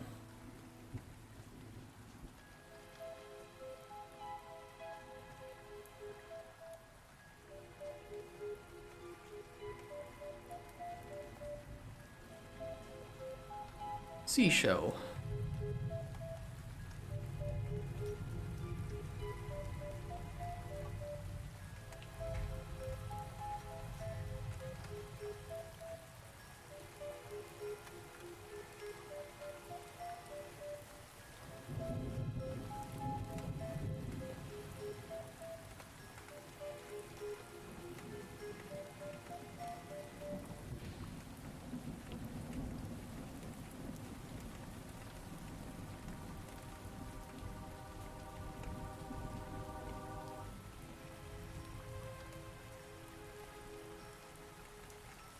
I think there are better ways to run a company than line. I'm gonna take a hard line on that.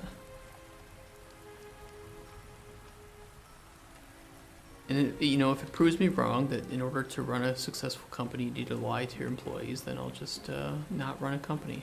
Simple as that.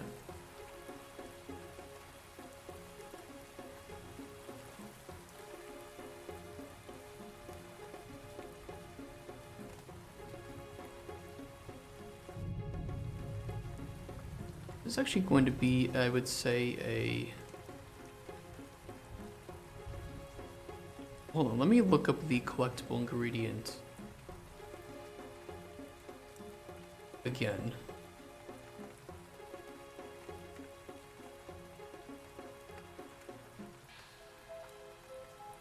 Or was it the ingredient mesh? I think it was the ingredient mesh.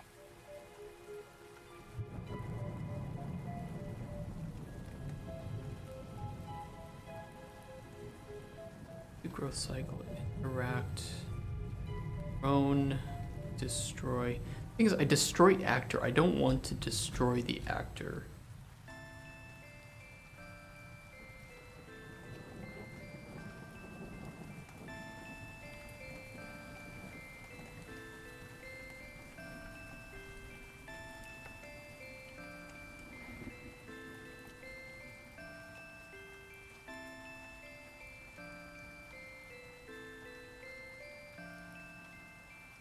I could just use hide meshes. I mean, that's kind of the same fucking thing.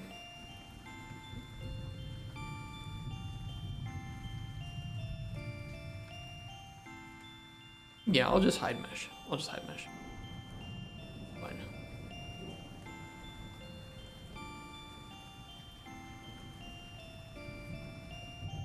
Sub mesh is going to be none. That's fine, you can relax.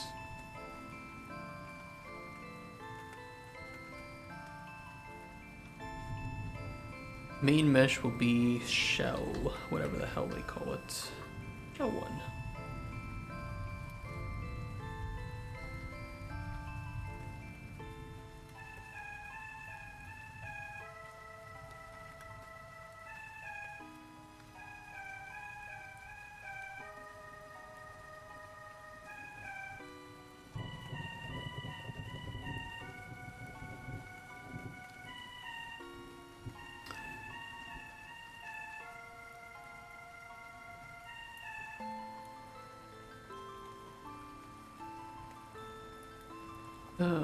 Negative 180. 180. Is that like in the ground at all? Oh, yeah, it's actually completely in the ground. You can raise it up.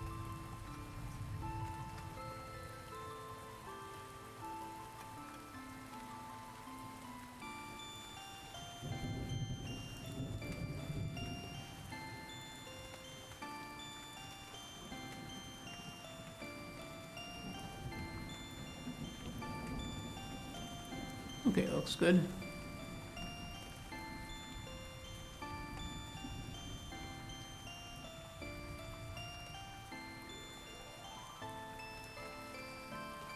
Yeah, that's pretty good.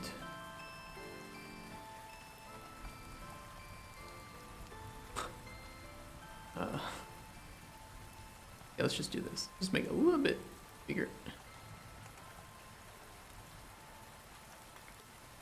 It's a pretty small mesh, so I don't care if the interaction box is a tad bit sizable.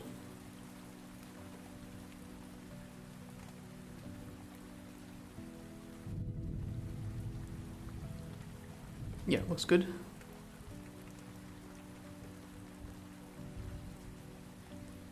And I'm going to set the default Z offset to -2 to 0.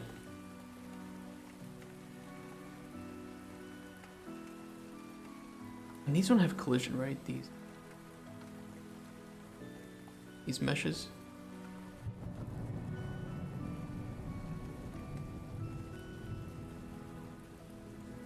It does. Yeah, this does not need collision.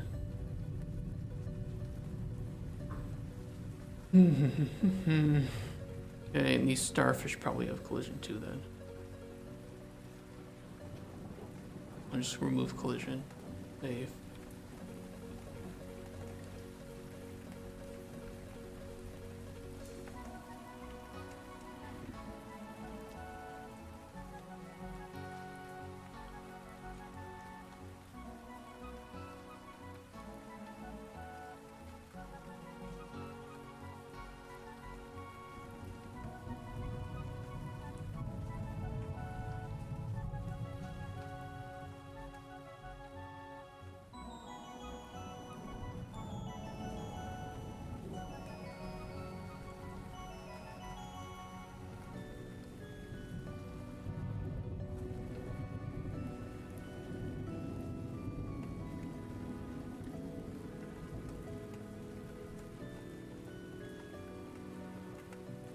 Okay, I think that's good.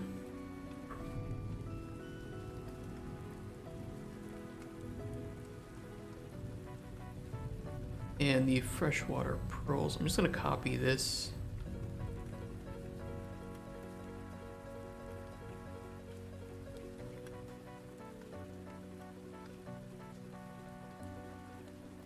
Freshwater pearl.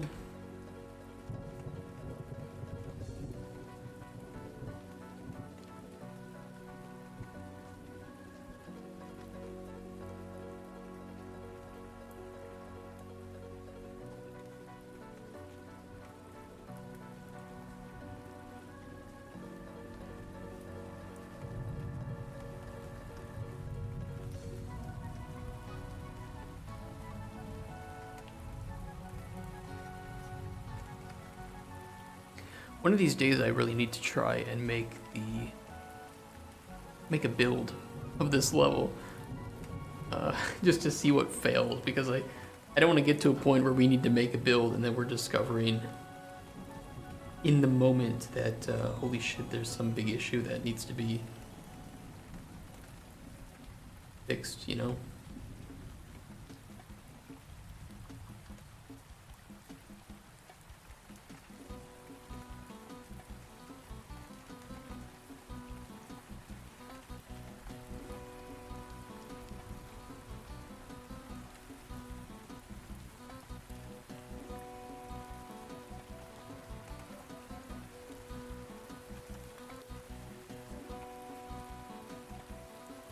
I don't think we need a second variation for this.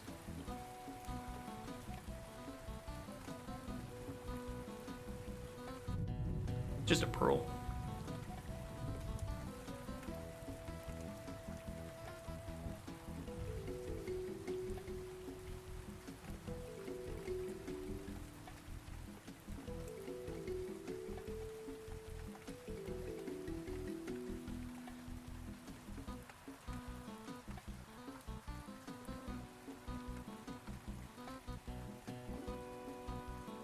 Zero to -2, Z offset, yeah.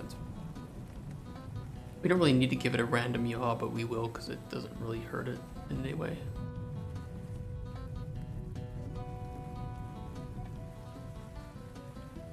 Oh, I need to update the...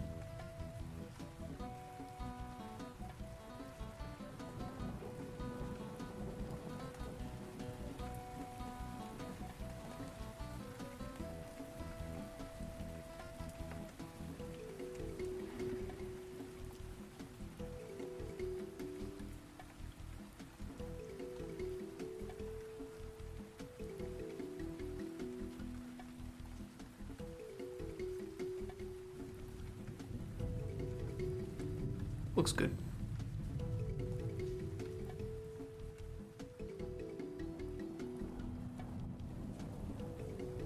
Okay, freshwater pearl set up, and we'll do the 3 starfishies.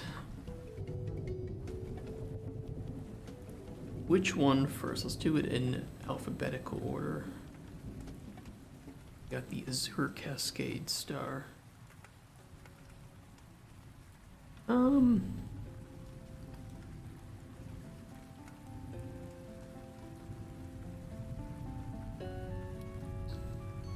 I'm gonna copy the pearl data because I don't think we're gonna have more than one variant of this. Cascade Star.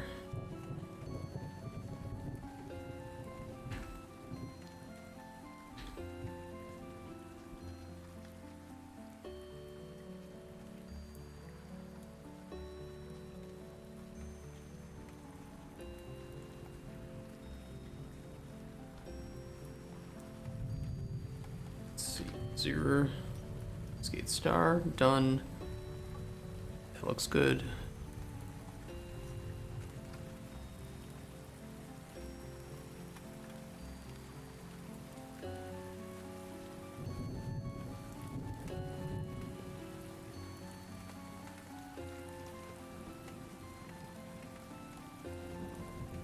That is this one.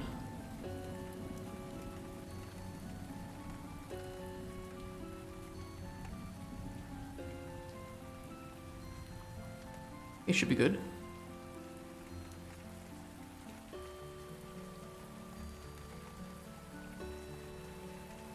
Flamefin Starfish.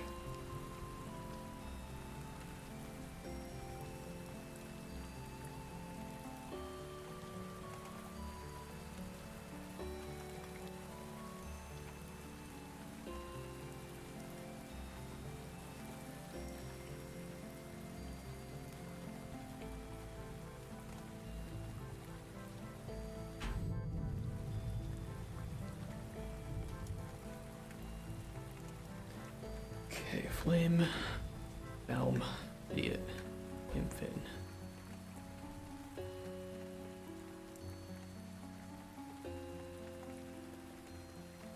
Yeah, we can keep all that the same.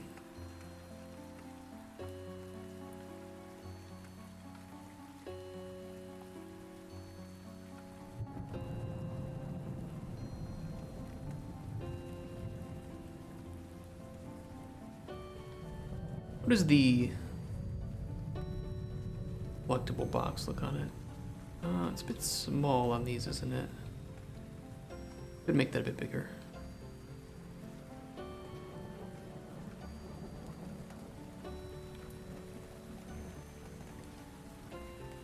Much better.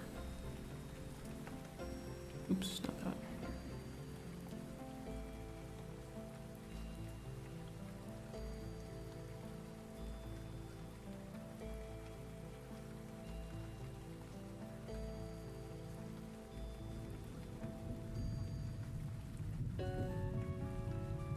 Alright, last one, the Sunburst Star. Then we can start placing these on the beach. Sunburst.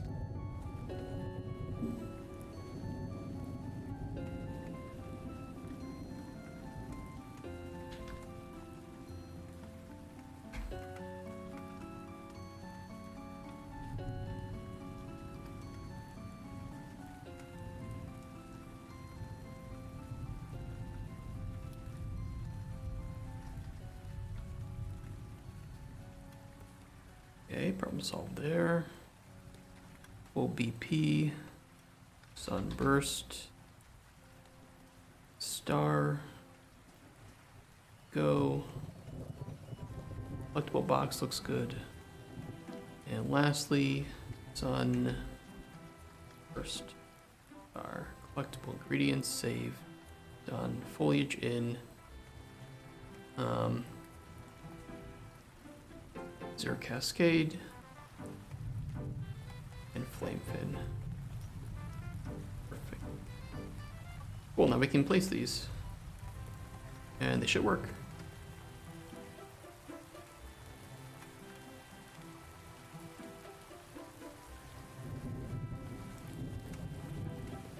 Oop. Oh, it's so cute.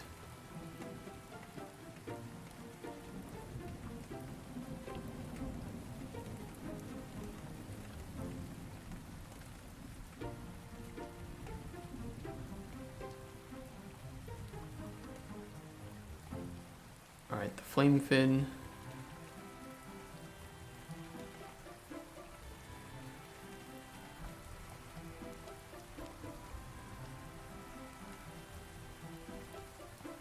Perfect.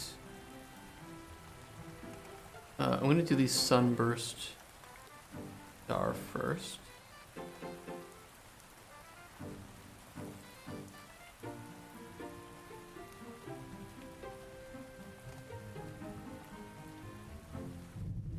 Seashells.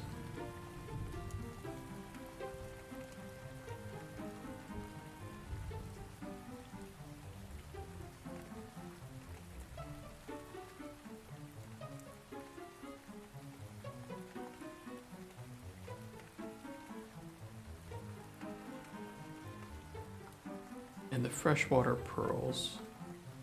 A little bit hard to see,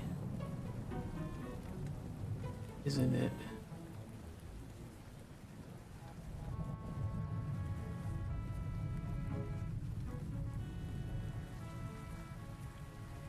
Do we want to put a very, very light glow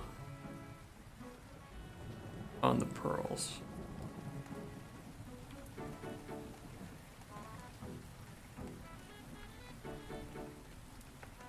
You guys can tell me in chat if you want us to put a little light, very light glow on the pearls. I'll leave that in your capable hands, your strong hands.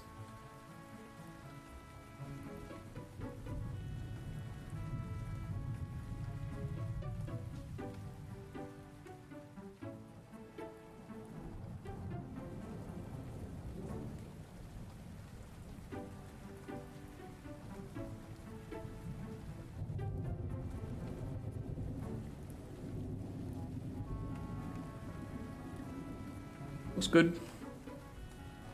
Ooh, we could put some around here too. Let's do it.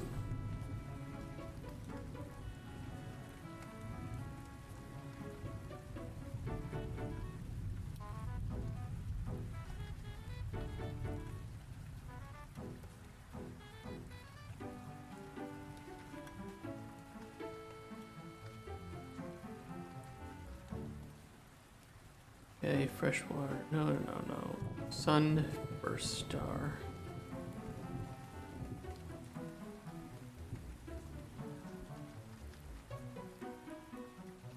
Seashell. Ooh.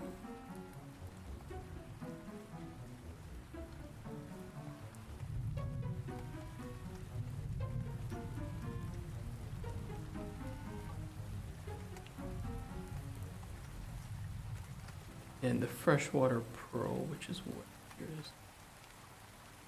I'm trying to place the pearls nearby the shells, just so they're more it's more consistent.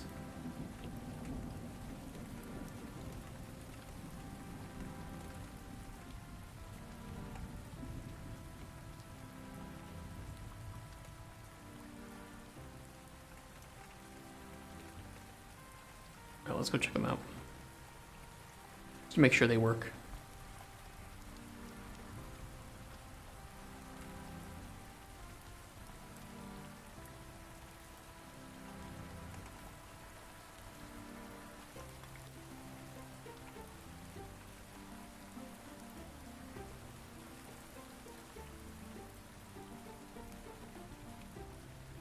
Yeah, I mean, at least with them being close, it is easy to spot them. I really want to get rid of that "eat to harvest" text. So bad. It's so not necessary.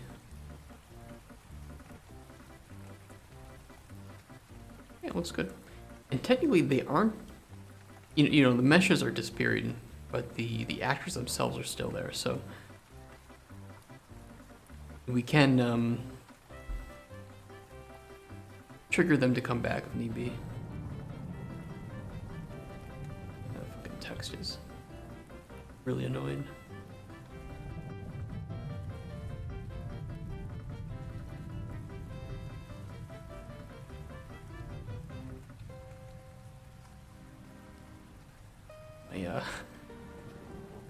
The day-night cycle is still sped up. I gotta turn that back to normal. But we can enjoy the nighttime a little bit. Ah, so pretty. Here comes the moon. Here comes the moon. Da da da da.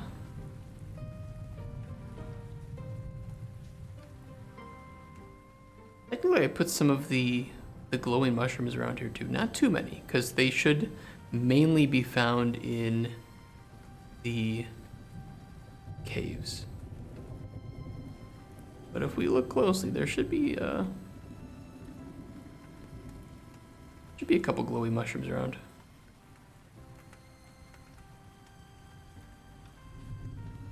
Nightshade. I swear I put one in the forest. Oh, yeah, you can see it over here. Little blue boy.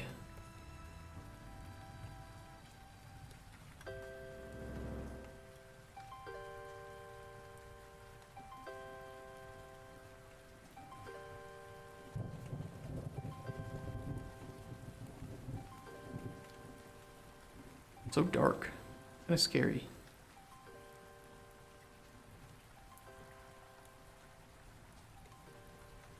Imagine this with some, I can get rid of the walls. Fucking ugly ass walls. You can just get rid of those. Yeah, imagine this with like skeletons and shit. Evil things. Okay, it's way too dark. I can't see anything now.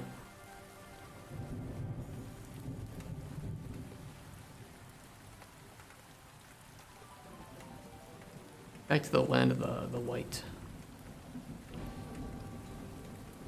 Alright, cool. We got the beach done. We have a good portion of the forest done. I need to fix the day-night cycle.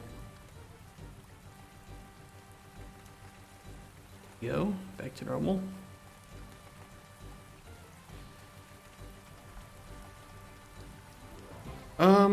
Should I update the meshes that we have with the weather system?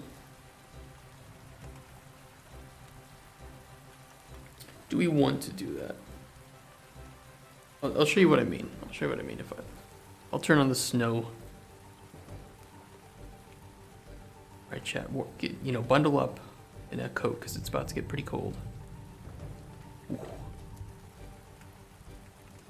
Oh, actually, some of these are working with the weather system. I must have updated some materials for it. Yeah, some of them are. And others are not. And for sure, none of the... My god. Imagine trying to find the pearls in the snow. Looking funny.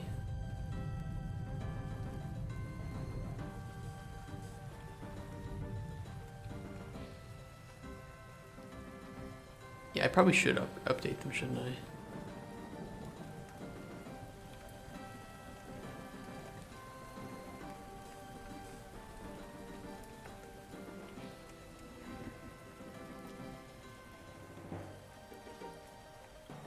Do we have everything placed in this scene that we want? We have one plant that we haven't placed any of yet, and that is the Morning Glory.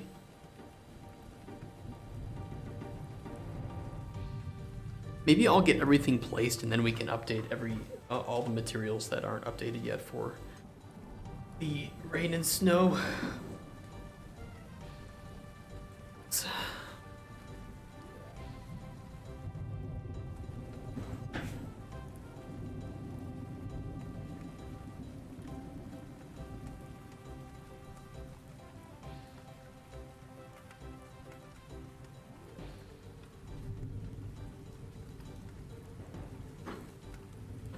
Sorry, I had to look at something. Change it back to clear and get on with Dean. Alright, we have the beaches done. Desert is done. This section of the forest is done. We just have like plateau area and this back area. Could we get that done today? Maybe. Yeah, I think we can. I think we can, but you guys gotta give me like a few minutes to go to the bathroom. In which case, I'm going to get you some new music, and I'll leave you with a nice view of the game while we go out. I mean, I'm only gonna be like 3 minutes, but whatever. You can enjoy it. Oops, that's loud.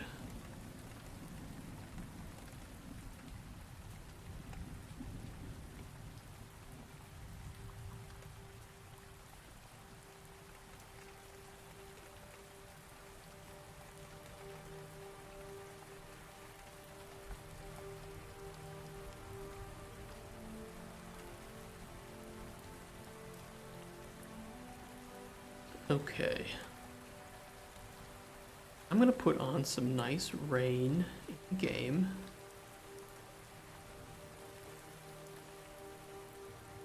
Just normal rain. A bit. It's fine.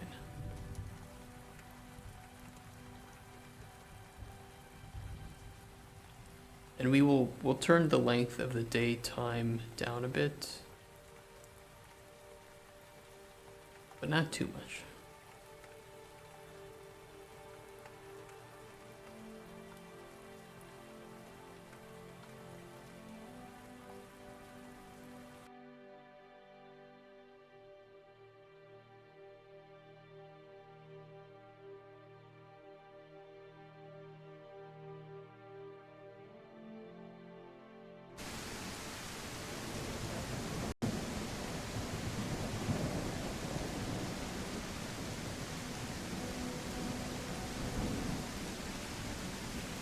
I like how those billboards look in the rain at a distance.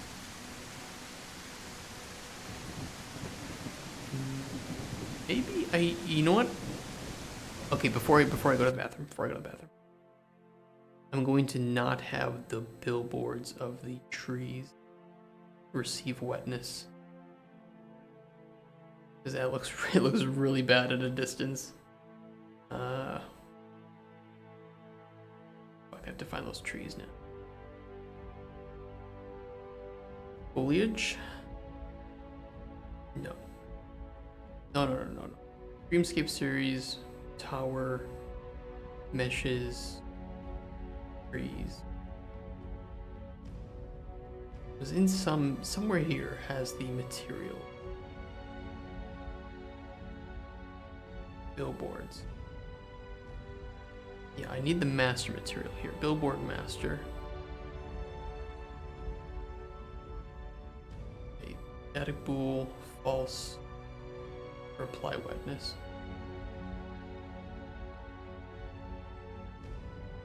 That should make it look a lot better during rain. Because I want the billboards to receive snow, but the wetness on the billboards looks.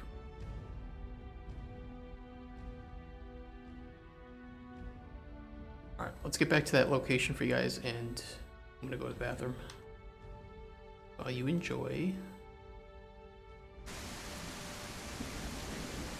scenery without the walls.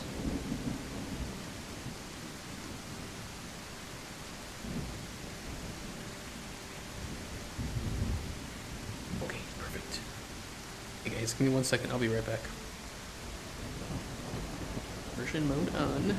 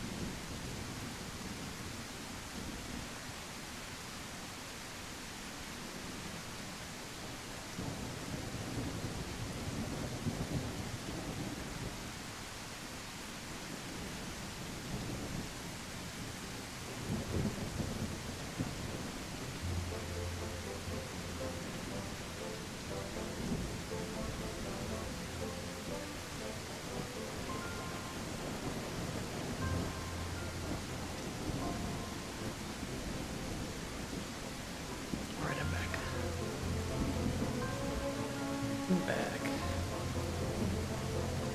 How was the scenery, chat? It was relaxing.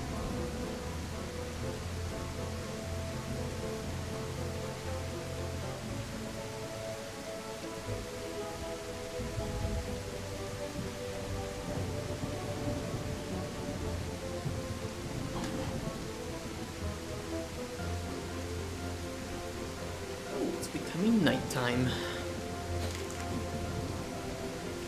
I'm having this Ricola.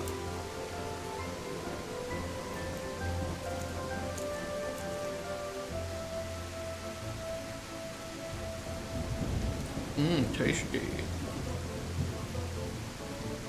God, I wish the attenuation radius on those lampposts was larger.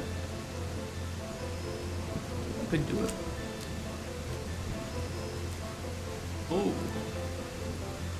Yeah, I see the lightning in the distance. That's pretty cool.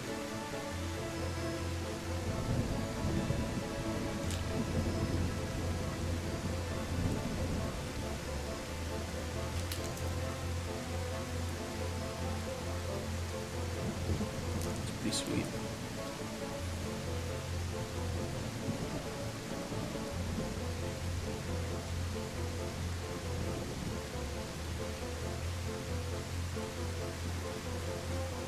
I like it.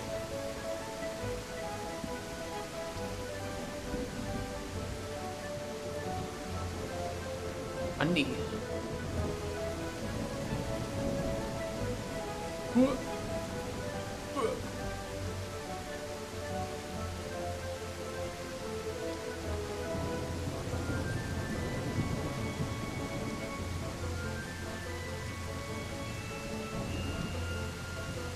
I still don't like those clouds receiving the some of the global illumination. I don't know why they do though. I gotta ask some people maybe in the Unreal Discord.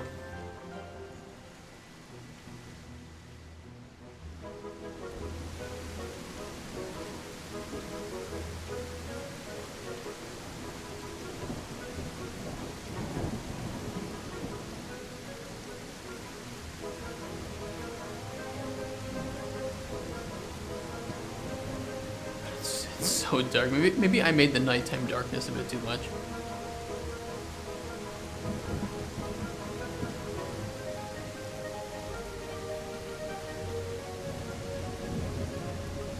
Yeah, I think it's a bit too much. I think I need to pull back on that a little bit.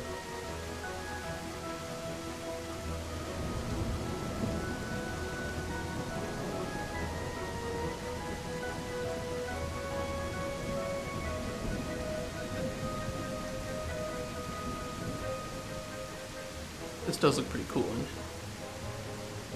nighttime though.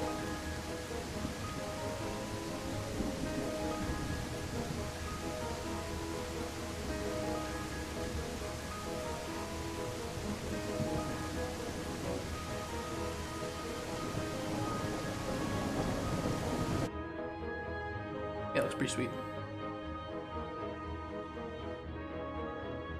Whoop, whoop, whoop, whoop. Lower.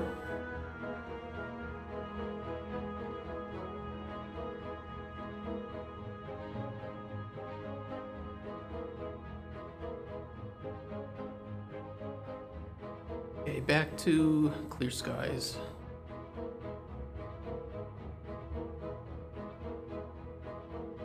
And back to foliage placing. Let's fucking go.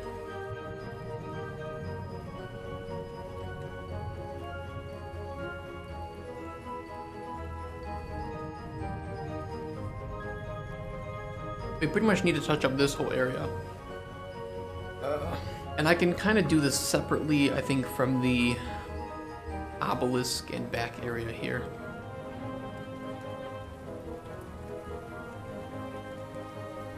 And we also kind of need to touch up this area too. It's pretty sparse. Can my keyboard work? Thank you. I'm just... Dear keyboard, I know I paid so little for you, and you are made of such shitty plastic. But I just need you to work. I need you to receive the inputs and send them to the computer. For me, please. Do your job.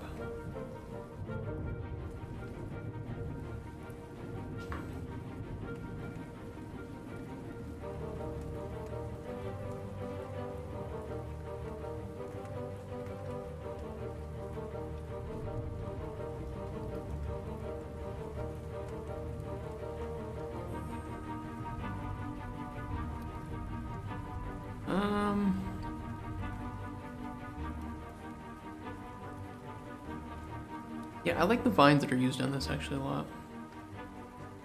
Dreamscape series, Dreamscape Tower, meshes,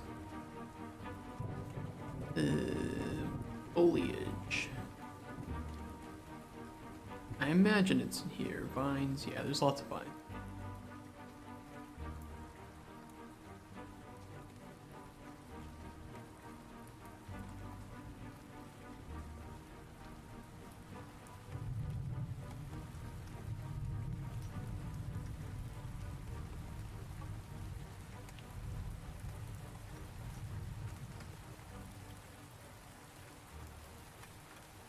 I actually want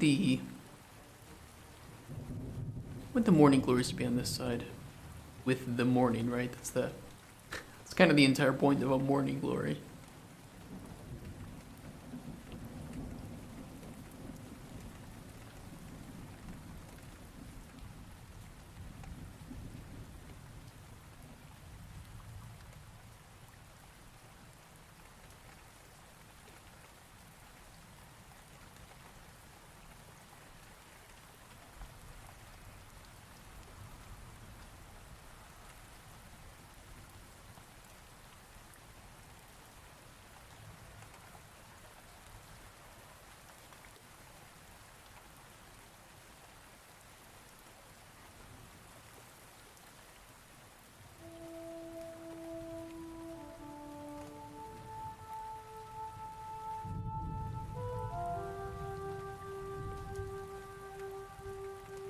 I'm gonna try to add some more that hang down in it.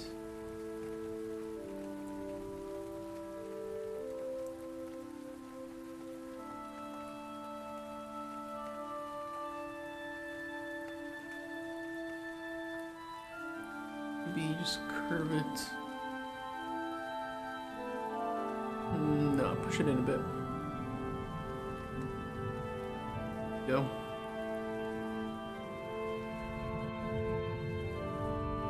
And the character stands up to about here, so we gotta drip him down.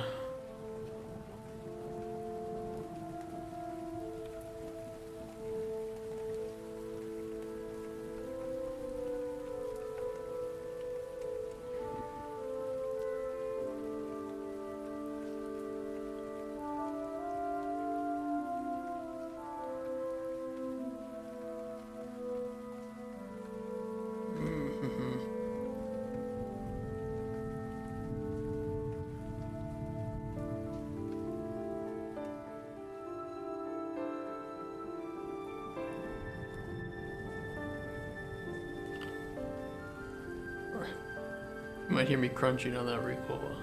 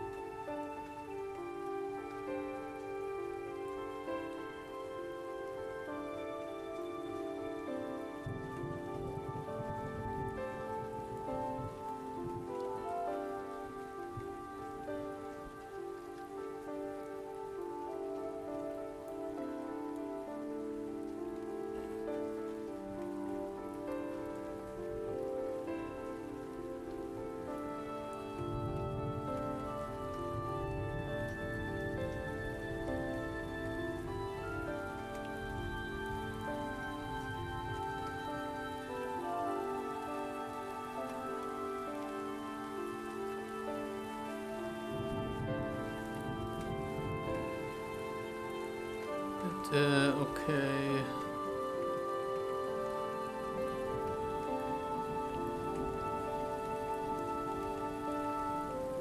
Pull it out just a little bit.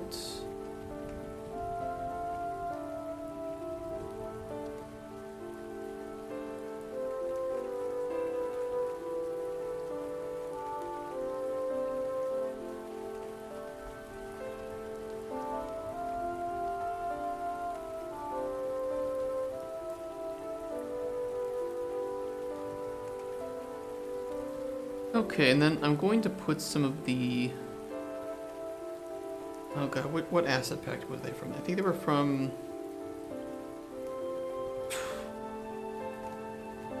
What? I do not remember. Not remember. Oh, I think they were from this, yeah. Just for visual purposes, I'm going to put some of these up here.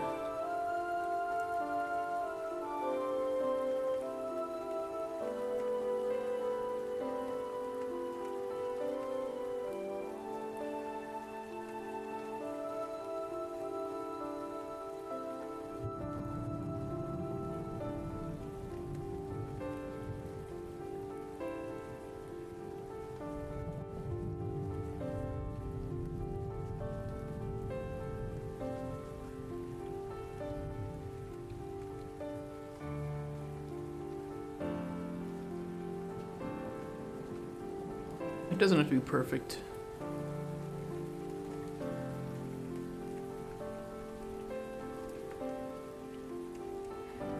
But the ones within reach of the player, which I think we could put probably maybe 3 or 4 within reach of the player, we will make the ingredient versions, the collectible versions.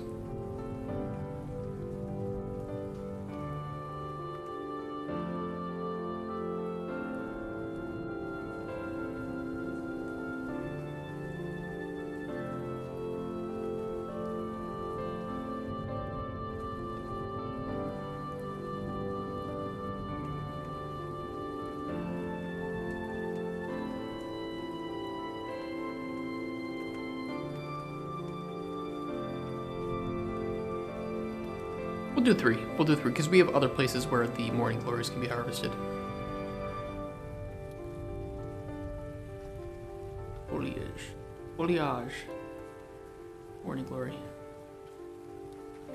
Beautiful. I'm gonna have to place these and then move them by hand. Well, unfortunately, it's gonna be the way that I have to do it.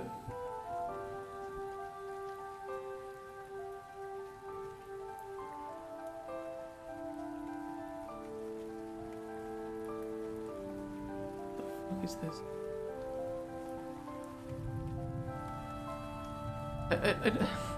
Whatever.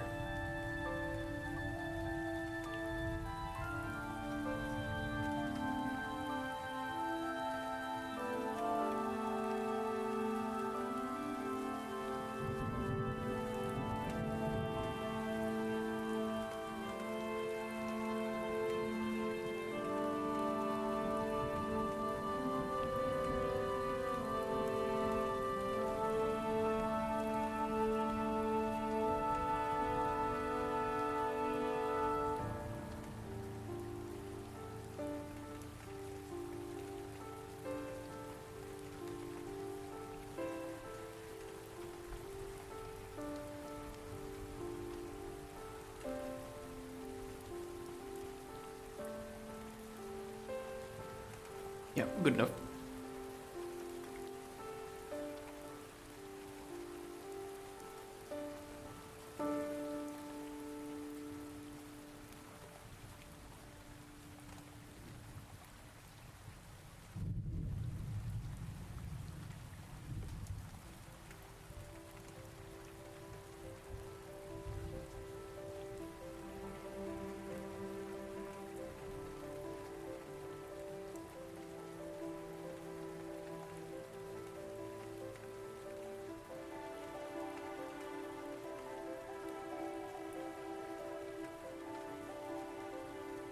Kind of have some floating flower situations here. Maybe I can augment that with placing another little bit of vines.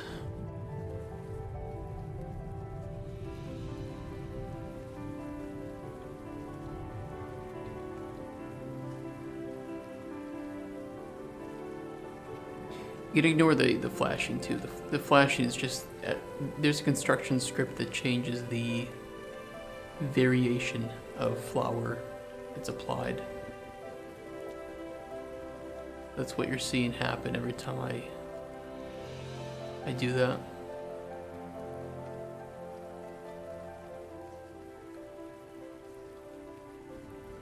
Enough.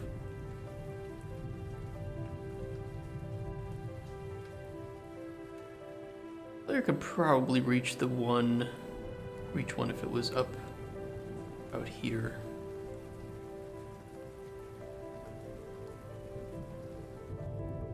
I'm pretty confident that the player could reach it.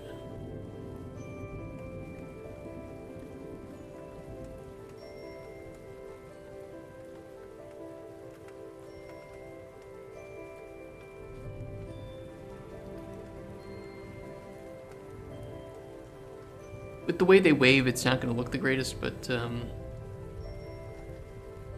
just a prototype. Just a prototype. It works. It works.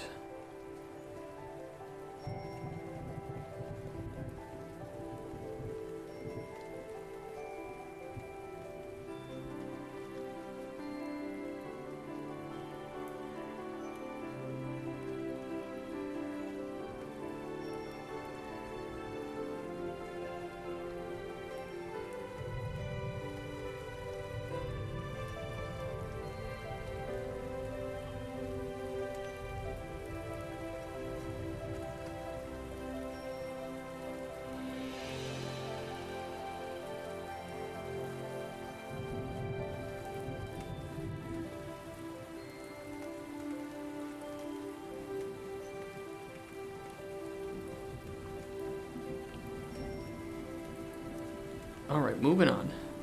Moving very much on. Can we select something else? Okay. We've placed a few things along the road going up here.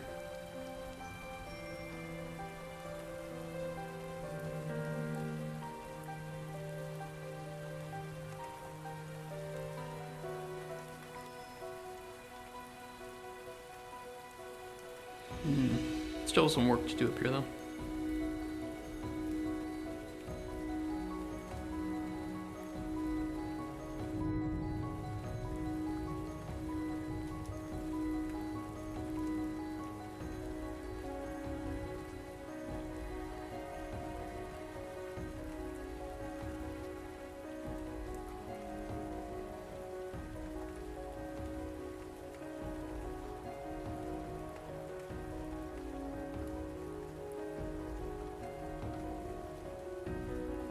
Ugh. Tree growing in the rock. Get that out of there.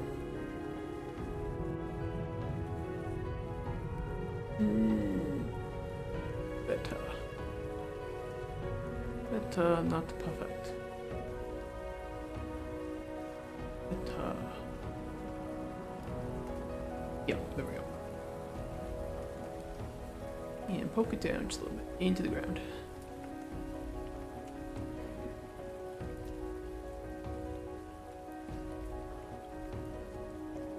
Alright, we have some rivers.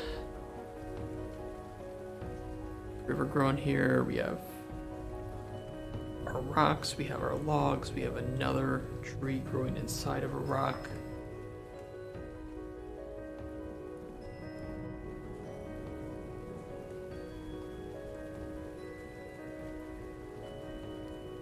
Another tree growing inside of a rock.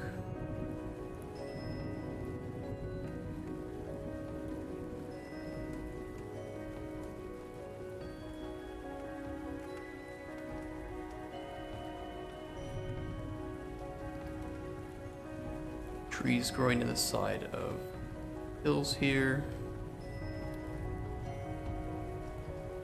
That stump needs to stay.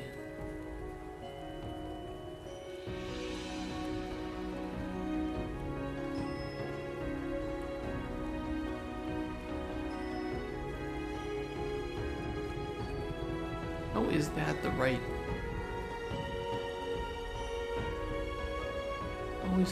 Always some shit.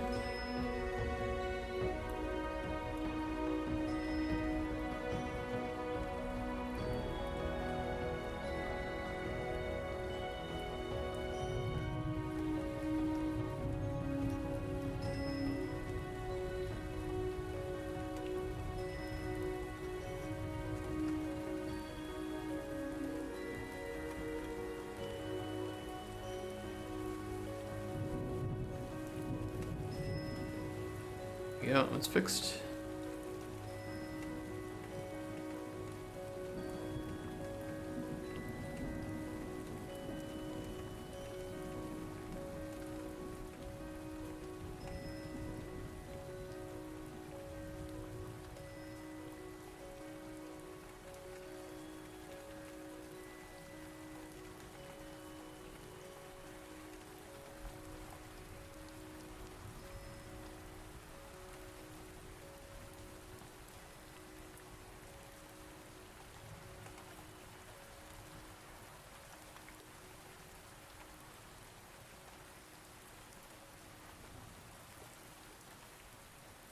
Okay, I think this looks pretty good.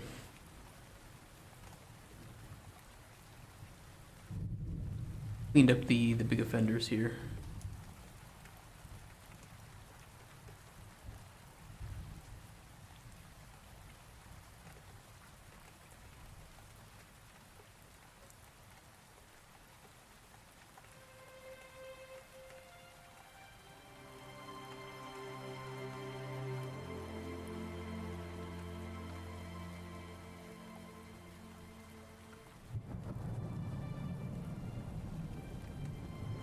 I don't want this.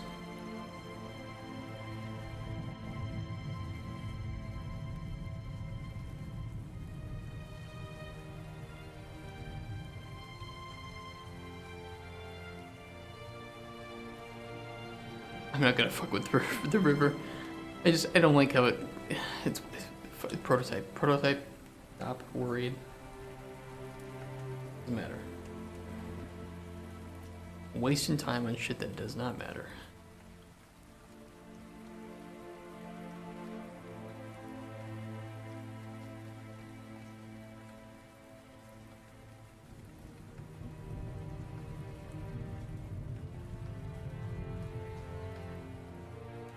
Alright, let's close the content browser and the details panel. Let's get to placing. The mushrooms. Some dragon's eye. We can place some of this up here. It's not the place button. There it is.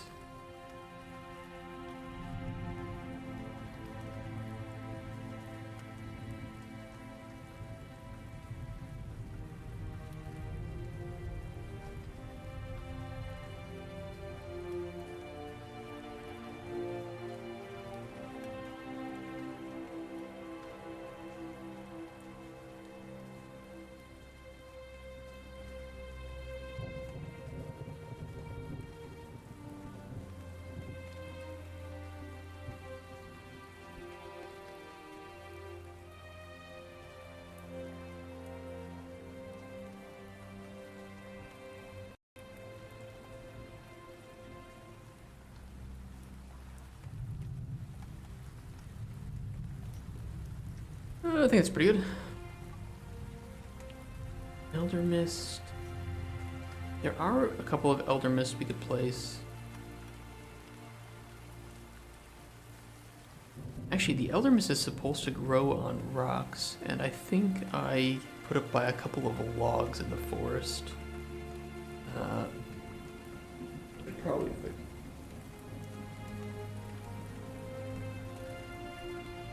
But I'm not gonna worry about it now. I'll just place these ones properly.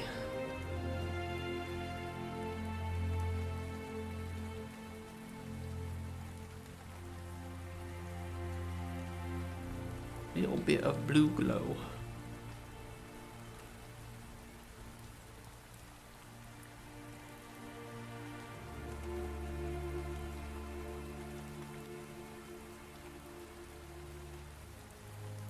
Is there like a rock up here? Maybe we could place one by casually.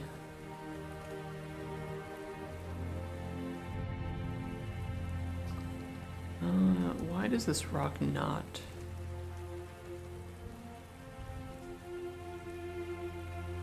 Oh, because it's probably part of the foliage system. I can fix that.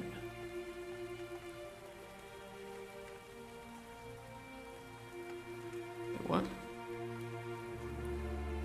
Oh no, I was placing the morning glory too. Fuck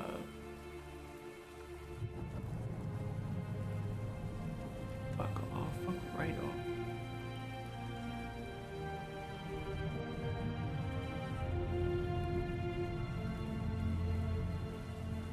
Let me fix those after I fix the placement of this one.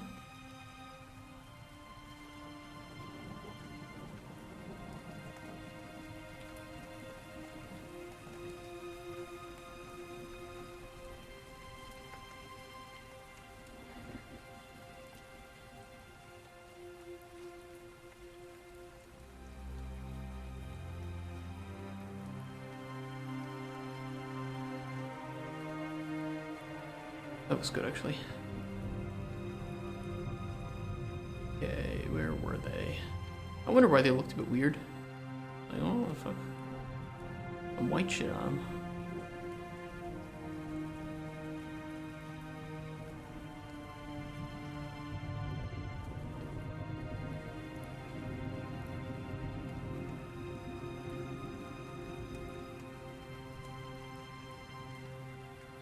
Alright, back to the foliage.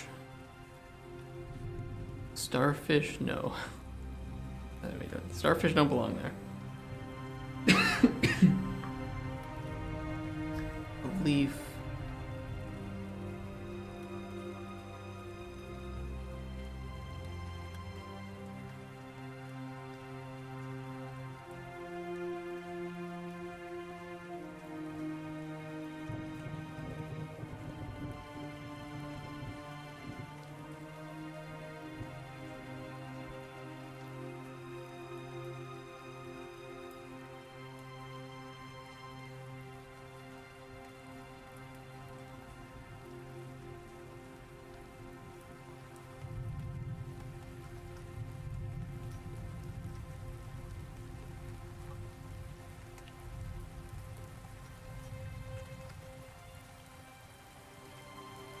Ew. Let me fix this log.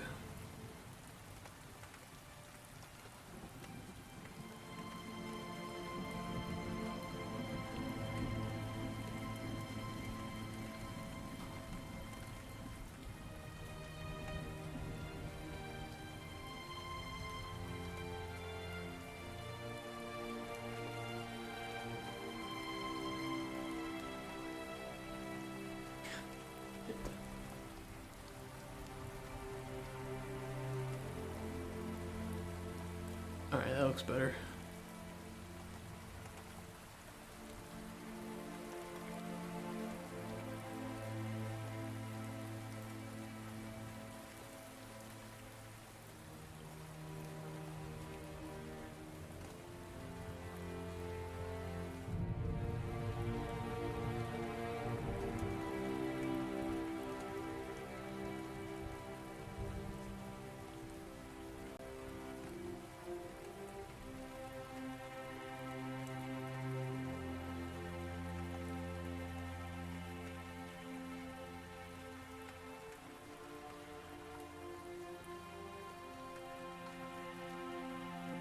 Okay, place a couple more of these and then replace some of the toad leaf as well. That way we'll get done with the mushrooms.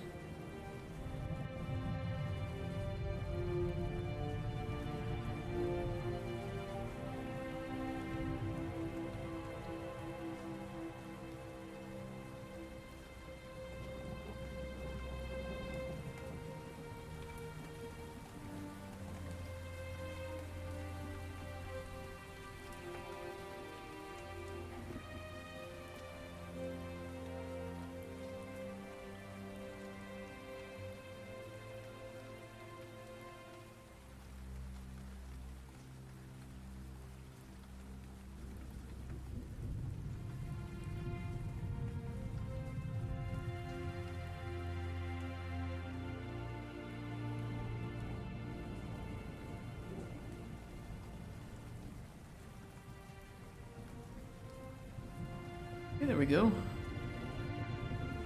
And maybe some up here. Yep, mushroom there. Yeah.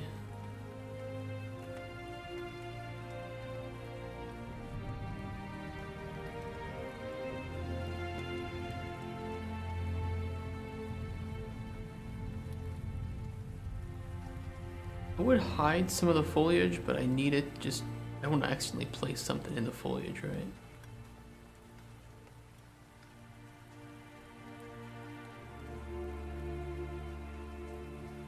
Although I admit this is probably not the greatest for the stream quality when I'm flying through trees. Daisy.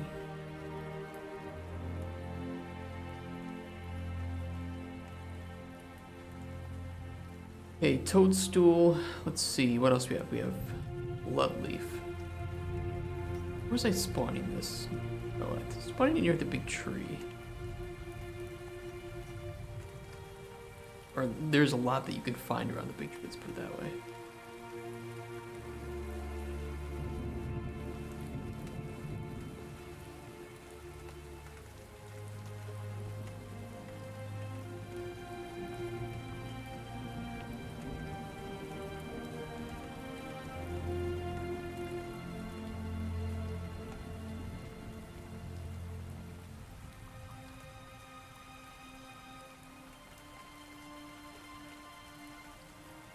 Oh, here's a beehive. I didn't see this one.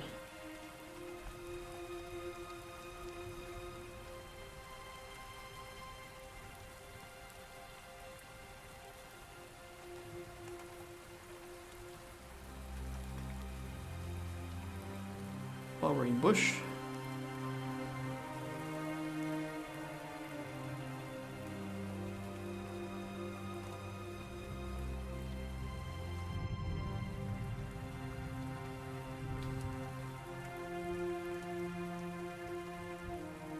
Wasn't I placing flame grass in the... I think I'm placing some flame grass outside of the...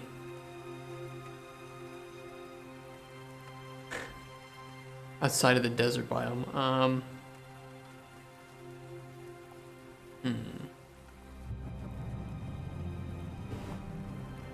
Do I want to fix that?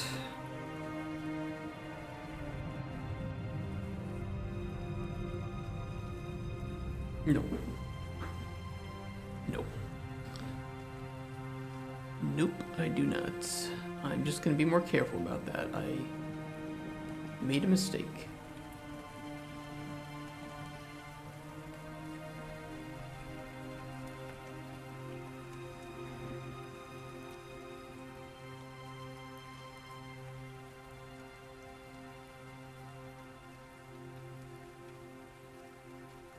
Flowering bush.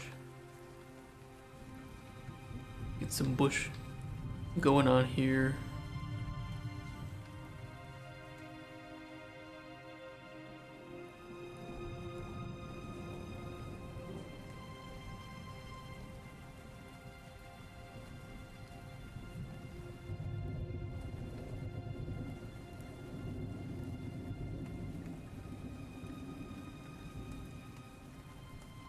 That's a pretty decent amount of bush. That's what she said. A ghost weed.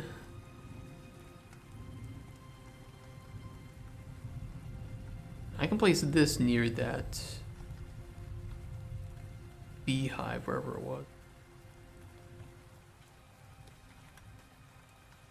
Kind of forget. Oh, here it was.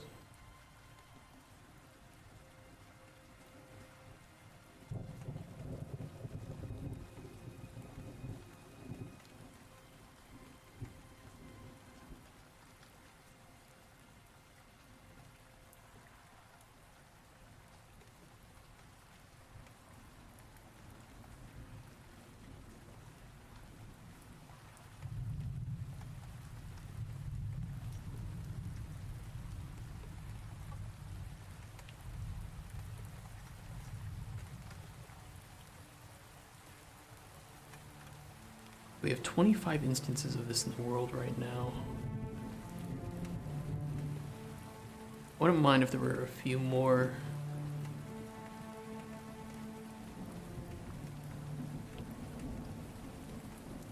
Green desert flower, no. Lamb's ear, yes. We need more lamb's ear.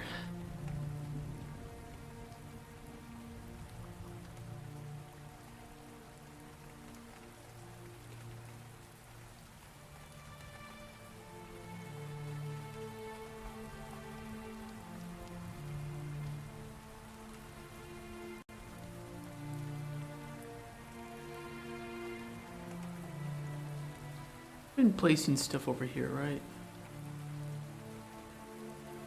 That's good.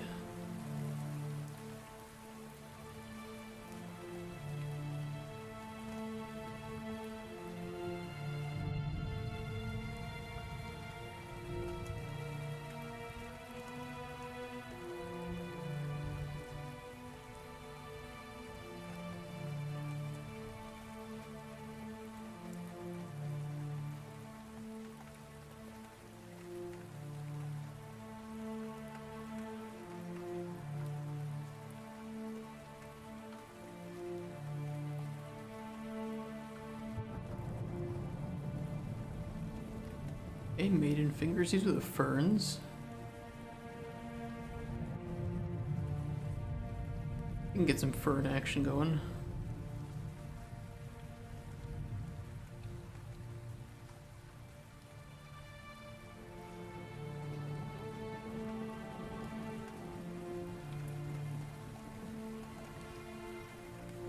Okay.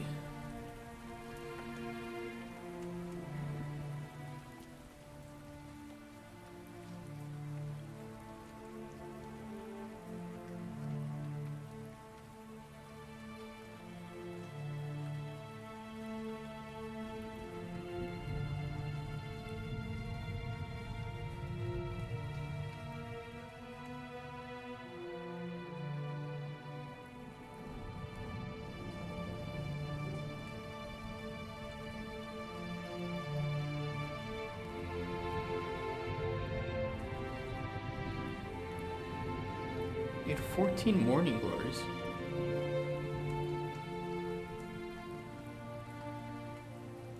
Uh-oh, did we, Uh-oh.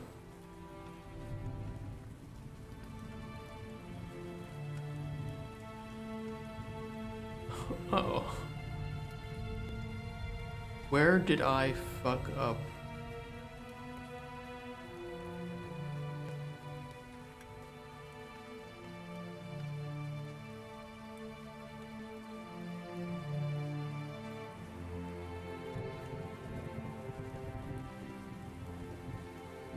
I see.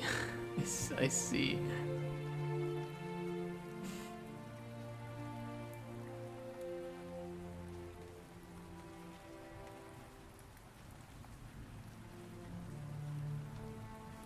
Can I select all of just this type?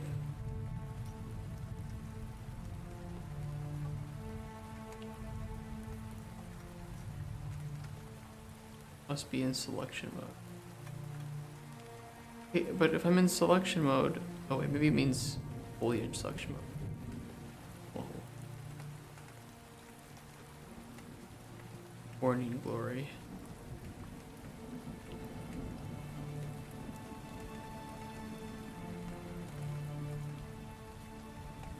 Well, I see this one.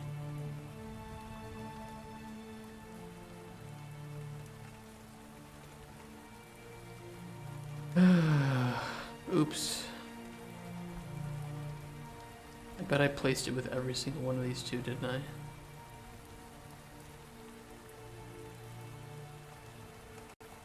what's up, bro? Hey, Reedy. How you doing?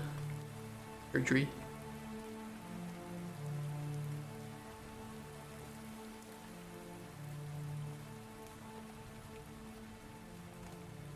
Okay, I didn't... Okay. That's not placed there. I didn't fuck it up. Just the...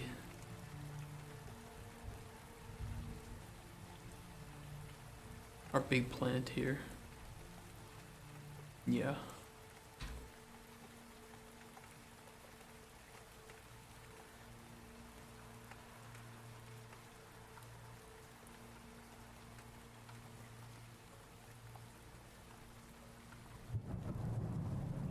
have to be more careful about looking for that.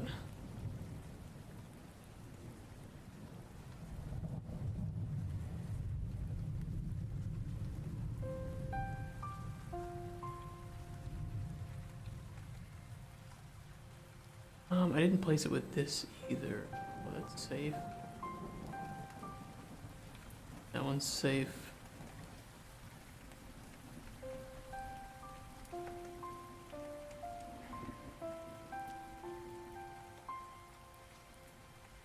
And that's safe. Alright, I think we are good. I placed just this last one.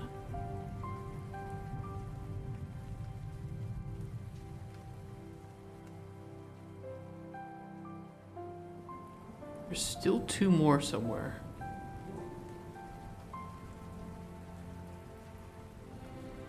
What is the white wall separate? Okay, so that's the play area.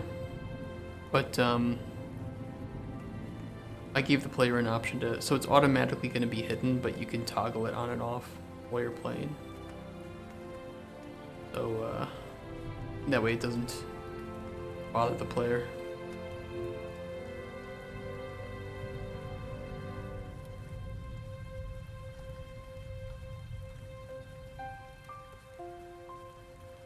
I don't really like to use invisible walls, but it's a prototype, so I don't really mind if I do it this way.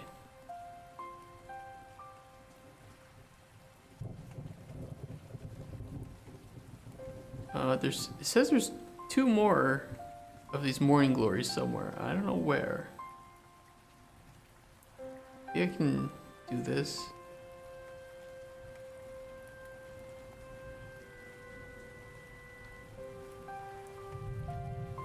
Aha! Found ya.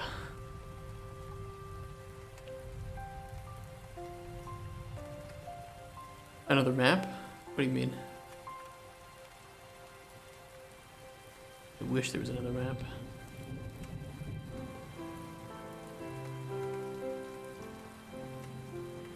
I wish I could build another map. It's already taken really long to build this one.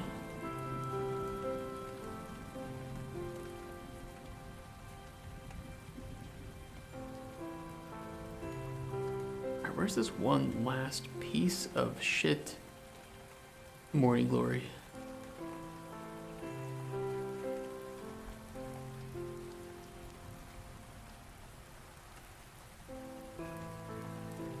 Not like here, is it? Posture check. Okay, let me set up. Okay. Gotta be good for the back. Speaking of, I flipped my mattress yesterday, and I think my sleep was a bit better.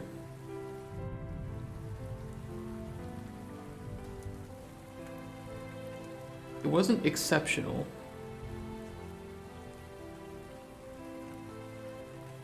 Was that today?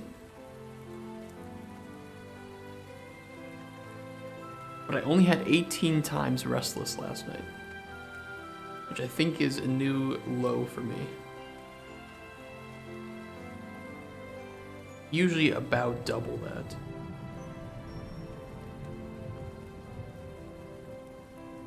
There's a lot of restless moments here, I don't know why.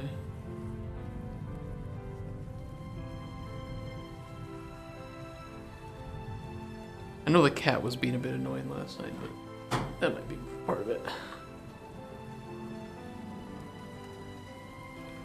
Oop, here it is, I found it.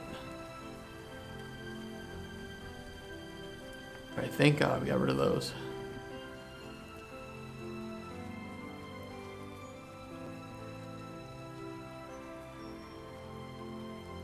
Alright, back to placing. What were we on? Lambs here. I think we placed lambs. We placed maiden fingers. Place some nightshade around. Nightshade would be nice. Nightshade and then pink flowers.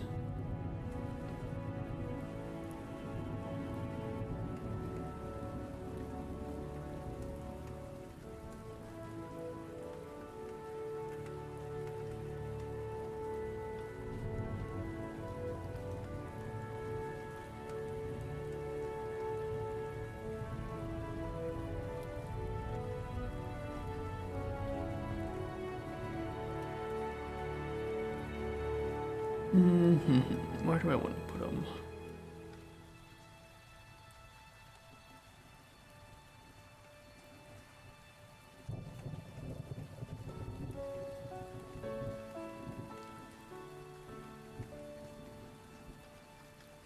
Pink flowers. These can kind of go out just in big open areas. Ooh, we have a beehive here too. We can place them around this.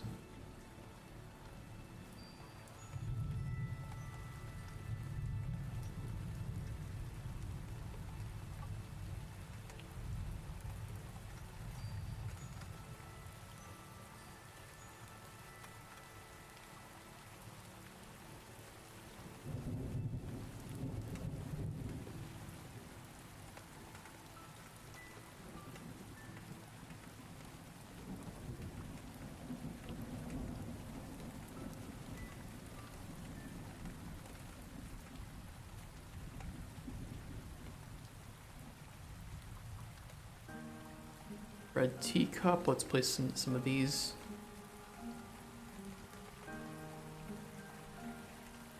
Oh, these are big.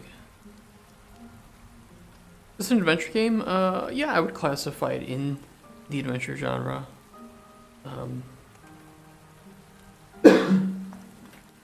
It is an open world alchemy game. So, go into the open world, collect ingredients, come back to your hut, brew potions, and give them or sell them to adventurers and passersby to your hut. Not a shopkeeping game per se, but you do run a shop that NPCs occasionally come by. And it's going to be more, push more into the narrative aspect of it. So NPCs are going to be named, they're going to be unique. You can learn about them, their backstories, their goals, their quests. And when you provide potions to them or you don't provide potions to them, it could affect how successful they are in their quest. It could even end up with them dying and you wouldn't see them again. Other zombie enemies, there will be some enemies, but you fight them with potions, not with weapons. So like you chuck a potion at them that does an effect. Whatever effect you made the potion with.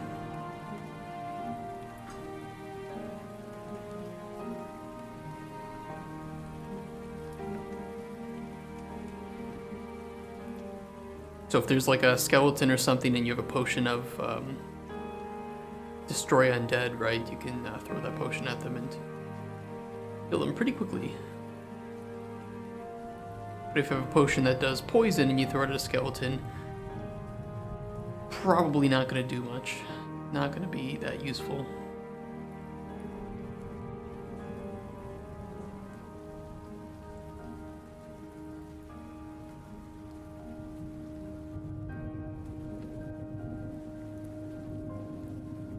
And the way that you make potions is very it's very what's the word I'm looking for? It's a very free form system, so you can mix and match effects and ingredients to your desires.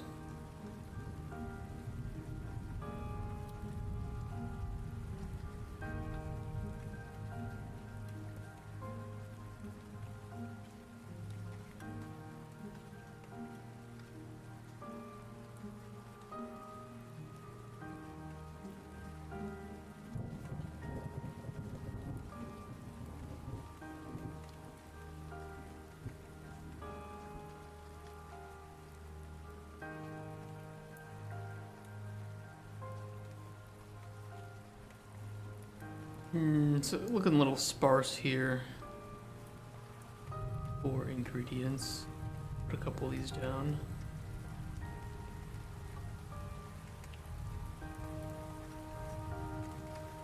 Good, okay, seashells, no. Sunstreak we need to place. And we could put a couple of spots of wheat up here as well, but Sunstreak would be big primary one. I'm gonna hide all because then I can actually see the ingredients that I've put down.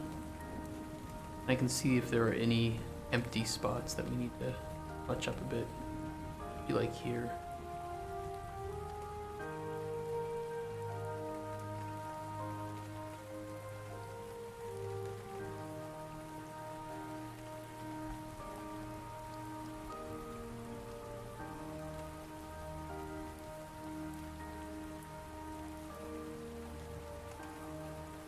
Casper. Ooh, ooh. God damn it.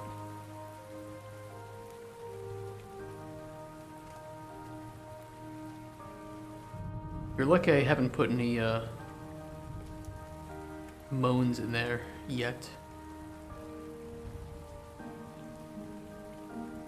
Yeah, this is pretty sparse as well. Could touch this up.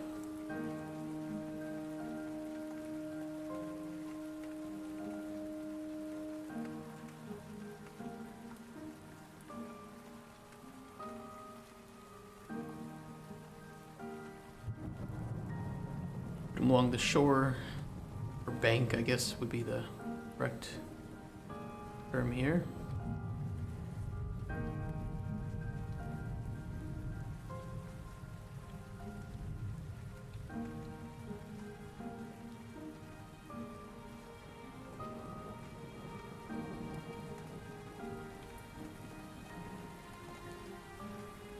Here we could use with a couple. Oops, wrong one. How long has it taken since you began creating the game? It is whatever it says in the stream title. I think it's 39 days. This is our 39th day that we have worked on this. But a good portion of that, I think it was 20 days or so, was creating just the alchemy system from scratch.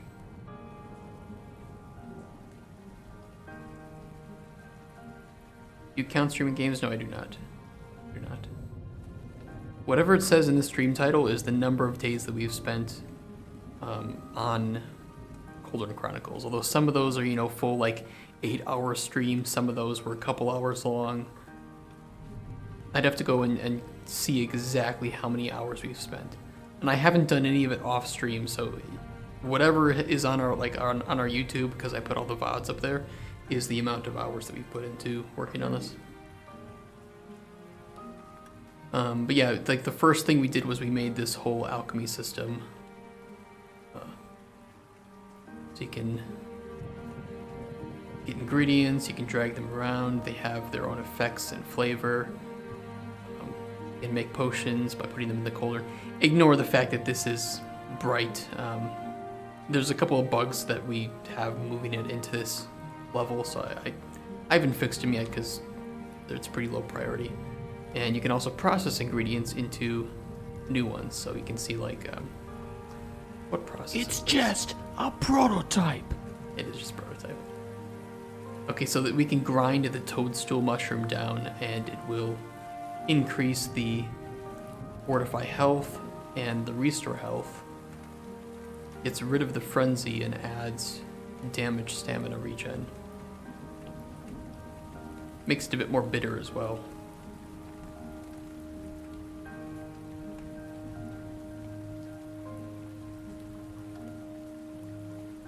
Does day-night change or weather change in the game?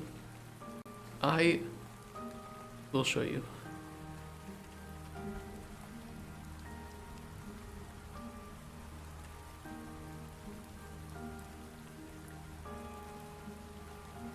Hold on, I gotta do this though.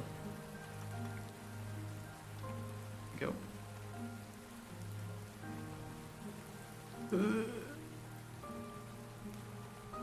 Wow, okay, we're back. Here is some fog. Here's some rain. Here is some thunderstorm. Now the thunderstorm at night. Ooh, the thunderstorm at night looks so good. Let the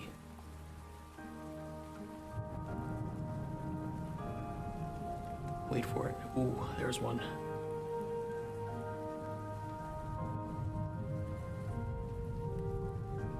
Looks really good when you're playing too, because the light filters through the trees with some god rays. It looks great. Great. And we also have snow,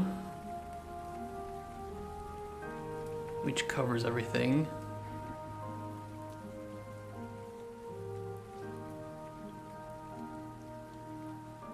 We also have a dust storm. I'm not sure if I want to use the dust storm. It's a little bit, it's a bit much. But it also will cover things in dust very lightly on this one.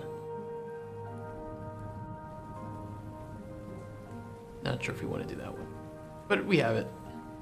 And it is a full day and night system as well, so... you know, you'll see the sun and moon go across the sky and shit. And when you harvest ingredients, they will grow back over time, so it is hooked up currently to the day and night system. It just depends on how we balance it, so some ingredients might take a bit longer to grow back, some a bit shorter.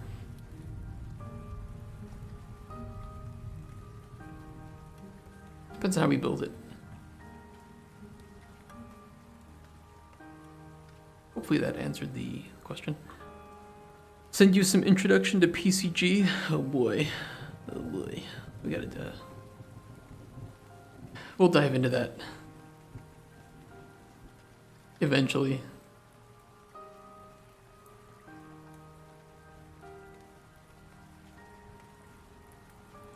I'll place one here or so, and maybe place one around here.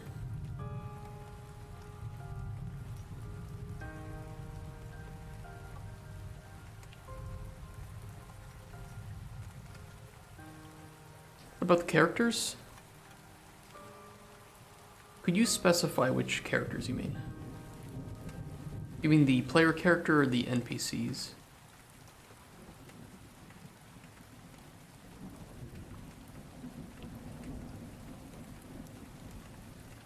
I'm gonna place some mushrooms around here. And toadstool in.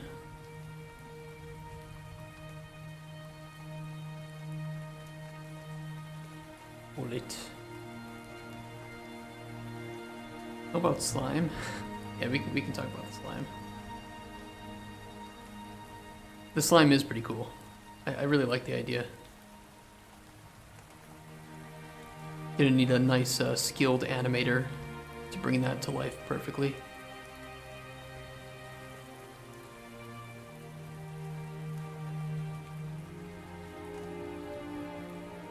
Toxicap. I could place a couple of Toxicap up here too. Yeah, the idea did come from one of the viewers. I forget who... Actually, I might have written down the viewer that it came from, but I can't remember. I mean the player character. Will there be variations? Could you specify further? Do you mean like character customization, you know, like clothes or how they look, gender?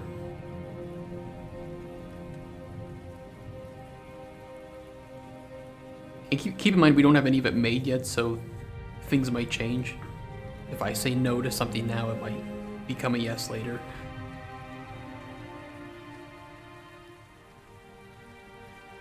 Toxicap. I'm gonna place two Toxicaps somewhere here. Somewhere.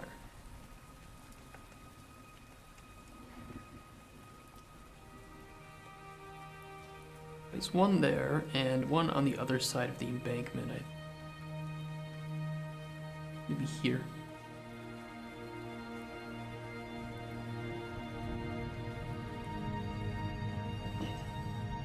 Alright. We could just watch the VOD, yeah. Thank God we have the VODs, right?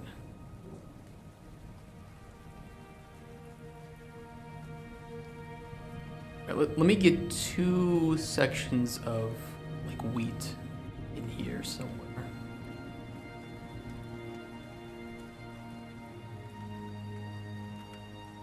Here looks nice.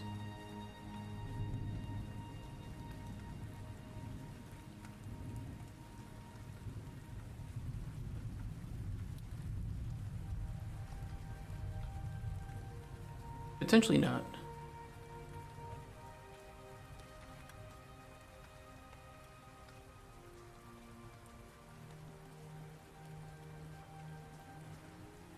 I can say for sure regarding like the player character, I do want the player to be able to select, you know, the model that they want to use, and potentially, especially if we do third person, which we might allowed, then I think some amount of character customization would be very nice to have. Very nice to have. But that's gonna be up to the person that we put in charge of the art and what we do with the player's model. But it is going to be Ghibli, you know, the game is going to be Ghibli inspired and anime inspired and things like that. So with regards to the visualization, right? So but we're not going to have the universe itself is going to be very like a grounded fantasy. So you're not going to have like massive swords or something on people's back necessarily, but it will be a little bit whimsical, right? In its feeling.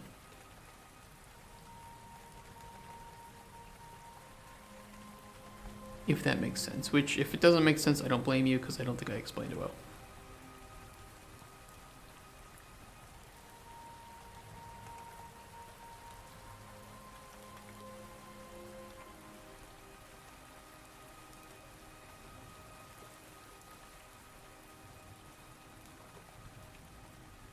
You and your homunculus.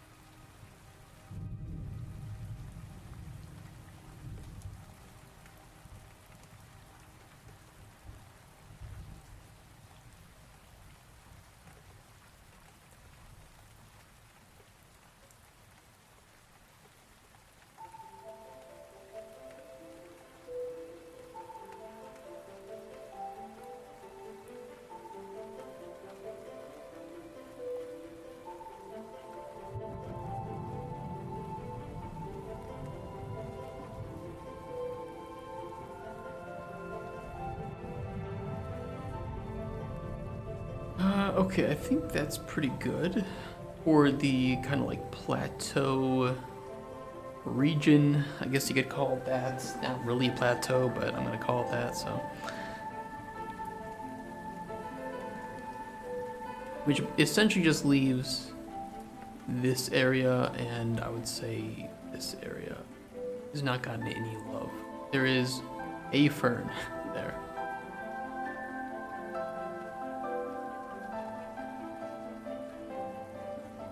Let's go check it out though. Let's go walk around.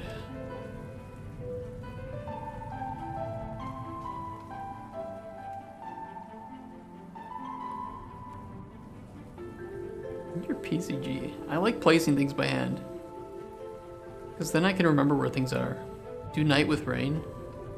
I have to, okay, but I have to make the night a little bit brighter. I have to make the night just a tad bit brighter. Really, really dark.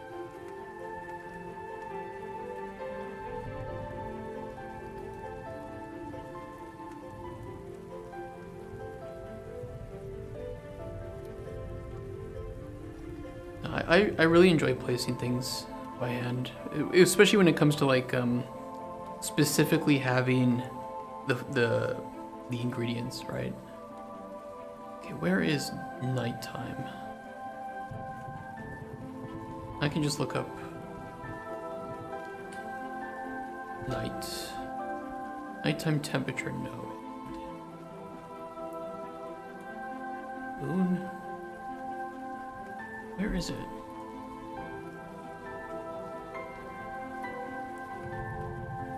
Lighting. I swear I made it darker.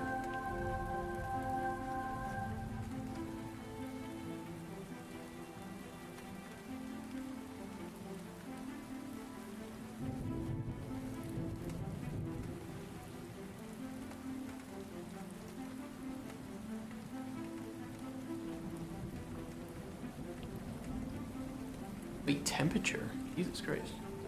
I can track temperature? Okay.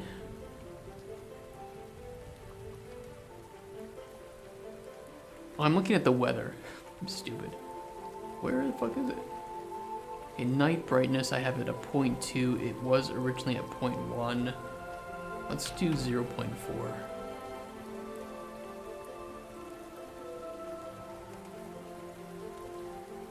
And I'm gonna grab the pop-out panel. Alright, nighttime. Do we want Cusper, do you want rain, thunderstorm, or just regular rain?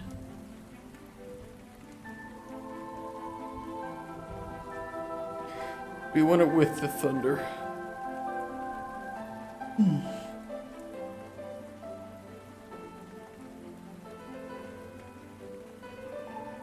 I do think the thunderstorm looks really cool.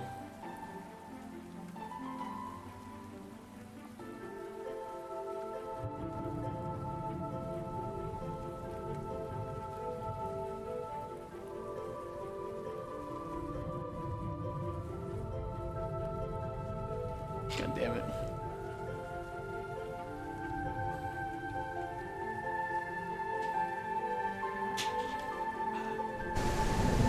Alright, no, let me pause my external rain. Alright, calm the fuck down. Jesus Christ, Sky. We're going this way. Wait, hold on. I got it. Diet Coke is hydrating. It is not a diuretic. It is not a diuretic.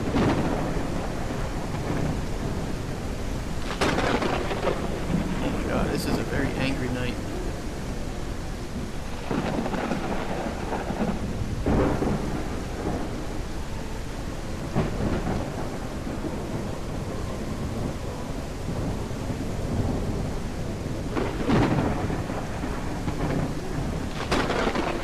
Some adjustment.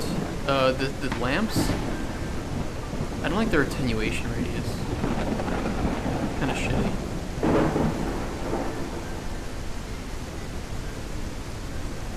There should be some fog. And there's not much. Easy to adjust one parameter for the weather.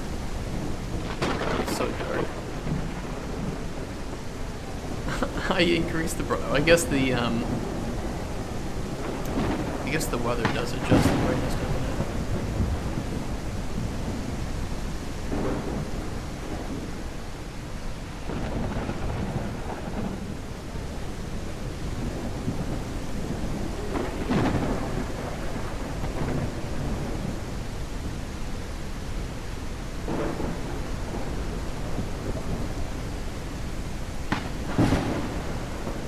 A lot of blueprint ticking.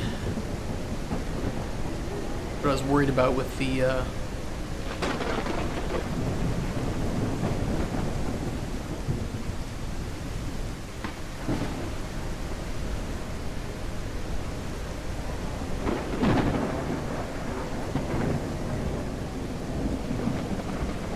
it's quite a bit. It's really fucking dark. I can't see shit. Hold on, I can do. Here we go. Now I can see things.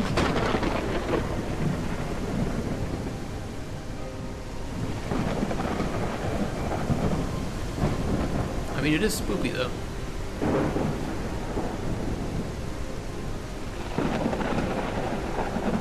Granted, it's nighttime during the thunderstorm. You're not going to see anything unless the lightning happens, right?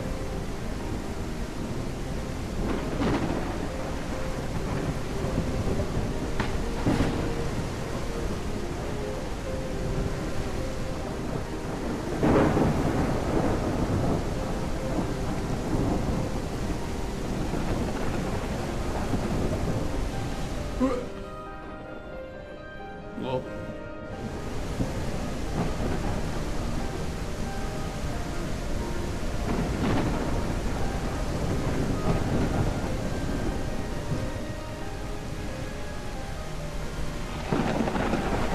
yeah, I'm gonna have to look up what is causing all the drops that happen. Could be the weather. I'm not sure though. Keep in mind, GPU in this computer is good. CPU is poo-poo. Very poo-poo CPU. So when we have a lot of like logic that needs to happen or things need to run on the CPU, it's not great.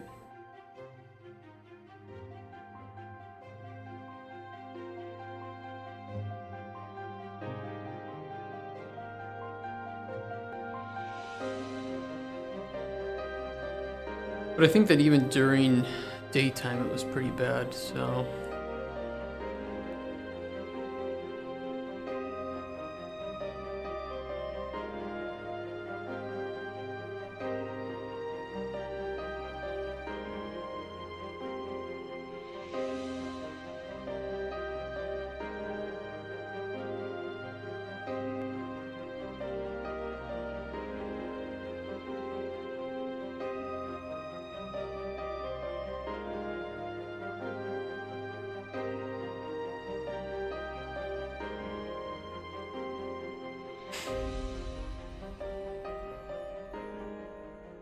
Oh, the player's movement.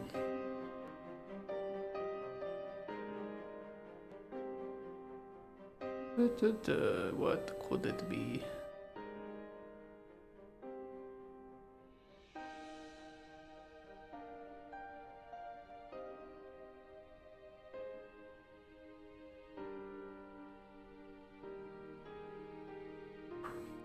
PSO caching. What the fuck's PSO cache?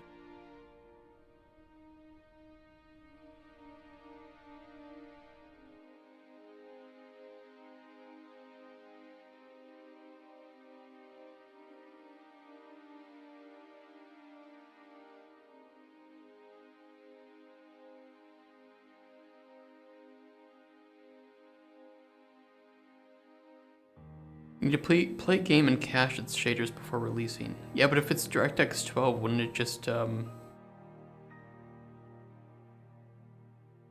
create the drivers? Wouldn't it do the shader compiling before the game starts?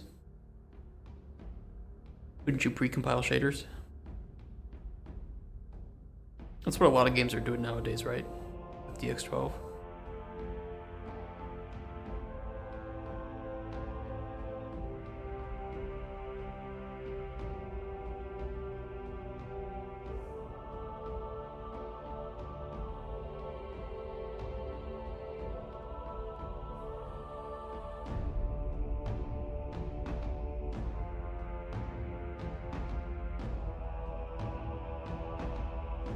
Because I know that Unreal Engine games have been doing that.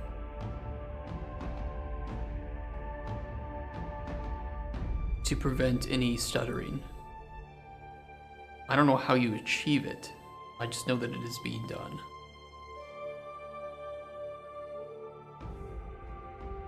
As a matter of fact, even Talos Principle 2 does it. It precompiles shaders. And I'm 99% certain that Talos Principle 2 is Unreal 5 game. Yeah.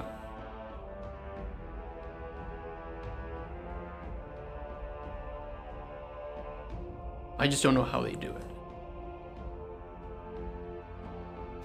UE5 pre-compiled shaders. Not the same. Used for new automatic runtime just-in-time compilation for PSO. The system was introduced to 5.1. It's production ready for 5.3 and up. What do I have to do to enable it?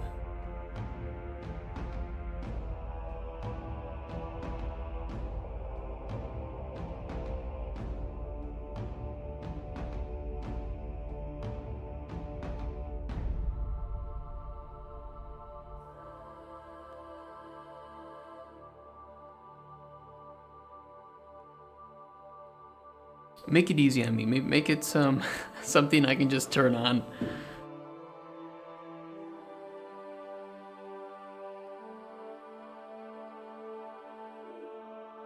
Okay, that's good. Enable part in link. Okay, let me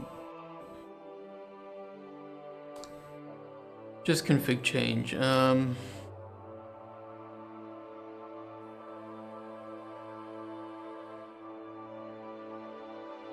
Just these? Be done in build, but so it okay, so it's done for build, but can I do anything in editor? Wait, enable pre-cache. Default engine. It's in default engine, it should be in here then, right?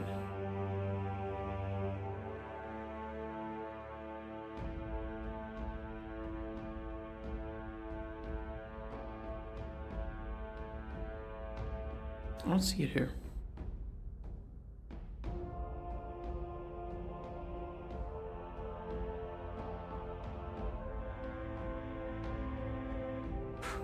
the fuck knows where it is here.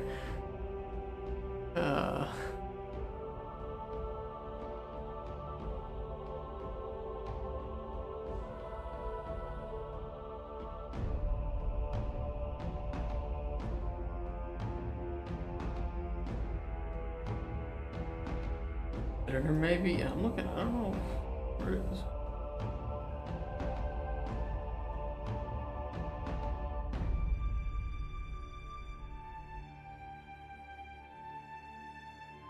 I might have to put it in the innie itself.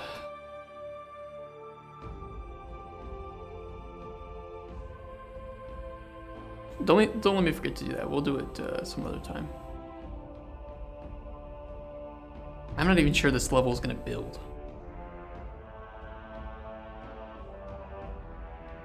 Automatic suggestions?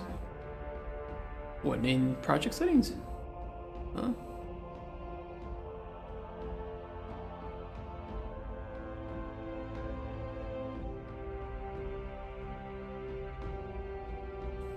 God damn it, every time I keep opening and closing it.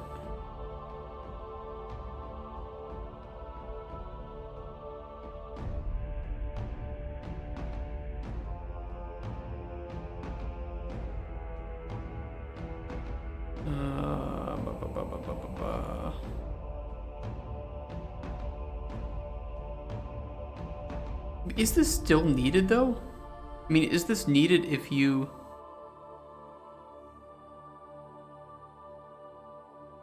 just compile shaders on startup? Because it's gonna have to. I don't think it's perfect. You'd still have to do it for each individual card and driver would need to do it, as far as I know, right? Like the shader compiling is going to look different for each configuration.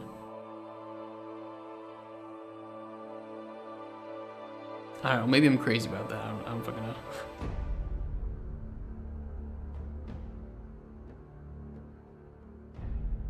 Yeah, I don't know enough about that.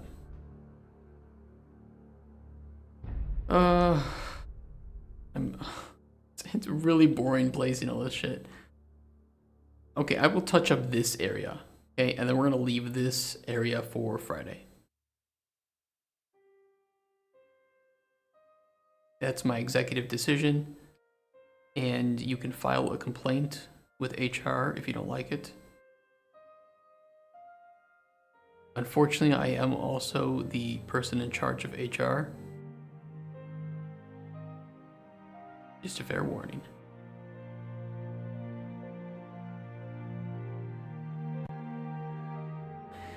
No, I don't want to. I don't want to do PCG. Not right now. Because PCG isn't going to place something here, Cusper, and I want something here.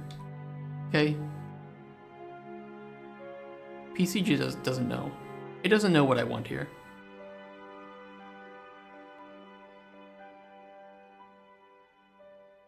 I'm putting this here. It doesn't know that. You're a tool.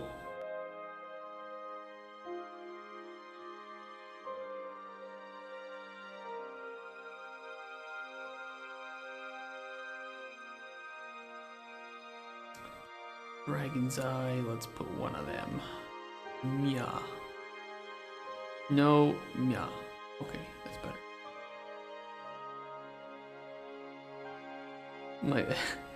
He's breaking your balls. So you're correct. You're correct.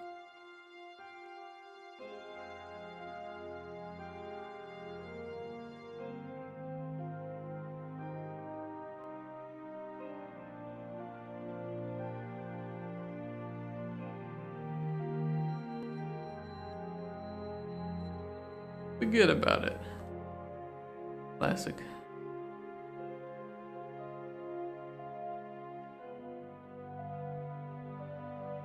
Okay, I will place a flame grass here because we are close enough to the desert to warrant it. I still feel kind of bad that I was placing it all around other areas, but it's fine. Fine.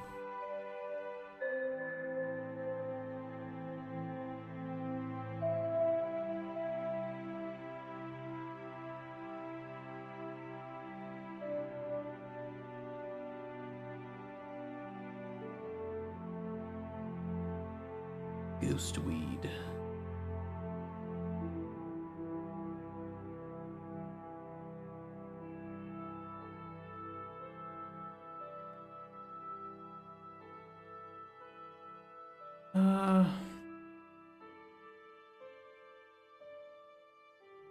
Where's the pink flower? I want the pink flower instead.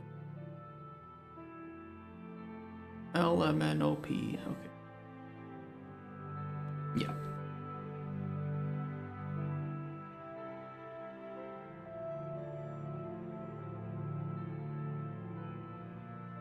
And then I'm going to place some of the morning glories on here, but we have to do that again by hand.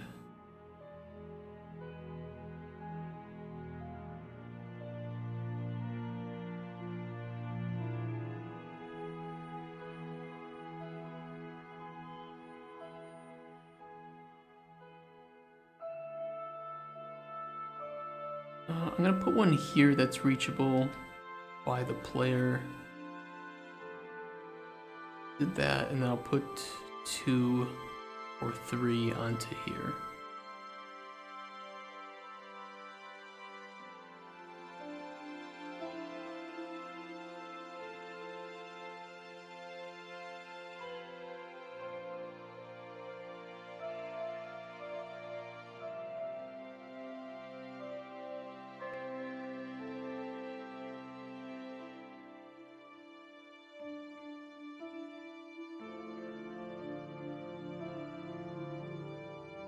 Good enough.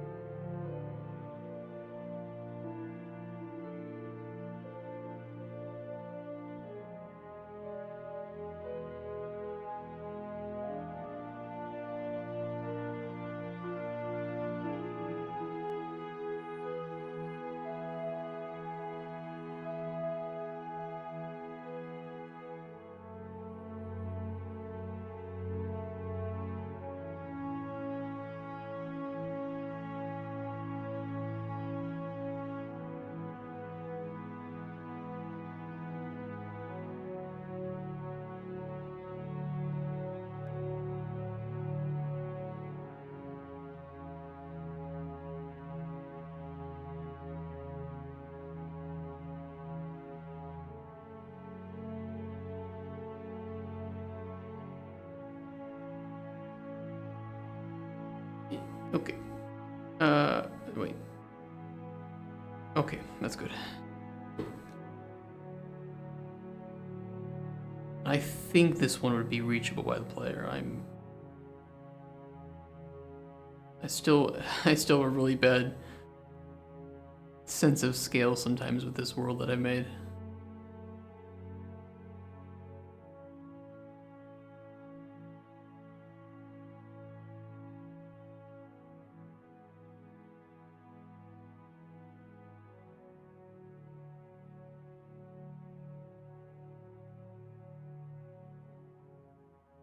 Yeah, it's pretty good. And then I'm going to place a couple of just prop ones up here.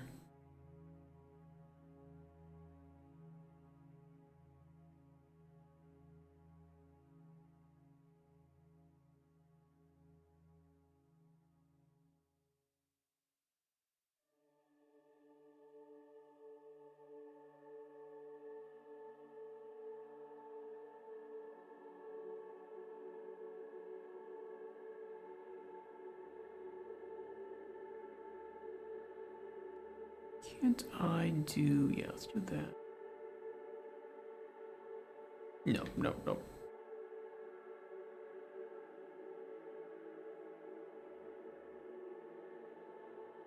Actually, I could just do that without that.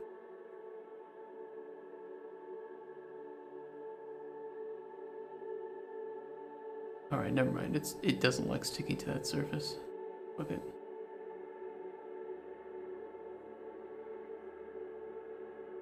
Fuck it, mine changed.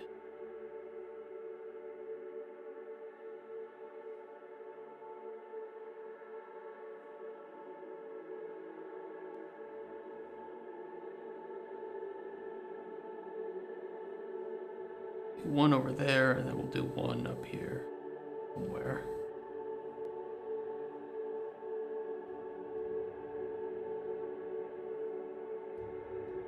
Okay, I'll tell you this, cause I really hope that the performance of this level is not complete shit. So I need publishers to be able to play it. Probably on their not so great laptops.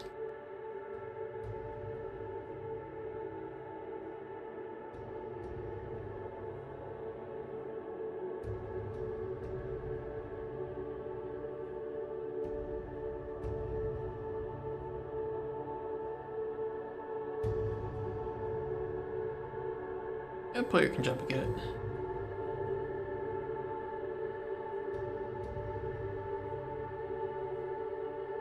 Yeah, looks good.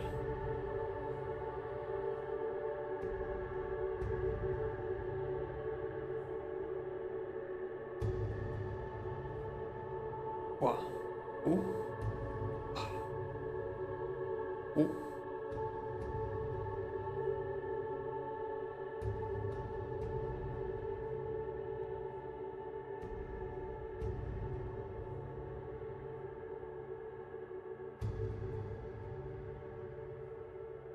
Yeah, this looks okay.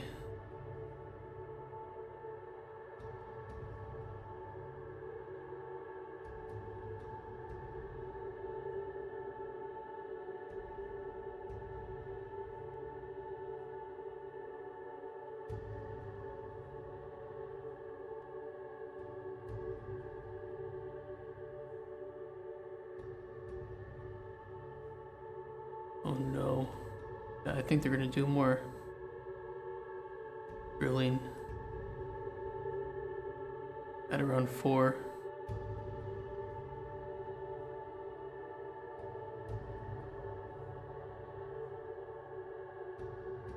I'm scared.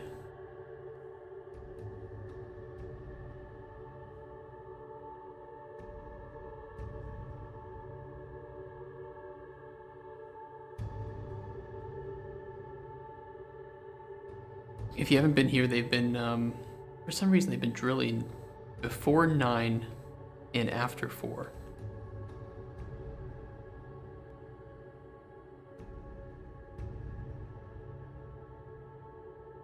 And it's really loud.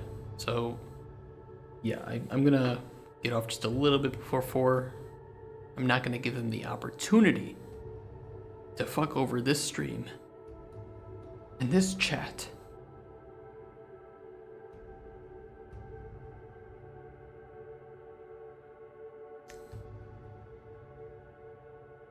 They will rue the day that they ever messed with Microraptor. That sounds really edgy.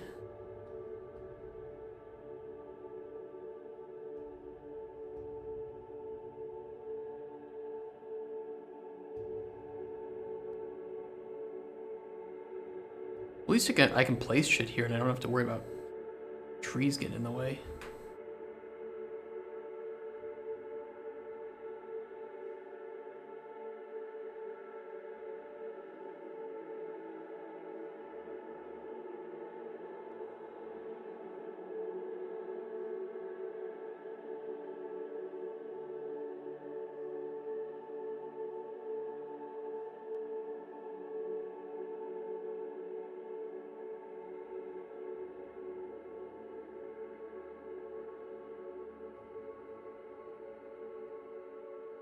Yeah, I'm not gonna place any nightshade here. Ghostweed, maiden fingers. Yeah, we could place some maiden fingers.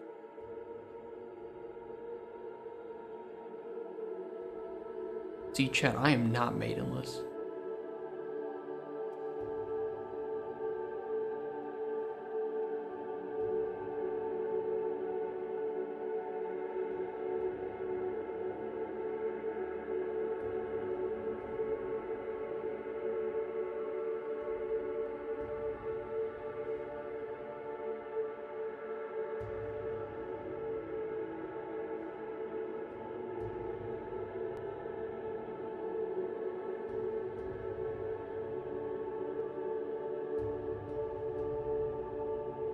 Couple of flowering bushes over here. We could do that.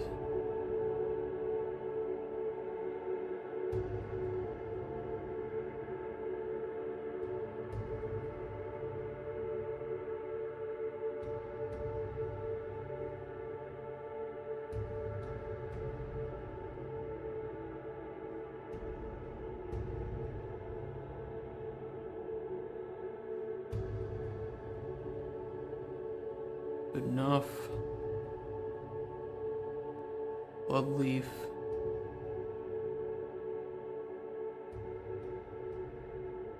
Where did you place those? Oh no, I didn't place them.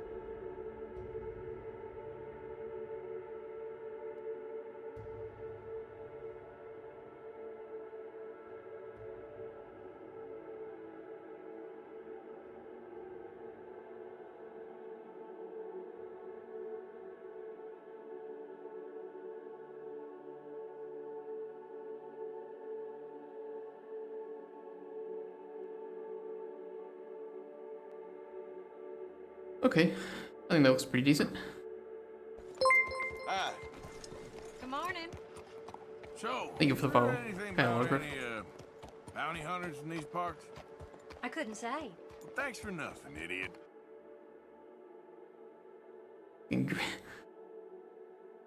Greet, antagonize in Red Dead Redemption 2 is probably one of the greatest, most subtle systems that a designer has ever made.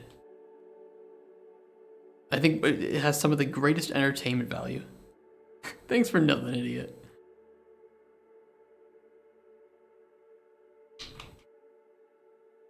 Good to see you. Ooh, this is kind of sparse though. I'm gonna put some lamb's ear and maiden fingers here. I'm gonna put one maiden finger and some lamb's ear here. Good to see you too. Well, that's very nice of you. Not many people say that, that's for sure.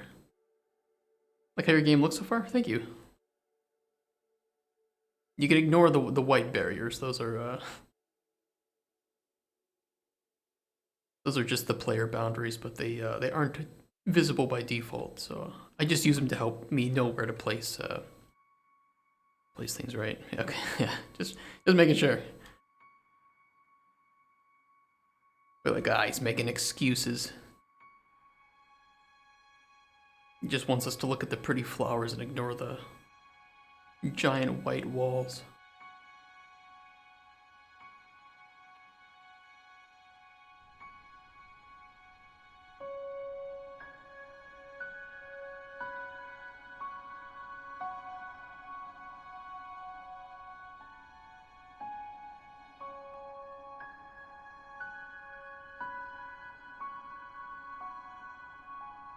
Oh man, once we get done with the ingredients though, it's gonna be great that we can just put in some life. Some basic AI, add in some deer, some squirrels maybe, if I can find some modeled squirrels. Maybe some boars.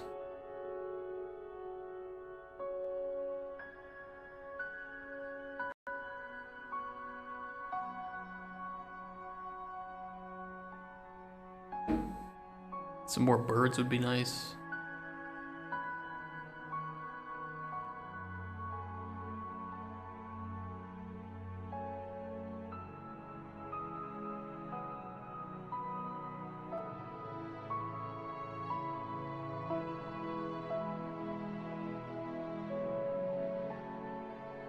I can turn those off.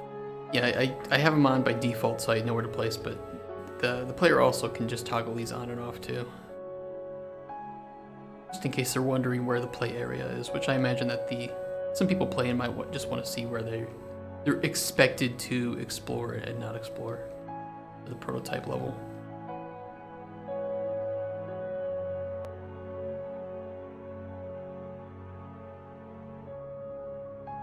Where's the pearl? There it is. Found you.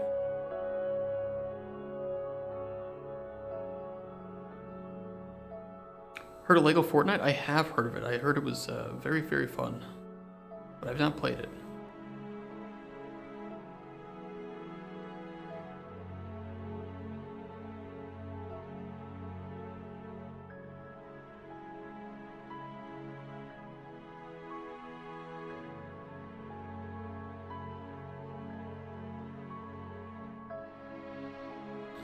can't get up there. That's kind of sad.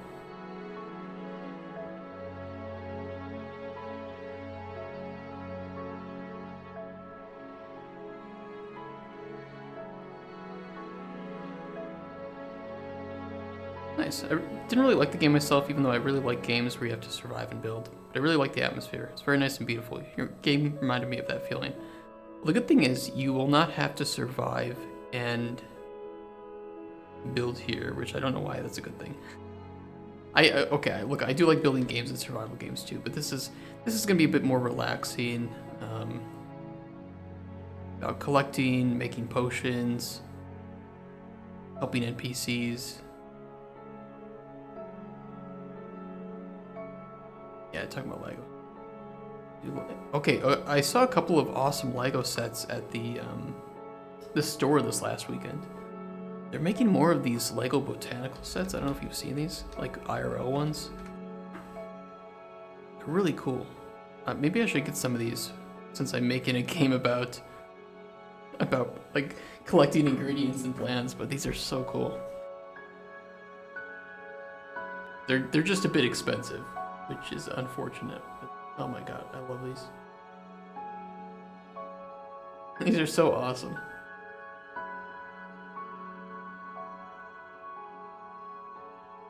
I might be moving apartments this year though, so if there's space at the new apartment, I might get some Legos and build them.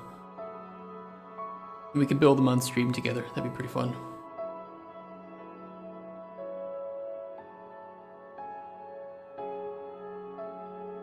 Never was into flowers, especially Lego.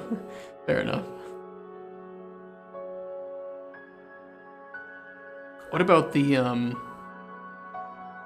Lego architecture pieces? These are like these are for adults. These ones were always pretty cool.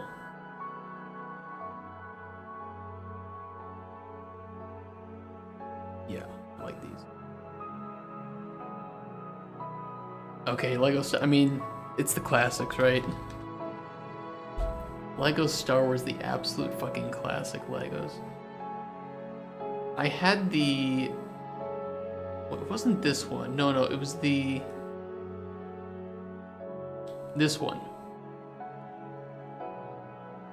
I have this one, but it's back in the U.S. I couldn't bring it here with me, of course, to Europe. Yeah, this one's pretty cool. I think that's the biggest Lego set I ever built. It's that one.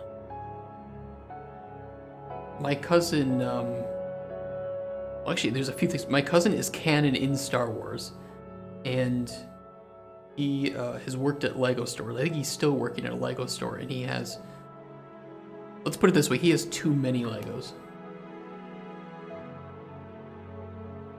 I think I could, on this screen, my cousin probably has all of these.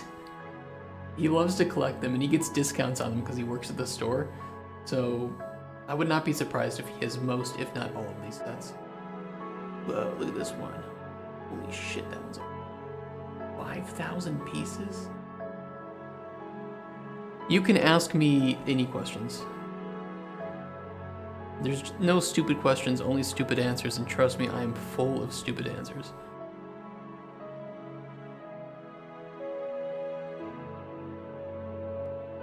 This cave is so bright. There's so much lights in here. It's silly, but I like it.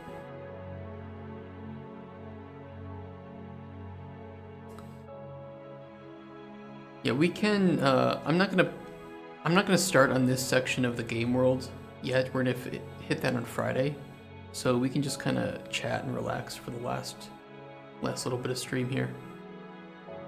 If they start drilling though, because there's some construction going on downstairs and it's really loud, I'm gonna have to call the stream there. Yeah, we can just hang out until that happens.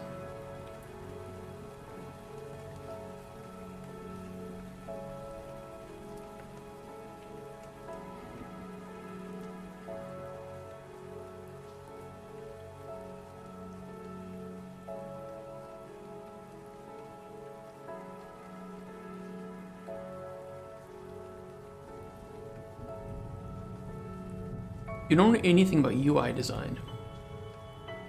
A little bit. A little bit. Not much, but a little bit. But I've worked with Unreal's UMG quite a bit, so I'm just not very like visually. I'm not very good with visuals. So design not so much, but I can make things happen on the UI.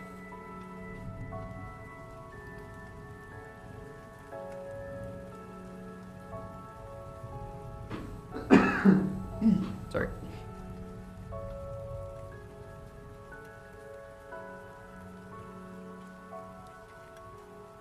Here's what we can do. We can hang out. We'll put it on rain. And time of day length will be pretty short.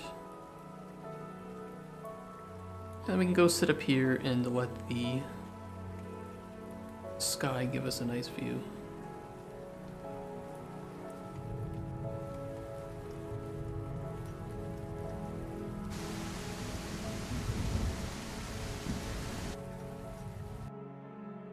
You have a UI designer. We do not. We don't have anyone working for us yet because we are not funded, unfortunately.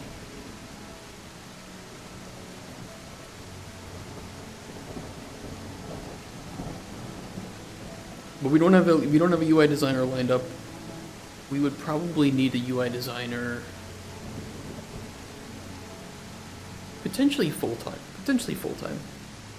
We have some very important UI elements that I think it would be good to have somebody on refining and iterating as much as possible. But that's only going to come once we get some funding to afford working on our vertical slice.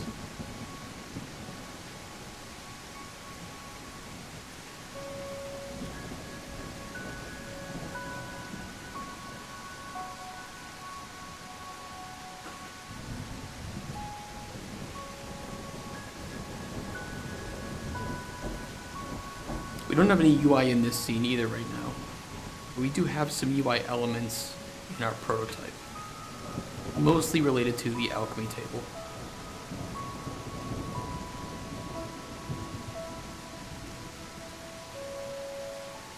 Which I can show if you want.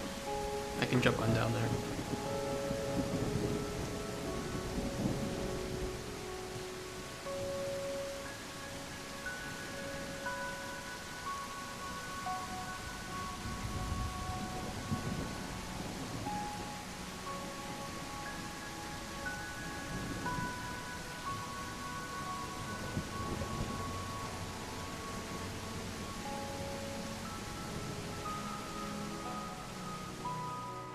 Ignoring one thing, which I would say is the super bright panel here, because it's emissive. We have some UI here on our ingredients. Again, not very much. It's a prototype, so we don't want to make it look pretty. We just need to make it look functional.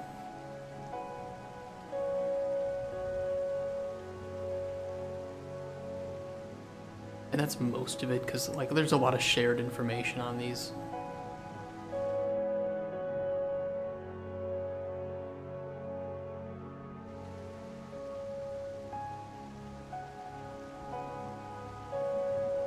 Not too much, but it's a little bit.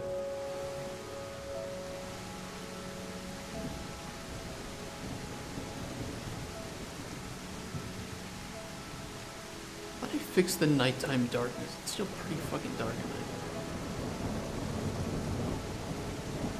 A little bit better, I suppose. That planet, though, is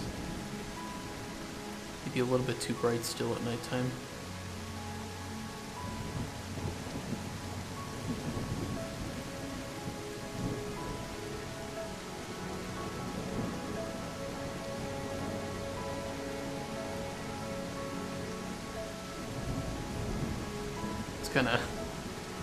There's this ridge here. Maybe I should smooth that out. That's because I'd like to find someone with experience. I worked as a graphic designer and packaging designer for several years. I have no experience in UI. I've only recently started studying different interfaces I'm learning more about game interfaces. They're looking for somebody to kind of like mentor you in UI design. If I'm getting you correctly.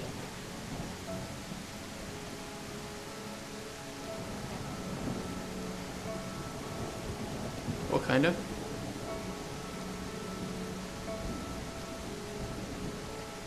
Yeah, correct me where I'm wrong, or just clarify if need be. I don't know too many UI designers.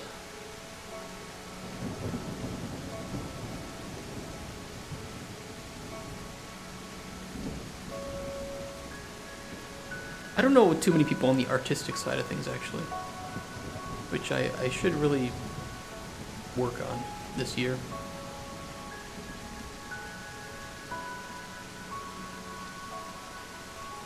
Like I'm mainly a systems and technical designer, so a lot of my friends are programmers. And for UI, I'll show you what I can make with art. You're gonna see this in chat before you hear me, but it's my emote. That's my artistic talent. I can learn on YouTube, but the problem is that there is no structure, and you watch only those guides that you need at the moment, and you miss a lot of basic information. So you kind of need, you're kind of looking for, I mean, correct me if I'm wrong, you're looking for somebody to give you, or just some way to find more information on like theory. It looks cute though. Yeah, he's smiling, he's happy kitty. Like the theory of UI design, and I guess probably a bit of like UX too, to know when and where to show or hide UI elements and ways to make them fit within the game world better. Just things like that.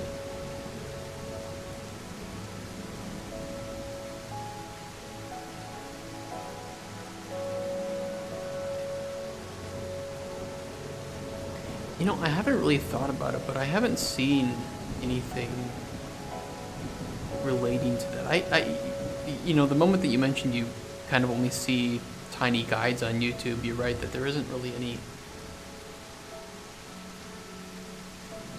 any good resource to teach UI design and theory about it.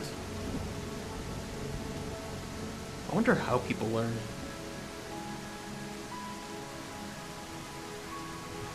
Like you can go to school for graphic design, right? Or you can take some courses on graphic design, but there's a lot of theory that goes behind the creation of UI elements. I'll show you. I think it was it in the finals?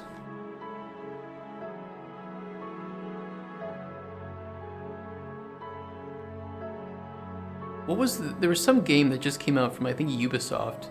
And the UI is absolutely horrendous. It's so terrible.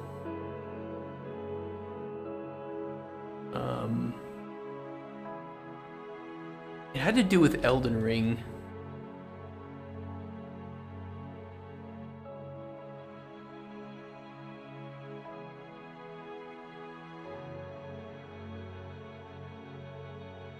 I'm sure if you're trying to get into UI design, I'm sure you've seen stuff like this, right? Where the people mocked up Elden Ring's HUD as if it was a Ubisoft game. I always find these fun. My God. I already have basic knowledge and a lot of experience with the right programs. For example, I can make a flat and stylized interface for your game. The stylized one is a bit like the physical one, but the physical one is closer to reality. I think the stylized one would be super. Yeah, if we're gonna look for like HUD elements, we would go for something stylized.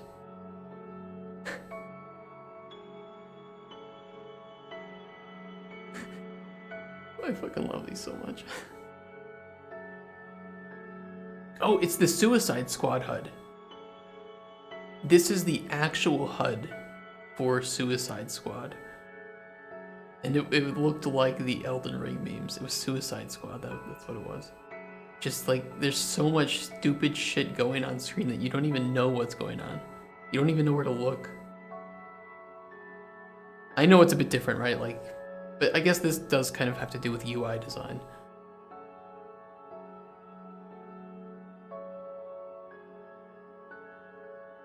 Have you ever worked on any like smaller games or projects to kind of test out some of the UI? Hey, Aaron TV, ETV. Be really careful because there might be. You never know on fucking Twitter. You might just find porn randomly. I did, but I made weapon skins. You're a solo indie dev too? Nice. What are you working on?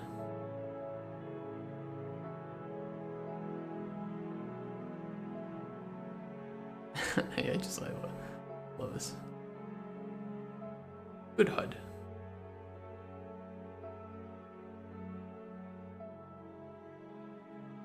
Yeah, that's not bad actually.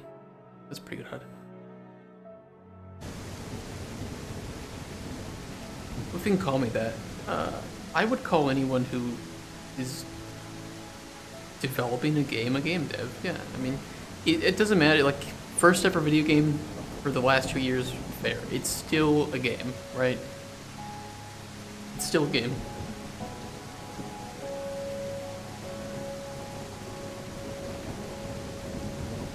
Gaia, have you ever worked in Unreal with like their UMG and blueprints? Because I don't know how familiar you are with programming or coding, but you can make some pretty cool stuff with UMG, and you don't need any programming experience. Do you all have links because I can show you my game if you'd like to see? Yeah, you can share a link. You can take a look at it. We're just hanging out. I might have to go at 4 p.m. Like exactly, because there's a possibility they're doing construction downstairs and it's really loud, and it would completely disrupt the stream.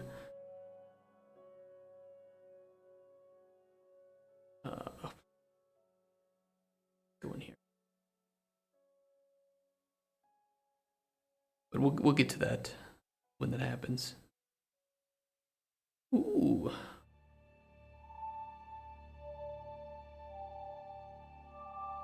Interesting. I like this. Is this technically considered like 2-bit? Almost like the Oh, I see. Okay. Okay.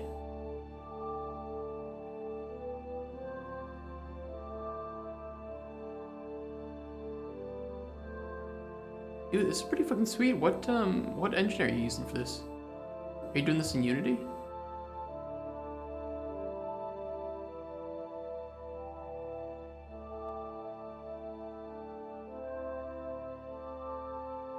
RPG in a box. I've never heard of that engine.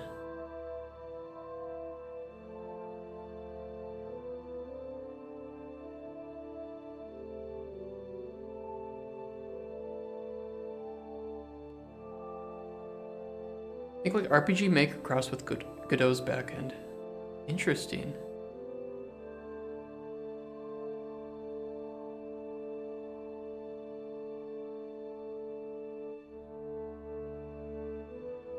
I like the idea of adding that color back. Yeah. Oh wait, yeah. That was my feeling too. This is pretty cool. You know what it reminds me of, and I don't know if these are your inspiration or not, but there was a game called old PS3 game of 3D Dot Game Heroes. It gives me some vibes of that with the voxels. It's really small, and the way the character moves.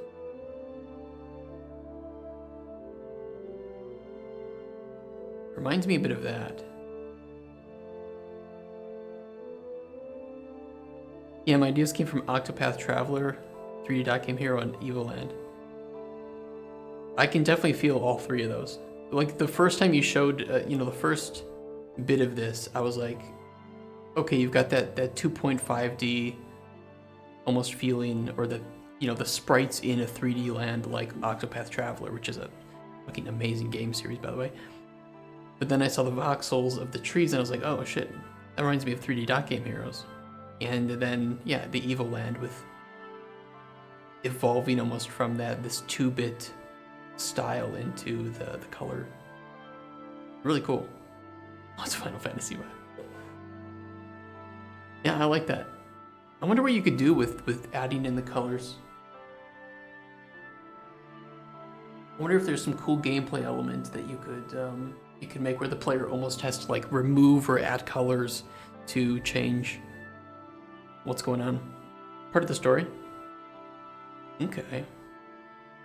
This is your first game. This is looking really good. It's looking really, really, really awesome for being your first ever game.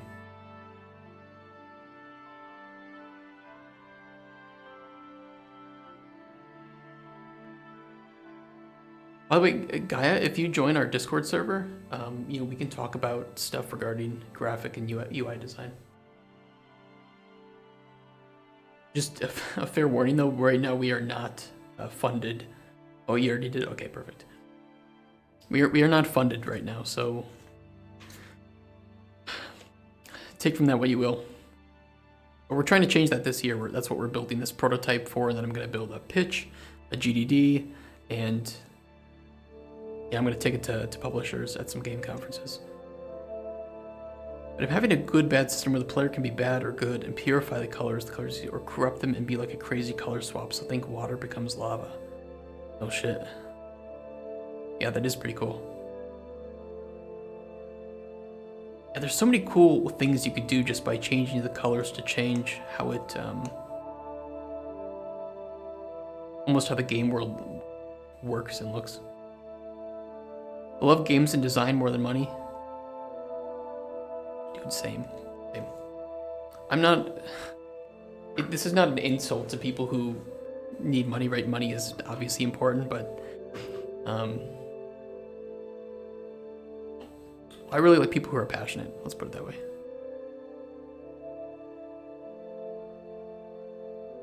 You can be evil and hopefully destroy and damage all the towns and cities in the game, or protect them from harm. Oh shit.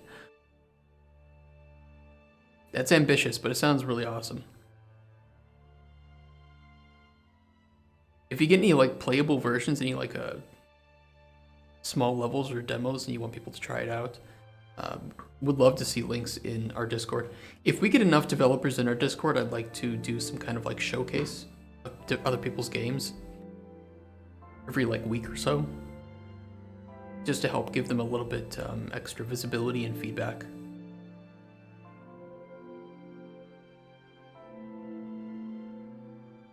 That was a problem with my last game, but I was happy anyway.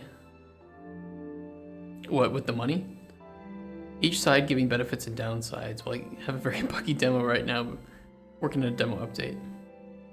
Yeah, if you get anything done, I'd love to see it, and I'm sure other people in our Discord would love to see it too. Especially, I have a couple programmers in our Discord that are really interested in like the engine side of things. So, and if you have any like, if you get stuck on anything too, I'm sure they'd be able to give you some help.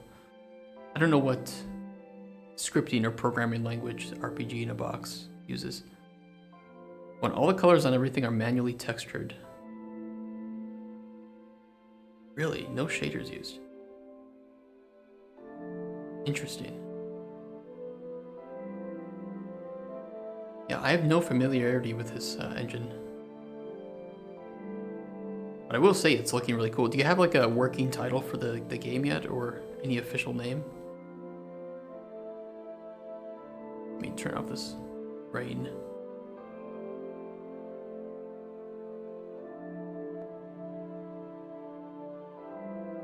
Problem was that they promised to pay me, but they didn't. Ooh.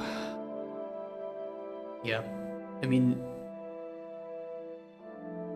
we would do contracts. I was happy to do Gunskins because I liked it, but then you shouldn't promise what you can't do. Yeah, that's really fucked up.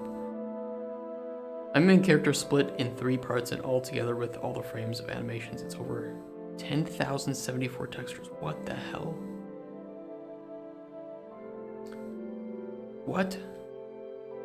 The name of the game is The Kingdoms of Alon. Is it Alon or below? You know, correct me. The New Age. Okay. Oh, 1074. Okay, that's a bit better. Okay, so it's like Alone. Kingdoms of Alone, the New Age. Okay, perfect.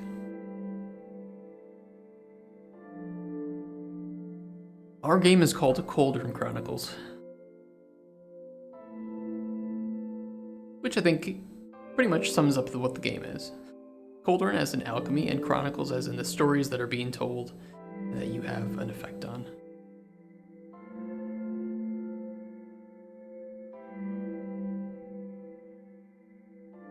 Oh.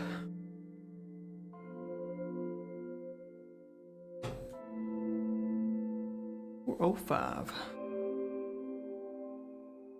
Had the game idea for 14 years. Took me 2 years to learn tile sheeting and then an engine about 2 years so far. So what do you do full time, if you don't mind my asking? You don't have to answer that. I don't want to pressure people into revealing personal details. Looking for a job, oh no. It's not the greatest thing to be doing full time, but hope you find something. Are you looking for something in game dev, or are you looking for something outside of game dev? When did I eat 3 Ricolas? So much trash in this goddamn place. So much trash.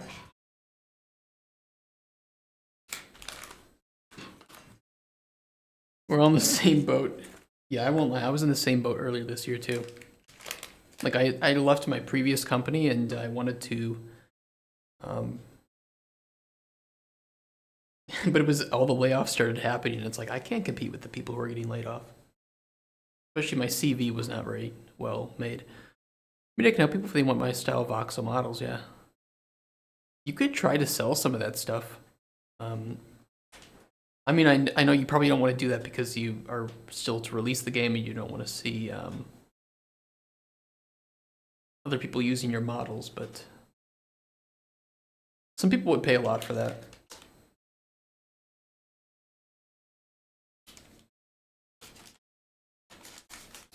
If you want to see a really cool game, look at a game called Outcore. I haven't heard of that.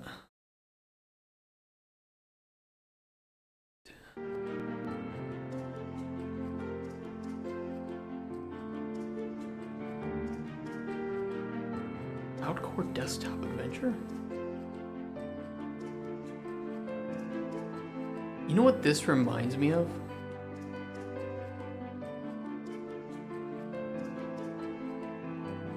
The fuck is going on?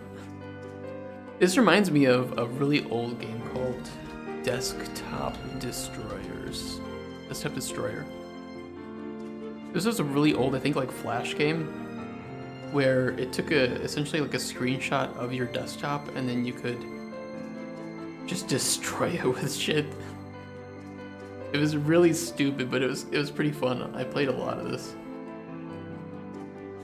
Watch the trailer for it? Okay, let me watch the trailer.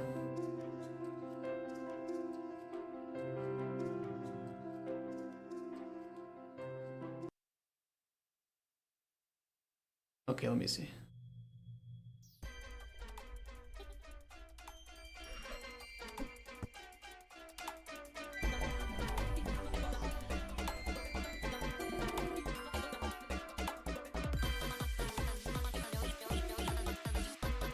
What the fuck is going on?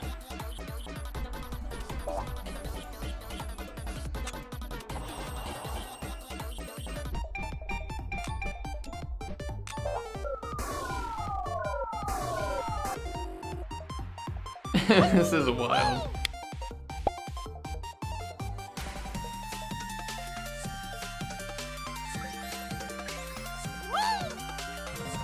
It's pretty funny.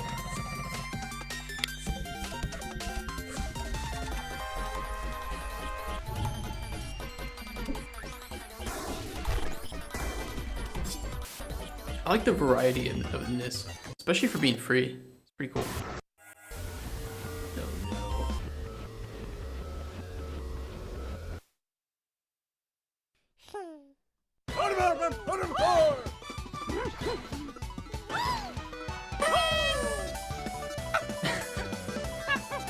This is great.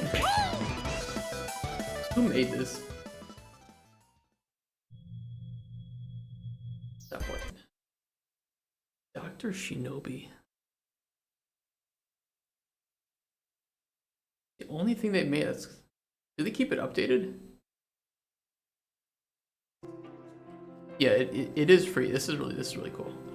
This the amazing super duper ultra hyper Mamma Mia Papa Pia Wawa Wiwa 5 shekel kosher falafel deluxe extra Sukhoi mega kawaii gold diamond Dirosta plastic director's cut special edition supporter pack plus. Incredible. Incredible. It's great.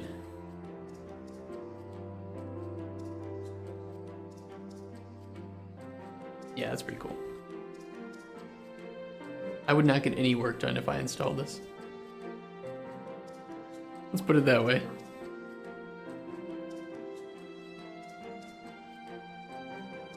I might have to get going home soon here, guys. I've been streaming for 7 hours. I gotta write a script for my YouTube series, my RuneScape YouTube series. Over the game, you have to find your files. Game hides in your which the game hides in your computer in real time. Oh my god, that's pretty meta. I like that. I'd like to see more games like that are just kind of fun and meta with your computer in a way. I know that there was a horror game that did it. I can't remember the name of it. I don't know if Doki Doki Literature Club had anything meta like that with the files. I think it was just within the game itself, right? Maybe I'm wrong.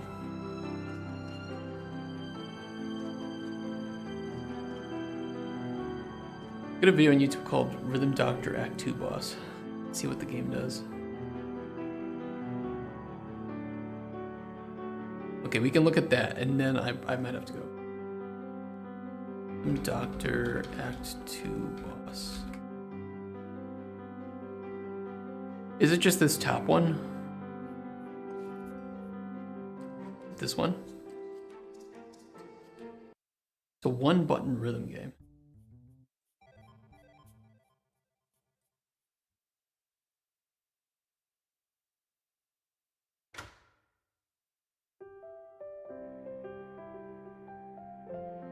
I hope this music doesn't get me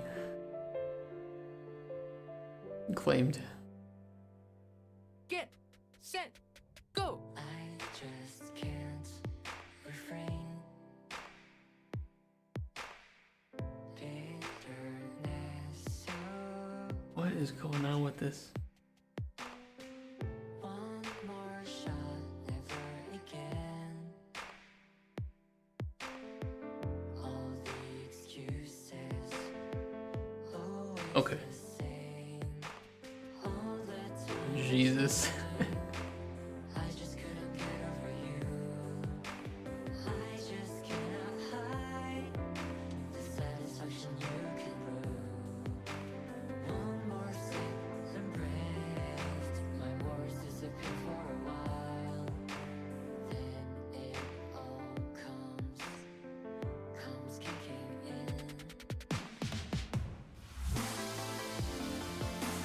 in. My god. You know, this is the kind of stuff that you can only do on PC, which is pretty cool. Works on multi-monitors too. What the fuck? Yeah, this is a vibe, man.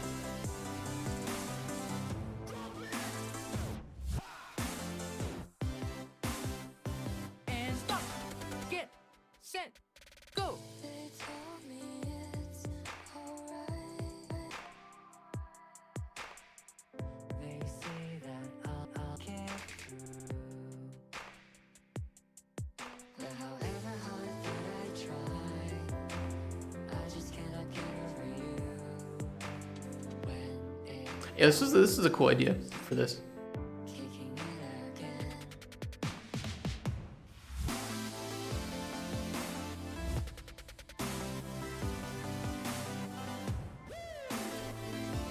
Does it do anything else crazy?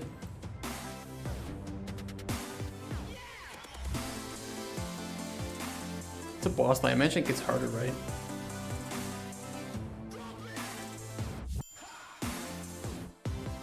Act 5 boss does. I'm shaken, stirred, awakened, has taken this pain to realize the truth. If you get anything, add it to the React content channel on our Discord, and I can take a look at some stuff. Get set, go. I'm shaken, stirred, awakened, has taken this pain to realize the truth. So take the craving, take away the Ready, get set, go. I like how it acts as the parallax too for that level. Go.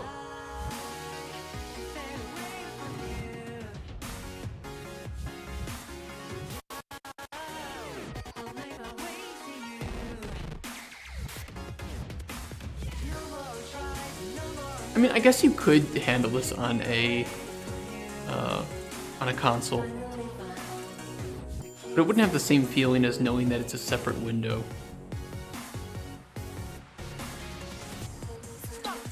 It's kind of something that only really, I think, has value on a PC where you can, you know, drag and resize windows and stuff.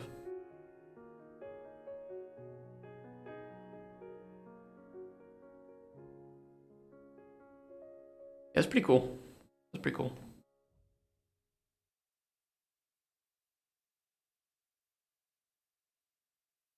All right. Yeah, them 2 games are the craziest I've seen. It is pretty cool. Ugh, I gotta get going home. Let me do my outro. I don't have an outro, but let me pretend to do one. If you like what you're seeing, if you want to see more of our development, give us a follow on Twitch here. If you really like what we're doing, you can give us a subscription too. We have some pretty awesome emotes that were made by our awesome artist. Aaron TTV, thank you for following. Ooh, hold on.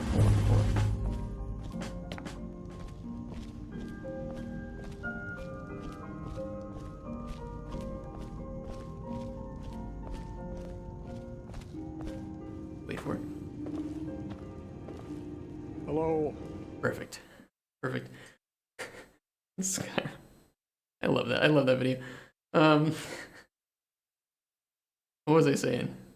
Yeah, if you really like our channel and what we're doing, consider giving us a subscription. All of the money that we make on this channel goes towards the development of our game. So, you know, we use it to buy any assets we need, or eventually if we need to outsource something or get somebody to do some work on it. We have a Discord, we have a Twitter, we have a YouTube. All of our VODs, all of the VODs for our development go up on YouTube, and even some of our gameplay VODs. So right now we have, we're going to be finishing up Talos Principle 2 this week, I think, and tomorrow we are doing Dragon's Dogma 1. It is our 3rd stream of Dragon's Dogma 1. I'm playing for the first time, so if you like that game and you want to see me fumble through it, the adventures of Yolanda and Becky. Yolanda is, you know, a man, of course, and Becky is his simp, or he's a simp for Becky, who is his queen. So that's a pretty fun series that I'm doing. What else? I think that's it. I don't want to faff around too much. What time? We start at 9:30 a.m. Central European time, and we go to about this point in the PM. Usually 7 to 8 hour streams. Well, I will say 6 to 8 hour streams. And we go a bit longer, a bit shorter, depending on if I need to do something else that day or not. You can see our schedule with !schedule in chat. I can show you guys what we're doing. And then at the end of every month, we also do Kickstarter reviews, which is pretty fun. And I usually bring in some alcohol. Too early for my fat ass. No worries. Like I said, we put all the VODs on YouTube as well. So if you ever want to catch up with something. Kickstarter review days are pretty great though. And next month we will be doing 2 days of Steam Next Fest demos, 2 full days of that, and then we will be doing Last Epoch full release. Doing your 11-12 your time? No problem. Perfect. And then in March we will be doing Dragon's Dogma 2, of course. That's why I'm playing Dragon's Dogma 1. And you know, April and May are too far away for me to say for sure. But there is a big game dev conference that I will be pitching Cauldron Chronicles at that time. We're gonna be looking for money for our vertical slice. I hope it goes well. So that's it. That's it. I'm out of things to say. But you know, it's been really great having you guys here, and we're probably going to do some sort of, I don't know, celebration stream at 100 followers. I think maybe play some games, drink some alcohol, play some games while drinking alcohol. Should be fun. And I will see you guys tomorrow for Dragon's Dogma 1. And that's it. That's it. I'm done. I have nothing else to say. See you guys. Have a wonderful rest of your day. Stay safe, stay warm, and above all, stay... I don't know. Just be yourself. I don't know what I was going to say. Be yourself, okay? See you guys tomorrow.